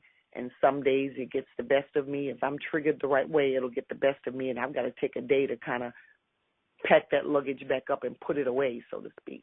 Exactly. During this time, my mother is ill. She's, I had already been shown in the spirit, I guess, if you will, that, you know, she was terminal. But she didn't tell me. I kept getting put on my heart to call her. And I was disobedient for about 6 months. Finally, I couldn't stop anymore, and I picked up the phone and I called. And so I just said, hi, how you doing? That's it. Just call to say hi, nothing big. And I continued those calls. And eventually, here it is. After everything that went down, I'm trying to encourage her. And I could hear the life coming back into her. Isn't that as something? We're talking over the phone. And I want to ask about all the stuff that went down. But the last 2 times I tried, it didn't go over well. And I'll be honest, I wound up saying some words that don't necessarily abide with You're human. honoring our parents. But no, well, you're human because okay, you know, not to cut you, but when I hear those, you know, honor thy father, thy mother, the parents, you know, we know what that means. They have got to be in accordance with the way a parent must act. So now when they act out of that, when you're younger, you have the right to question them because they are a parent, but they weren't acting like one. So you honor the parent when they're on their square, but when they're not, you got to question it, and you have the right to call them to task, even if decades go by. So She's got to admit that she was not on point. And you have the right to, if you go off, what people say, well, you shouldn't say that to her. Look, old age, I'm not saying this about her. I'm just saying this as an analogy. Old age does not mean wisdom. Now, hopefully she's a lot more wiser than she was. But when you were younger and she was older, didn't mean she was always wise in everything she did. She should be, or at least seek counsel. We're all not perfect. We all have situations where we have to go back to the drawing board and say, hey, was I wrong on this, or how should I approach this? And I find myself in my personal life reaching out to people who I trust for advice. And I'm 55, you see, so we always need that because there's always somebody who knows more. And oftentimes, the funny part is many people who I go to for counsel are years and years younger than me, but they are wise beyond those years. So it's about the person, see? Okay. Well, yeah, I did make the calls. I didn't have those conversations, but I did encourage her. I spent and then she finally acknowledged that she had cancer and that it was terminal, et cetera. And of course, now I'm into my herbs, so I'm an herbalist unofficially, and I'm like, well, you don't have to accept that, and just because the doctors say do chemo, radiation, and all this other stuff. There are alternatives, and chemo radiation is a sure way to just transfer the cancer to another part of your body. Mm-hmm. So, you've got to, and I found her a doctor in the area that does herbal treatments, holistic stuff. So go see him. I've already given him a call, just do an evaluation with him, take him your records and stuff, and see if, he can't do anything different. And so she did eventually do it. Well, she told me she did. And he said supposedly that, it had gone on too long and it was too advanced, and he didn't see being able to help her to heal, but he saw being able to extend her life maybe another 5 years or so. And she said she decided she wasn't going to do it. She was just going to go, kind of just let it happen. Whatever happened, happened. Like, okay, well, you know what? If that's your wish, I have to respect that. And then, of course, Holy Spirit put on me, well, it's still your responsibility to take care of your mother.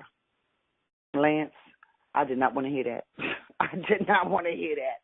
But I wound up inviting her. I said, I cannot take care of you in New York. I'm all the way down here. And I'm not going to pull the kids out of school and uproot them to come up there just for a temporary time. Right. So it makes more sense for you to move here where I am, and we'll put the girls in the same room together because they had their own rooms. I bunk them together and give you a room, and we can get you to the MD Anderson Cancer Center here, and, you can spend you can spend time with the girls because my mother had not had any interaction really with my kids once or twice for like funerals, but except since they were 2 years old. And these were her first grandchildren, and there was like no relationship at all. And so at least that'll let you, kind of enjoy your latter days. And her response was she would if I would let my sister come. What was up with that? Well, she can't. I mean, was that a good thing? I mean, how did you stand with your sister?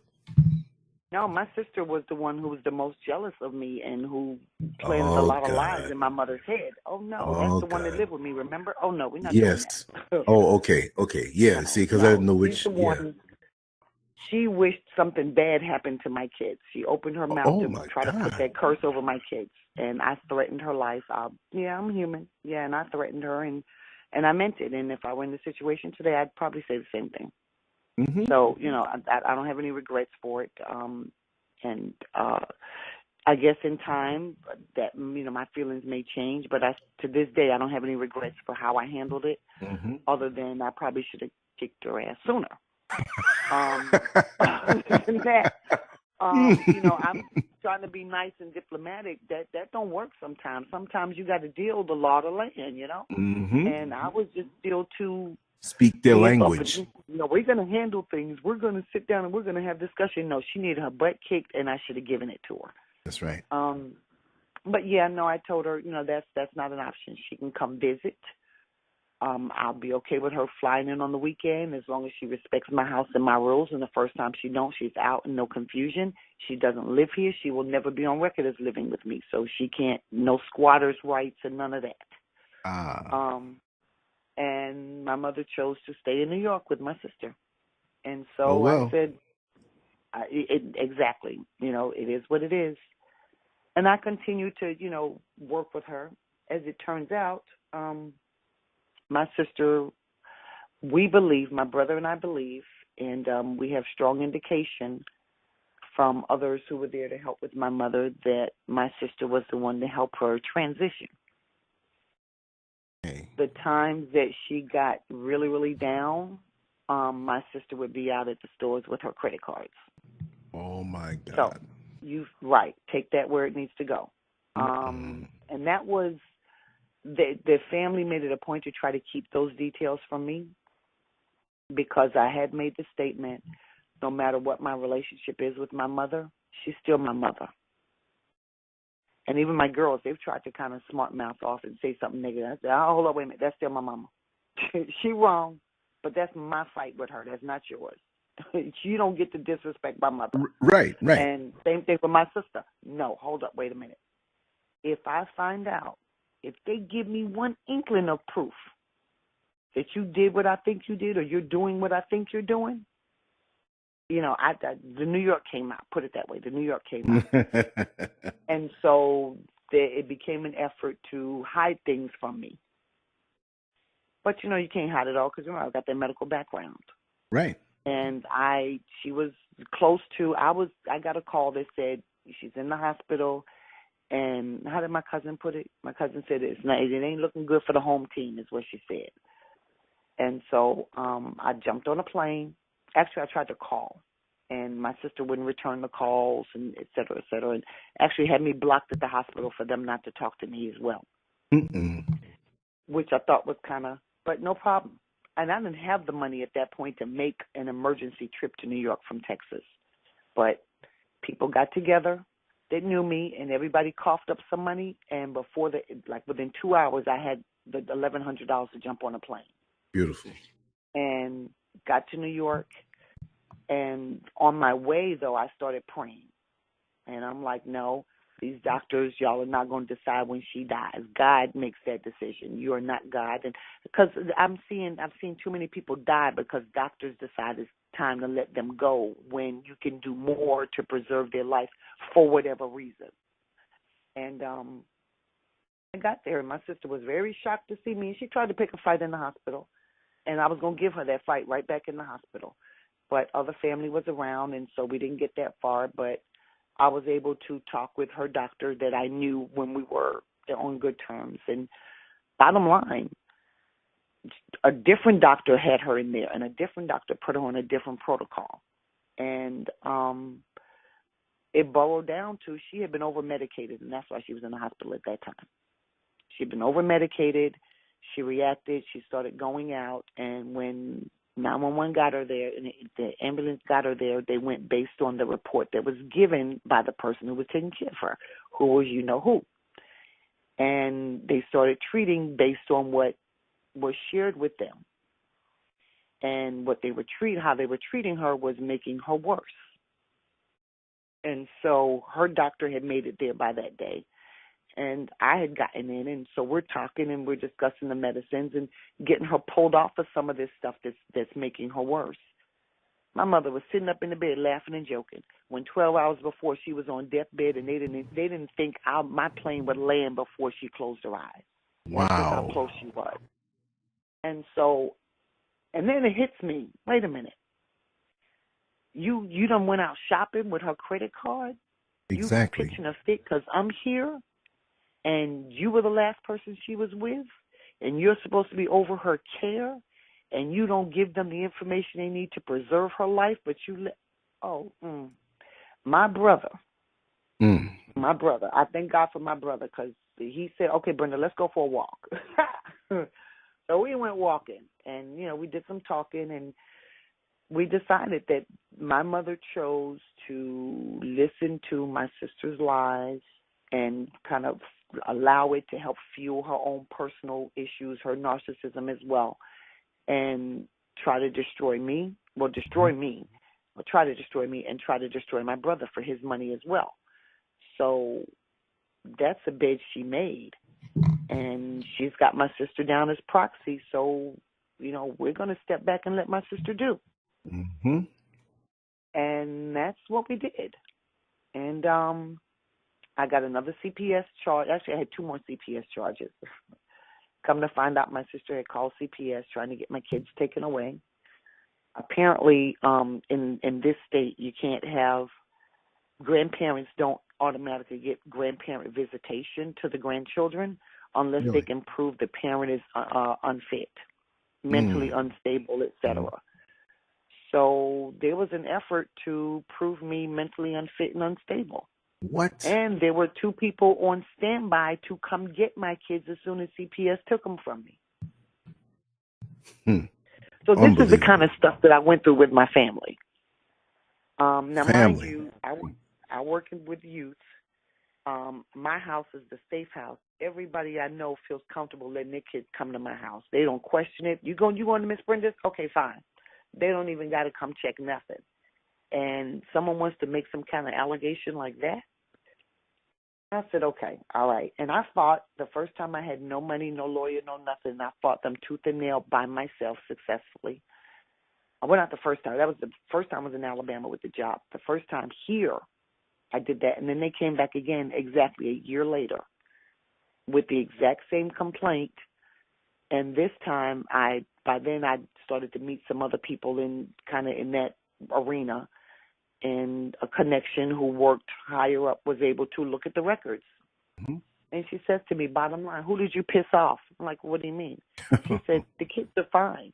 She said, it's very clear in here that the kids are fine. The report reads that the kids are okay. It says all these other allegations, and at the very end it says the kids are not in any danger. So she said the way it was written, the intent was to take my kids just to get at me. They wanted me. They didn't want my kids. They didn't think the kids were being harmed, but they wanted me, and they wanted to make allegations strong enough to mess me up. Man, I'm like, wow. This venom.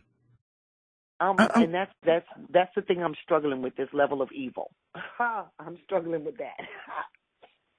Well, you know what? But what I had done, So I was just gonna say, like, with that, you wanna whip their behinds. I know that, but my thing is step back and let life kick their ass. Meaning that you're never gonna really get out of your head what they did, right. But for them to create venom in you means they're still controlling you. You can minimize the thoughts, and my thing is flood it out with goodness. When you want to get rid of some old memories, some old things that linger around, flood it out with new things, pursuits, and dilute its effect. Flood it out, flush it out. You can take the olive oil and the herbs, and you flush out the toxic things inside of you. Do those things and replace and have new things to grab onto, and just minimize them. And don't let them have the gift of you to feast on. Let you, allow yourself to be a gift for somebody else. I mean, that's easier said than done, because I struggle still with some of the similar scenarios on certain levels. And my initial thing is just to pull away until it's like a deafening silence for them. And just don't come around me. My thing is just don't come around me. You're going to need me. Don't think to call me. You're going to need me. Don't think to come around me. Now you're going to see how inconvenient it is, because you will not admit and apologize and correct what you did. So you know what? Live dysfunctional, but remember what you've done to me. And by you being away from me and staying away from me, that means you think about it. And that's your biggest punishment. See? Well, yeah, the second time around, this time I got a lawyer, because actually, as it turned out, an old colleague had called me. I didn't have the money for a lawyer. I'm trying to get my head clear and keep my health stabilized. And the clearer my head is getting, the more I'm seeing stuff that's going on in this church. And so that's got me for a whole nother loop, trying to make sense out of all of that, which I'm getting ready to get to. And I don't have time to deal with CPS, but I can't take a chance on my kids either. So this old colleague called me out the clear blue. Hadn't talked to them in years. And my first, New York and me, why you calling me? What you want? And, we kind of get through that process, and eventually I share that, I'm dealing with the CPS stuff, and I thought he was a spy for the family to see, how their work was affecting me. And he assured me, no, I'm not a spy. I thought about you. You were on my mind, and I had to track down your number and call. So I'm like, well, okay, I guess this is the blessing that's being sent from afar. So we talked about it, and he encouraged me, and don't let him get you down. And when we were working together, he observed some things that family had done directly. So it's not like I had to tell him or convince him. He saw some things that I hadn't even shared with him, some of my family mess, and he was able to see it. So he said, well, you know what? You got all this other stuff going on. You need to continue doing you, getting back to you, the stuff with the church you're dealing with. Just get a lawyer. Well, it's not in the budget. I live on Social Security now and little side jobs here and there, but I don't have it like that. He said, well, find out how much it is. And I'm like, he said, no, I'm serious. Find out. I'm going to call you back.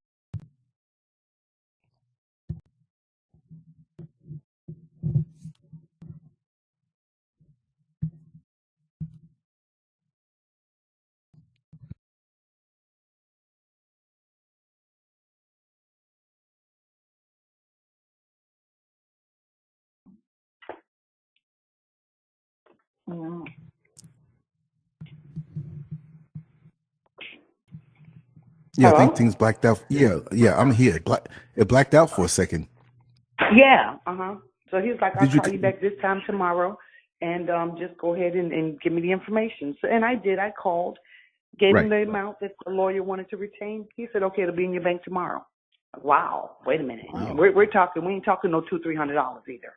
It was, it was a nice little piece of change. It was actually, I'll tell you, $2,500. And she said $2,500. That'll handle the case, and we'll deal with them and whatever. And so he did that. He transferred the money from his account to mine. And I'm like, well, I can't even pay you back. I don't borrow money if I don't have an exit strategy out of the loan. Right. He's like, well, it's not. It's a gift because I know you're a good mom to not just your kids. You've been a good mom to my niece and to a whole bunch of other kids.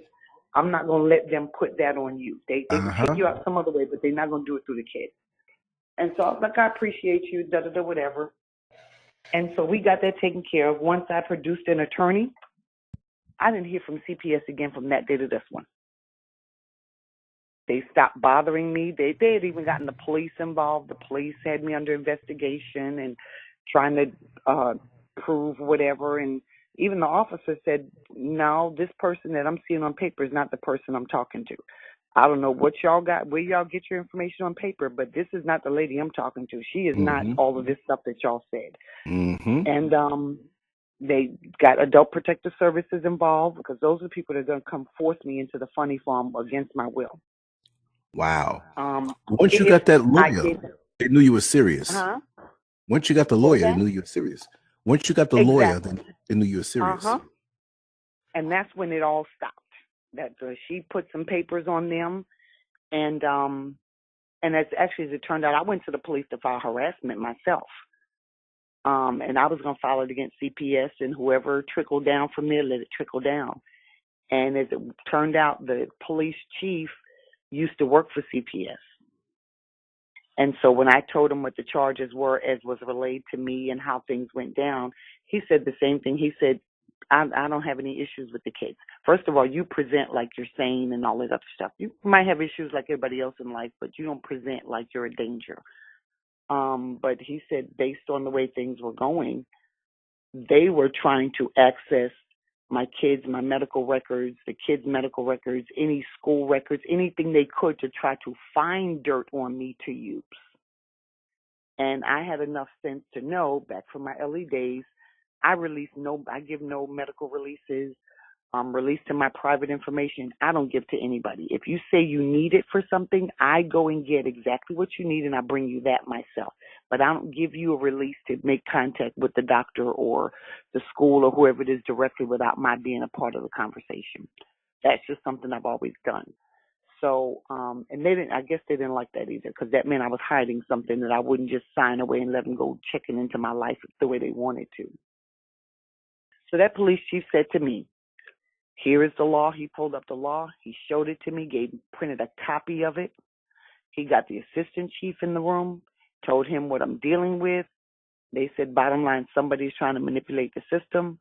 You're in our jurisdiction. If they come to your door again, the law says these are the terms under which you must open your door and let them in.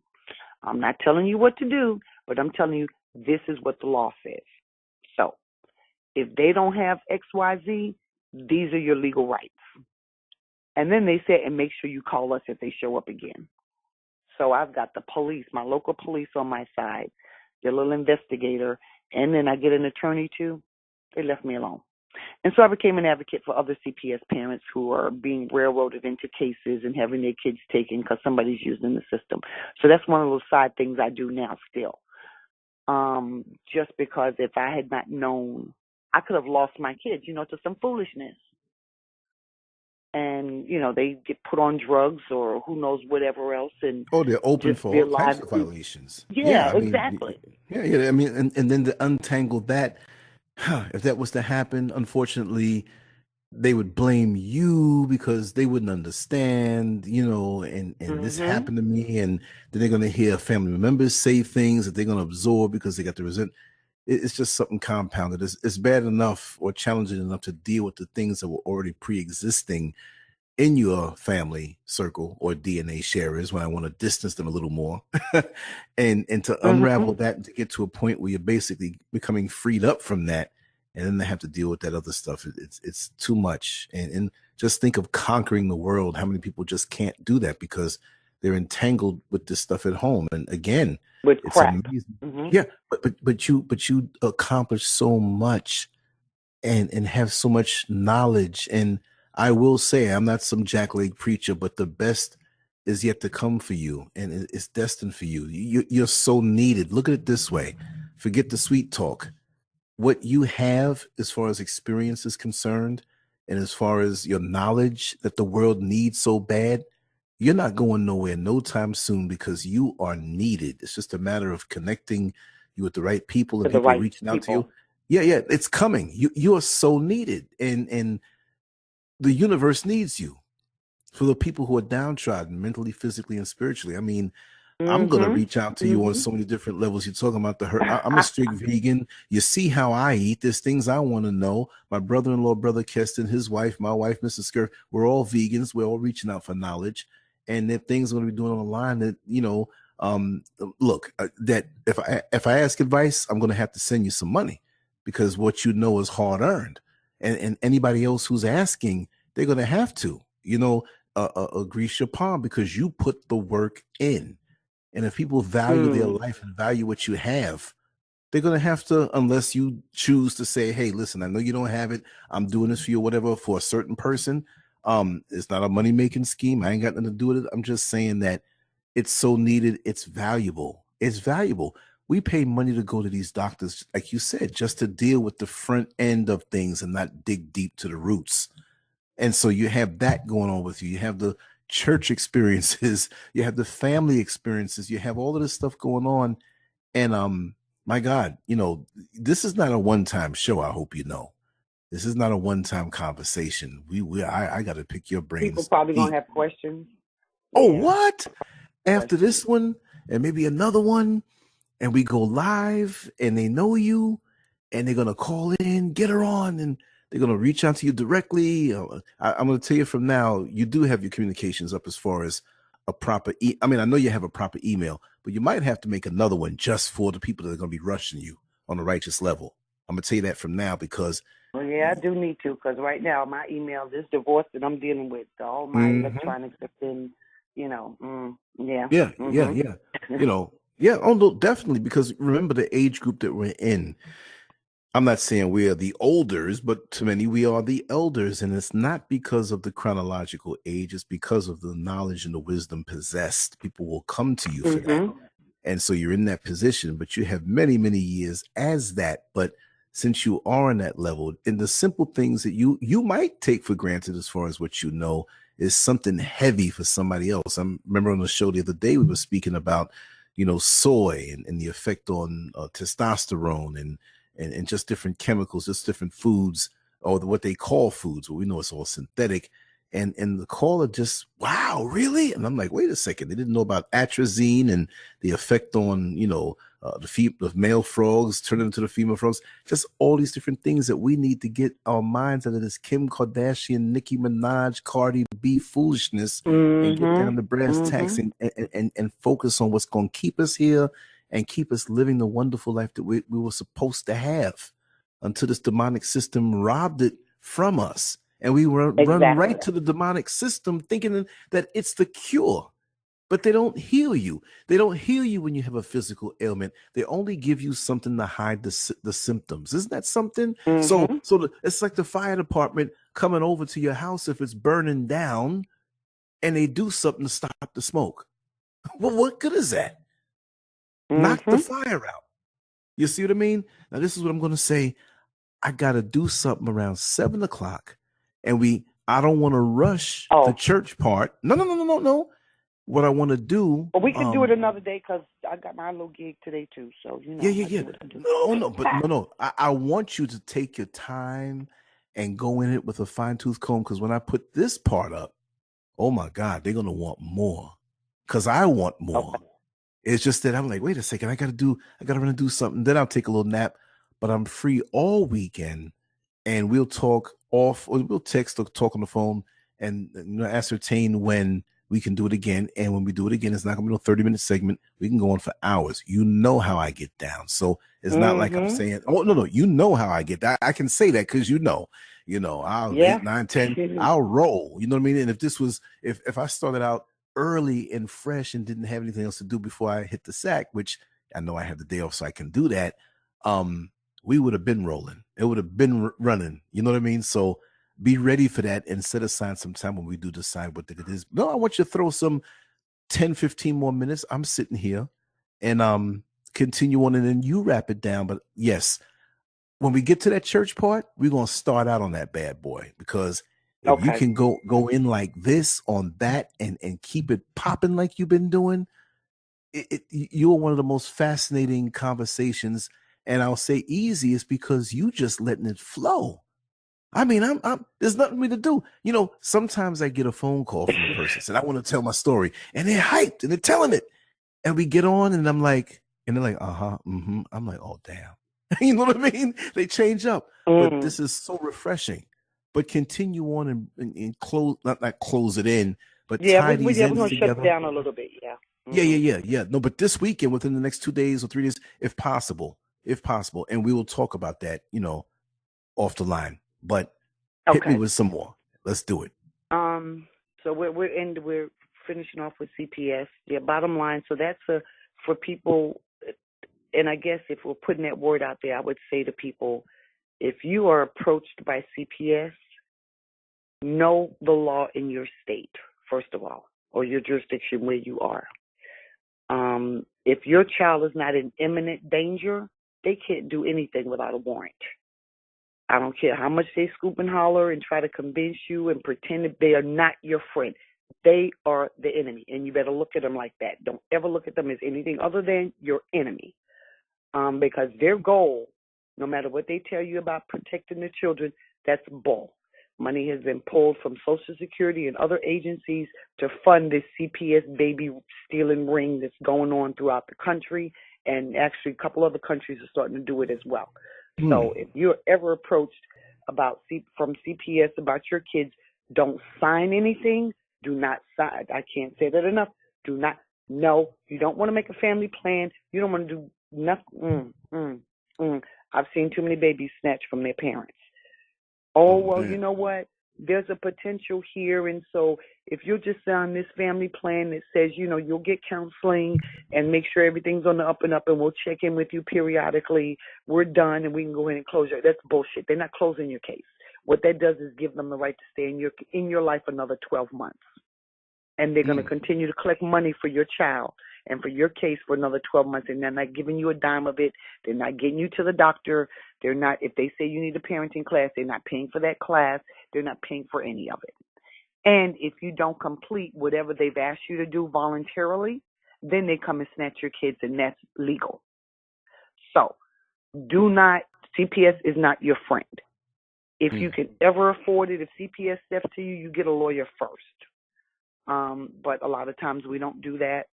And if you don't have a legal background, or I used to be a union rep as well, so if you don't have that kind of background where you know your rights and your laws and stuff, then you need to do that living in this country anyway, period. You just need to know what your laws or your rights are. But yeah, I'll go ahead and end with the CPS thing. As it turned out, it finally was disclosed.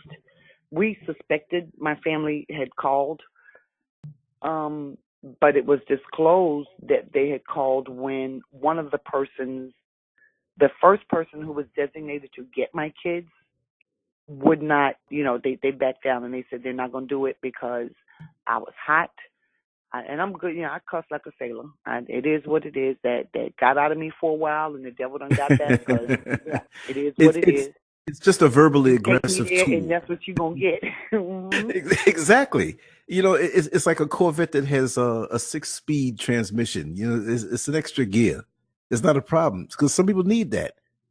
They don't speak any other language. They need to hear it spit back. When you treat them nice and you're genteel and you're proper and they don't get whatever, exactly. they don't get it. Yes, right. Well, this particular person said they did not want to deal with trying to get the kids because they didn't want me cussing them out. So that was fine. And the second person who was designated to get the kids called me to say, hey, well, what's going on? So what do you mean what's going on? Well, I talked with your mother, and, she'd been telling me to make arrangements to get the kids. And so she called me again, and wait a minute, hold up, wait a minute. Why is my mother, what? Wait a minute. And at that point, my mother didn't even know about CPS. So that was confirmation for me that you guys were involved in it before I even told you all. And just before she passed, I did tell her that I was dealing with CPS, but she already had this other stuff underway. So that particular person, it's an elder, and I cussed her out. And then I realized she didn't deserve that. So I breathed, and I called her back and apologized and told her what was what. And she said, okay, well, as long as you're okay, the kid's okay, then I'm going to step out of it and let you handle your business. And so she said, no, she's not getting the kids unless it, really is an issue. So then I called my mother, and this is the last conversation we had. I shared with her through everything that's gone on, and she did try to somewhat apologize. I took the kids up for a week this summer just before she passed. And, my sister had the lines rigged where my number would be on block. But I was able to get someone else to call and get through to my mother. And we did spend, I think, maybe a half a day with her one day and another half a day another day. And she did acknowledge that she realized my sister had been lying, that she did the things that she did. She had her own issues, but she probably would not have went full force trying to destroy my life if she hadn't been following stuff that my sister was telling her. And that later when she went back and was asking some things, because it wasn't sitting right with her, and she started asking some things, and my sister was giving different stories than what she gave back when stuff was happening. And she said she put the pieces together and realized that my sister had been lying. And she understood why I moved each time, and now why I'm so far away from anybody, because there's nobody out here. That's a good thing. She understands why I took my kids away from interacting with them, because that probably is best. And she even asked me, well, how does she reel in this monster that she allowed to be created? And I said, at this point, it's sink or swim. When you go, she can't come stay with me. Right. She can't even call me for anything. That's out. She burned that bridge. I did reach out one last time to get her into a business opportunity because she doesn't like to work a real job. But, she blew that, and so it is what it is. And at that time, we weren't getting along, but I knew my mother was sick, and I knew she was going to need to take care of herself when my mother's gone. So I tried to position her to be ready when the time came. It's like they said, the train coming, and you're going to sit there on the tracks. You ain't trying to do nothing, to move off the tracks. You're just going to wait for the train to come hit you. Right. So, but that's what she chose to do. That's on her. But I did tell my mother that, I got it. I'd already kind of figured out that she got it. She understood the impact that my sister had. And then, I brought up the CPS thing, and bottom line, you had no right. That is a level of evil that I can't even think about forgiving. That'll be another 10 years before I can think of forgiving that. I've got the health challenges. I've got, financial issues or whatever you've caused, maybe lose a job, lose a house, whatever. Right. Any business I've tried to start, you tried to destroy that. But when you get to the very core, we are here. Women are here. Our first and foremost is to procreate, to bear children. And you come attacking that one thing. This is my seed that I put everything I have into my seed to be able to do exceedingly above what I've done. And you trying to tear them down? I can't even wrap that around my head. And I just told her, you just don't get it. Even with everything, I've tried to bite the bullet and be the daughter and offered care and encourage you and pray with you and give you medical advice that I can in the limited capacity that I can. And you still go behind my back and try to have my kids taken as a last-ditch effort to show me you're in control. You know what? I have nothing more for you. And I hung up. And literally 2 weeks later, she was doing well. At this point, she was up. She could go to the park. She could walk around. She still was on her oxygen and all, but she could get around. Right. She nosedived. Like a couple of days later, she nosedived. And my sister was the only one at the house with her when she went. And the timing was just right so that the ambulance got there, and she was unconscious, but she was still alive. And she actually expired in the custody of the ambulance. Wow. So there was no automatic autopsy. And my brother and I chose not to push it. But I say that to say that gave me, there's a scripture that pretty much says, I will bless those that bless you and curse those that curse you. And how God repays and vengeance is mine and all of that kind of stuff. And the night my mother passed was November 11th, 2011. Well, November 12th, because it was after midnight. But on the 11th, I was sitting watching TV. I think I was watching the Iyanla Van Zandt or Oprah or one of them. And somebody came on, and he had issues with his mom. And Iyanla was filling in for the mom and telling him to say to his mom all the things he didn't have the courage to say to her, so he could at least get it out.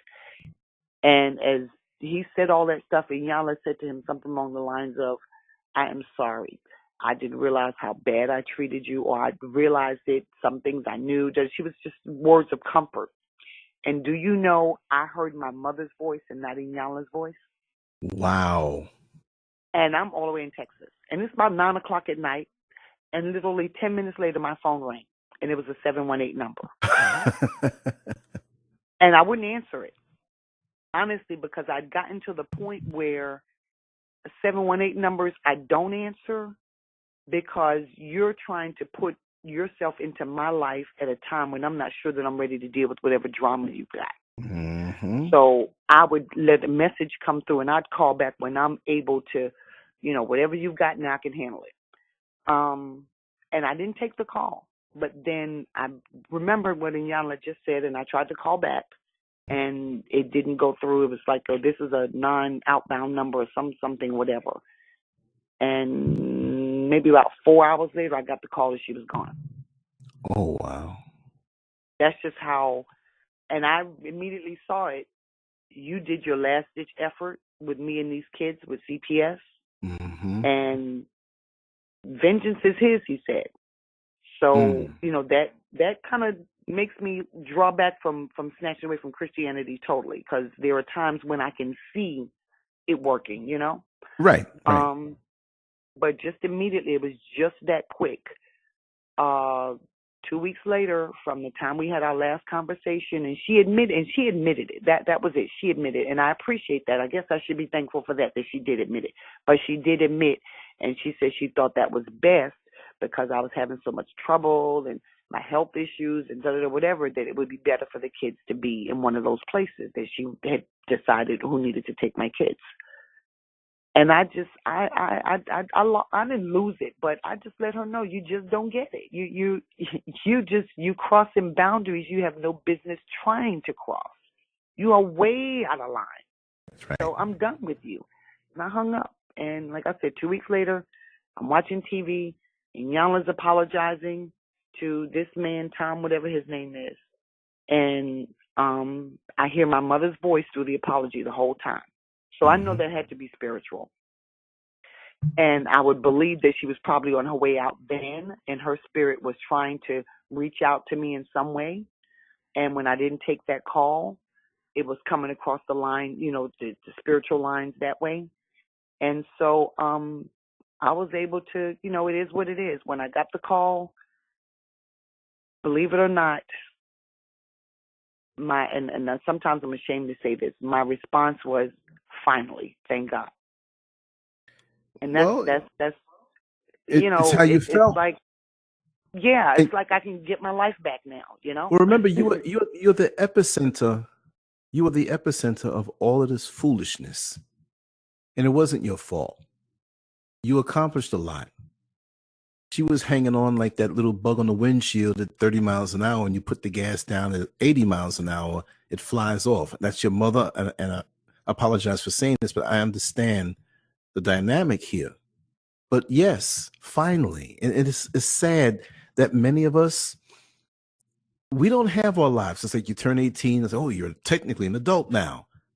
But some of us don't have our lives till 35, 45, 55, sometimes 70. And even when people pass away, we still have those voices in our head.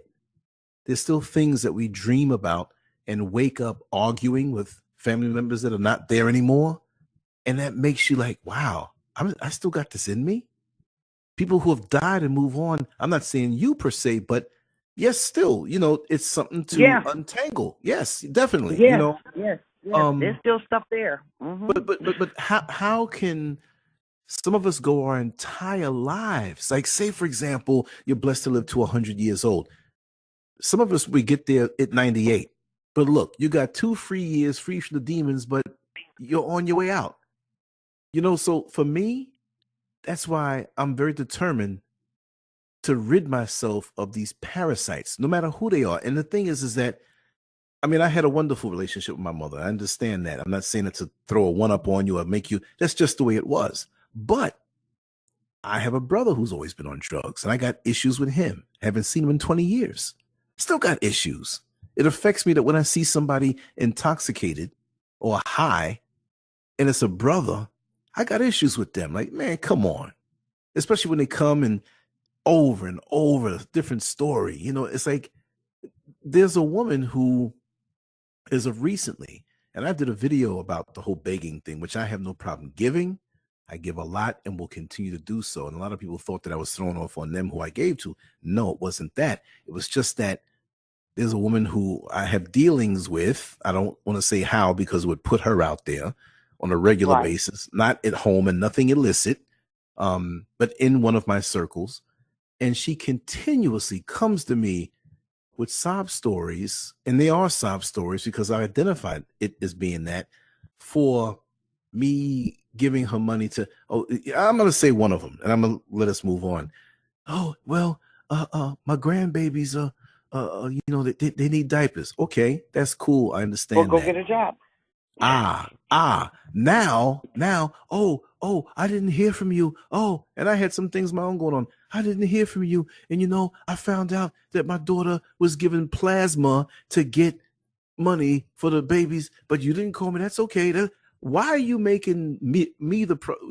It's like I'm the reason why this is happening. I don't hardly know you, right? So I'm like, okay, well, listen, what about the child's father? Where are they? Oh, they're locked up, and so on. So because I am doing the right thing by my family, and I have no problem extending myself. Now I'm the focal point. It's just the same way in your family with you doing well at that time. You became the focal point for their little venoms. See, but they were steady enjoying the one they have the venom for.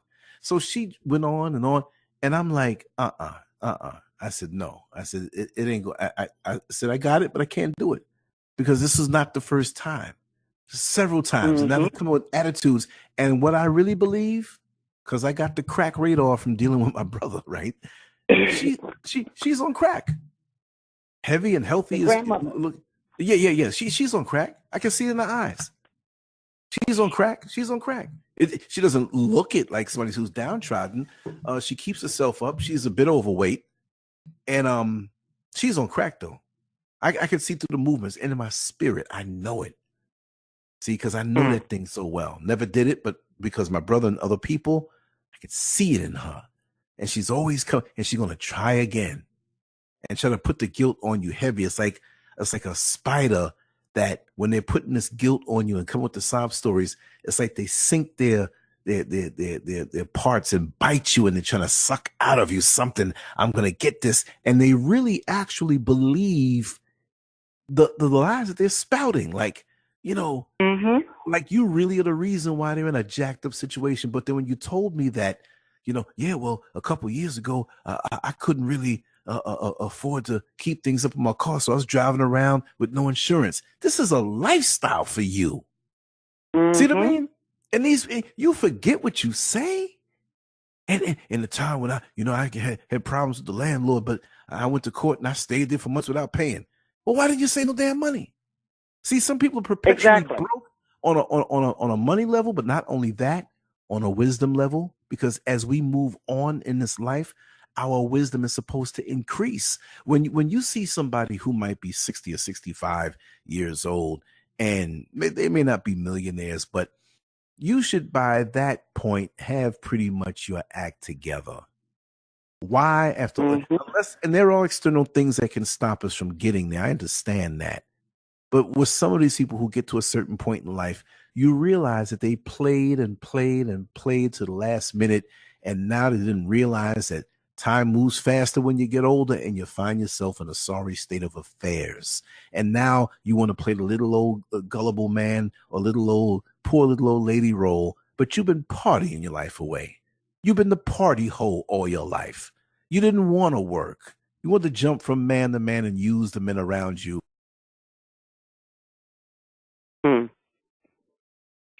And there's a lot of them out there to do it, and that's the sad part. And what they do is they make it difficult for those of us who choose to try to do things a little differently and with a little bit more integrity, because we get blamed as if we're one of those as well. Uh-oh, did I lose you again? Hello? The main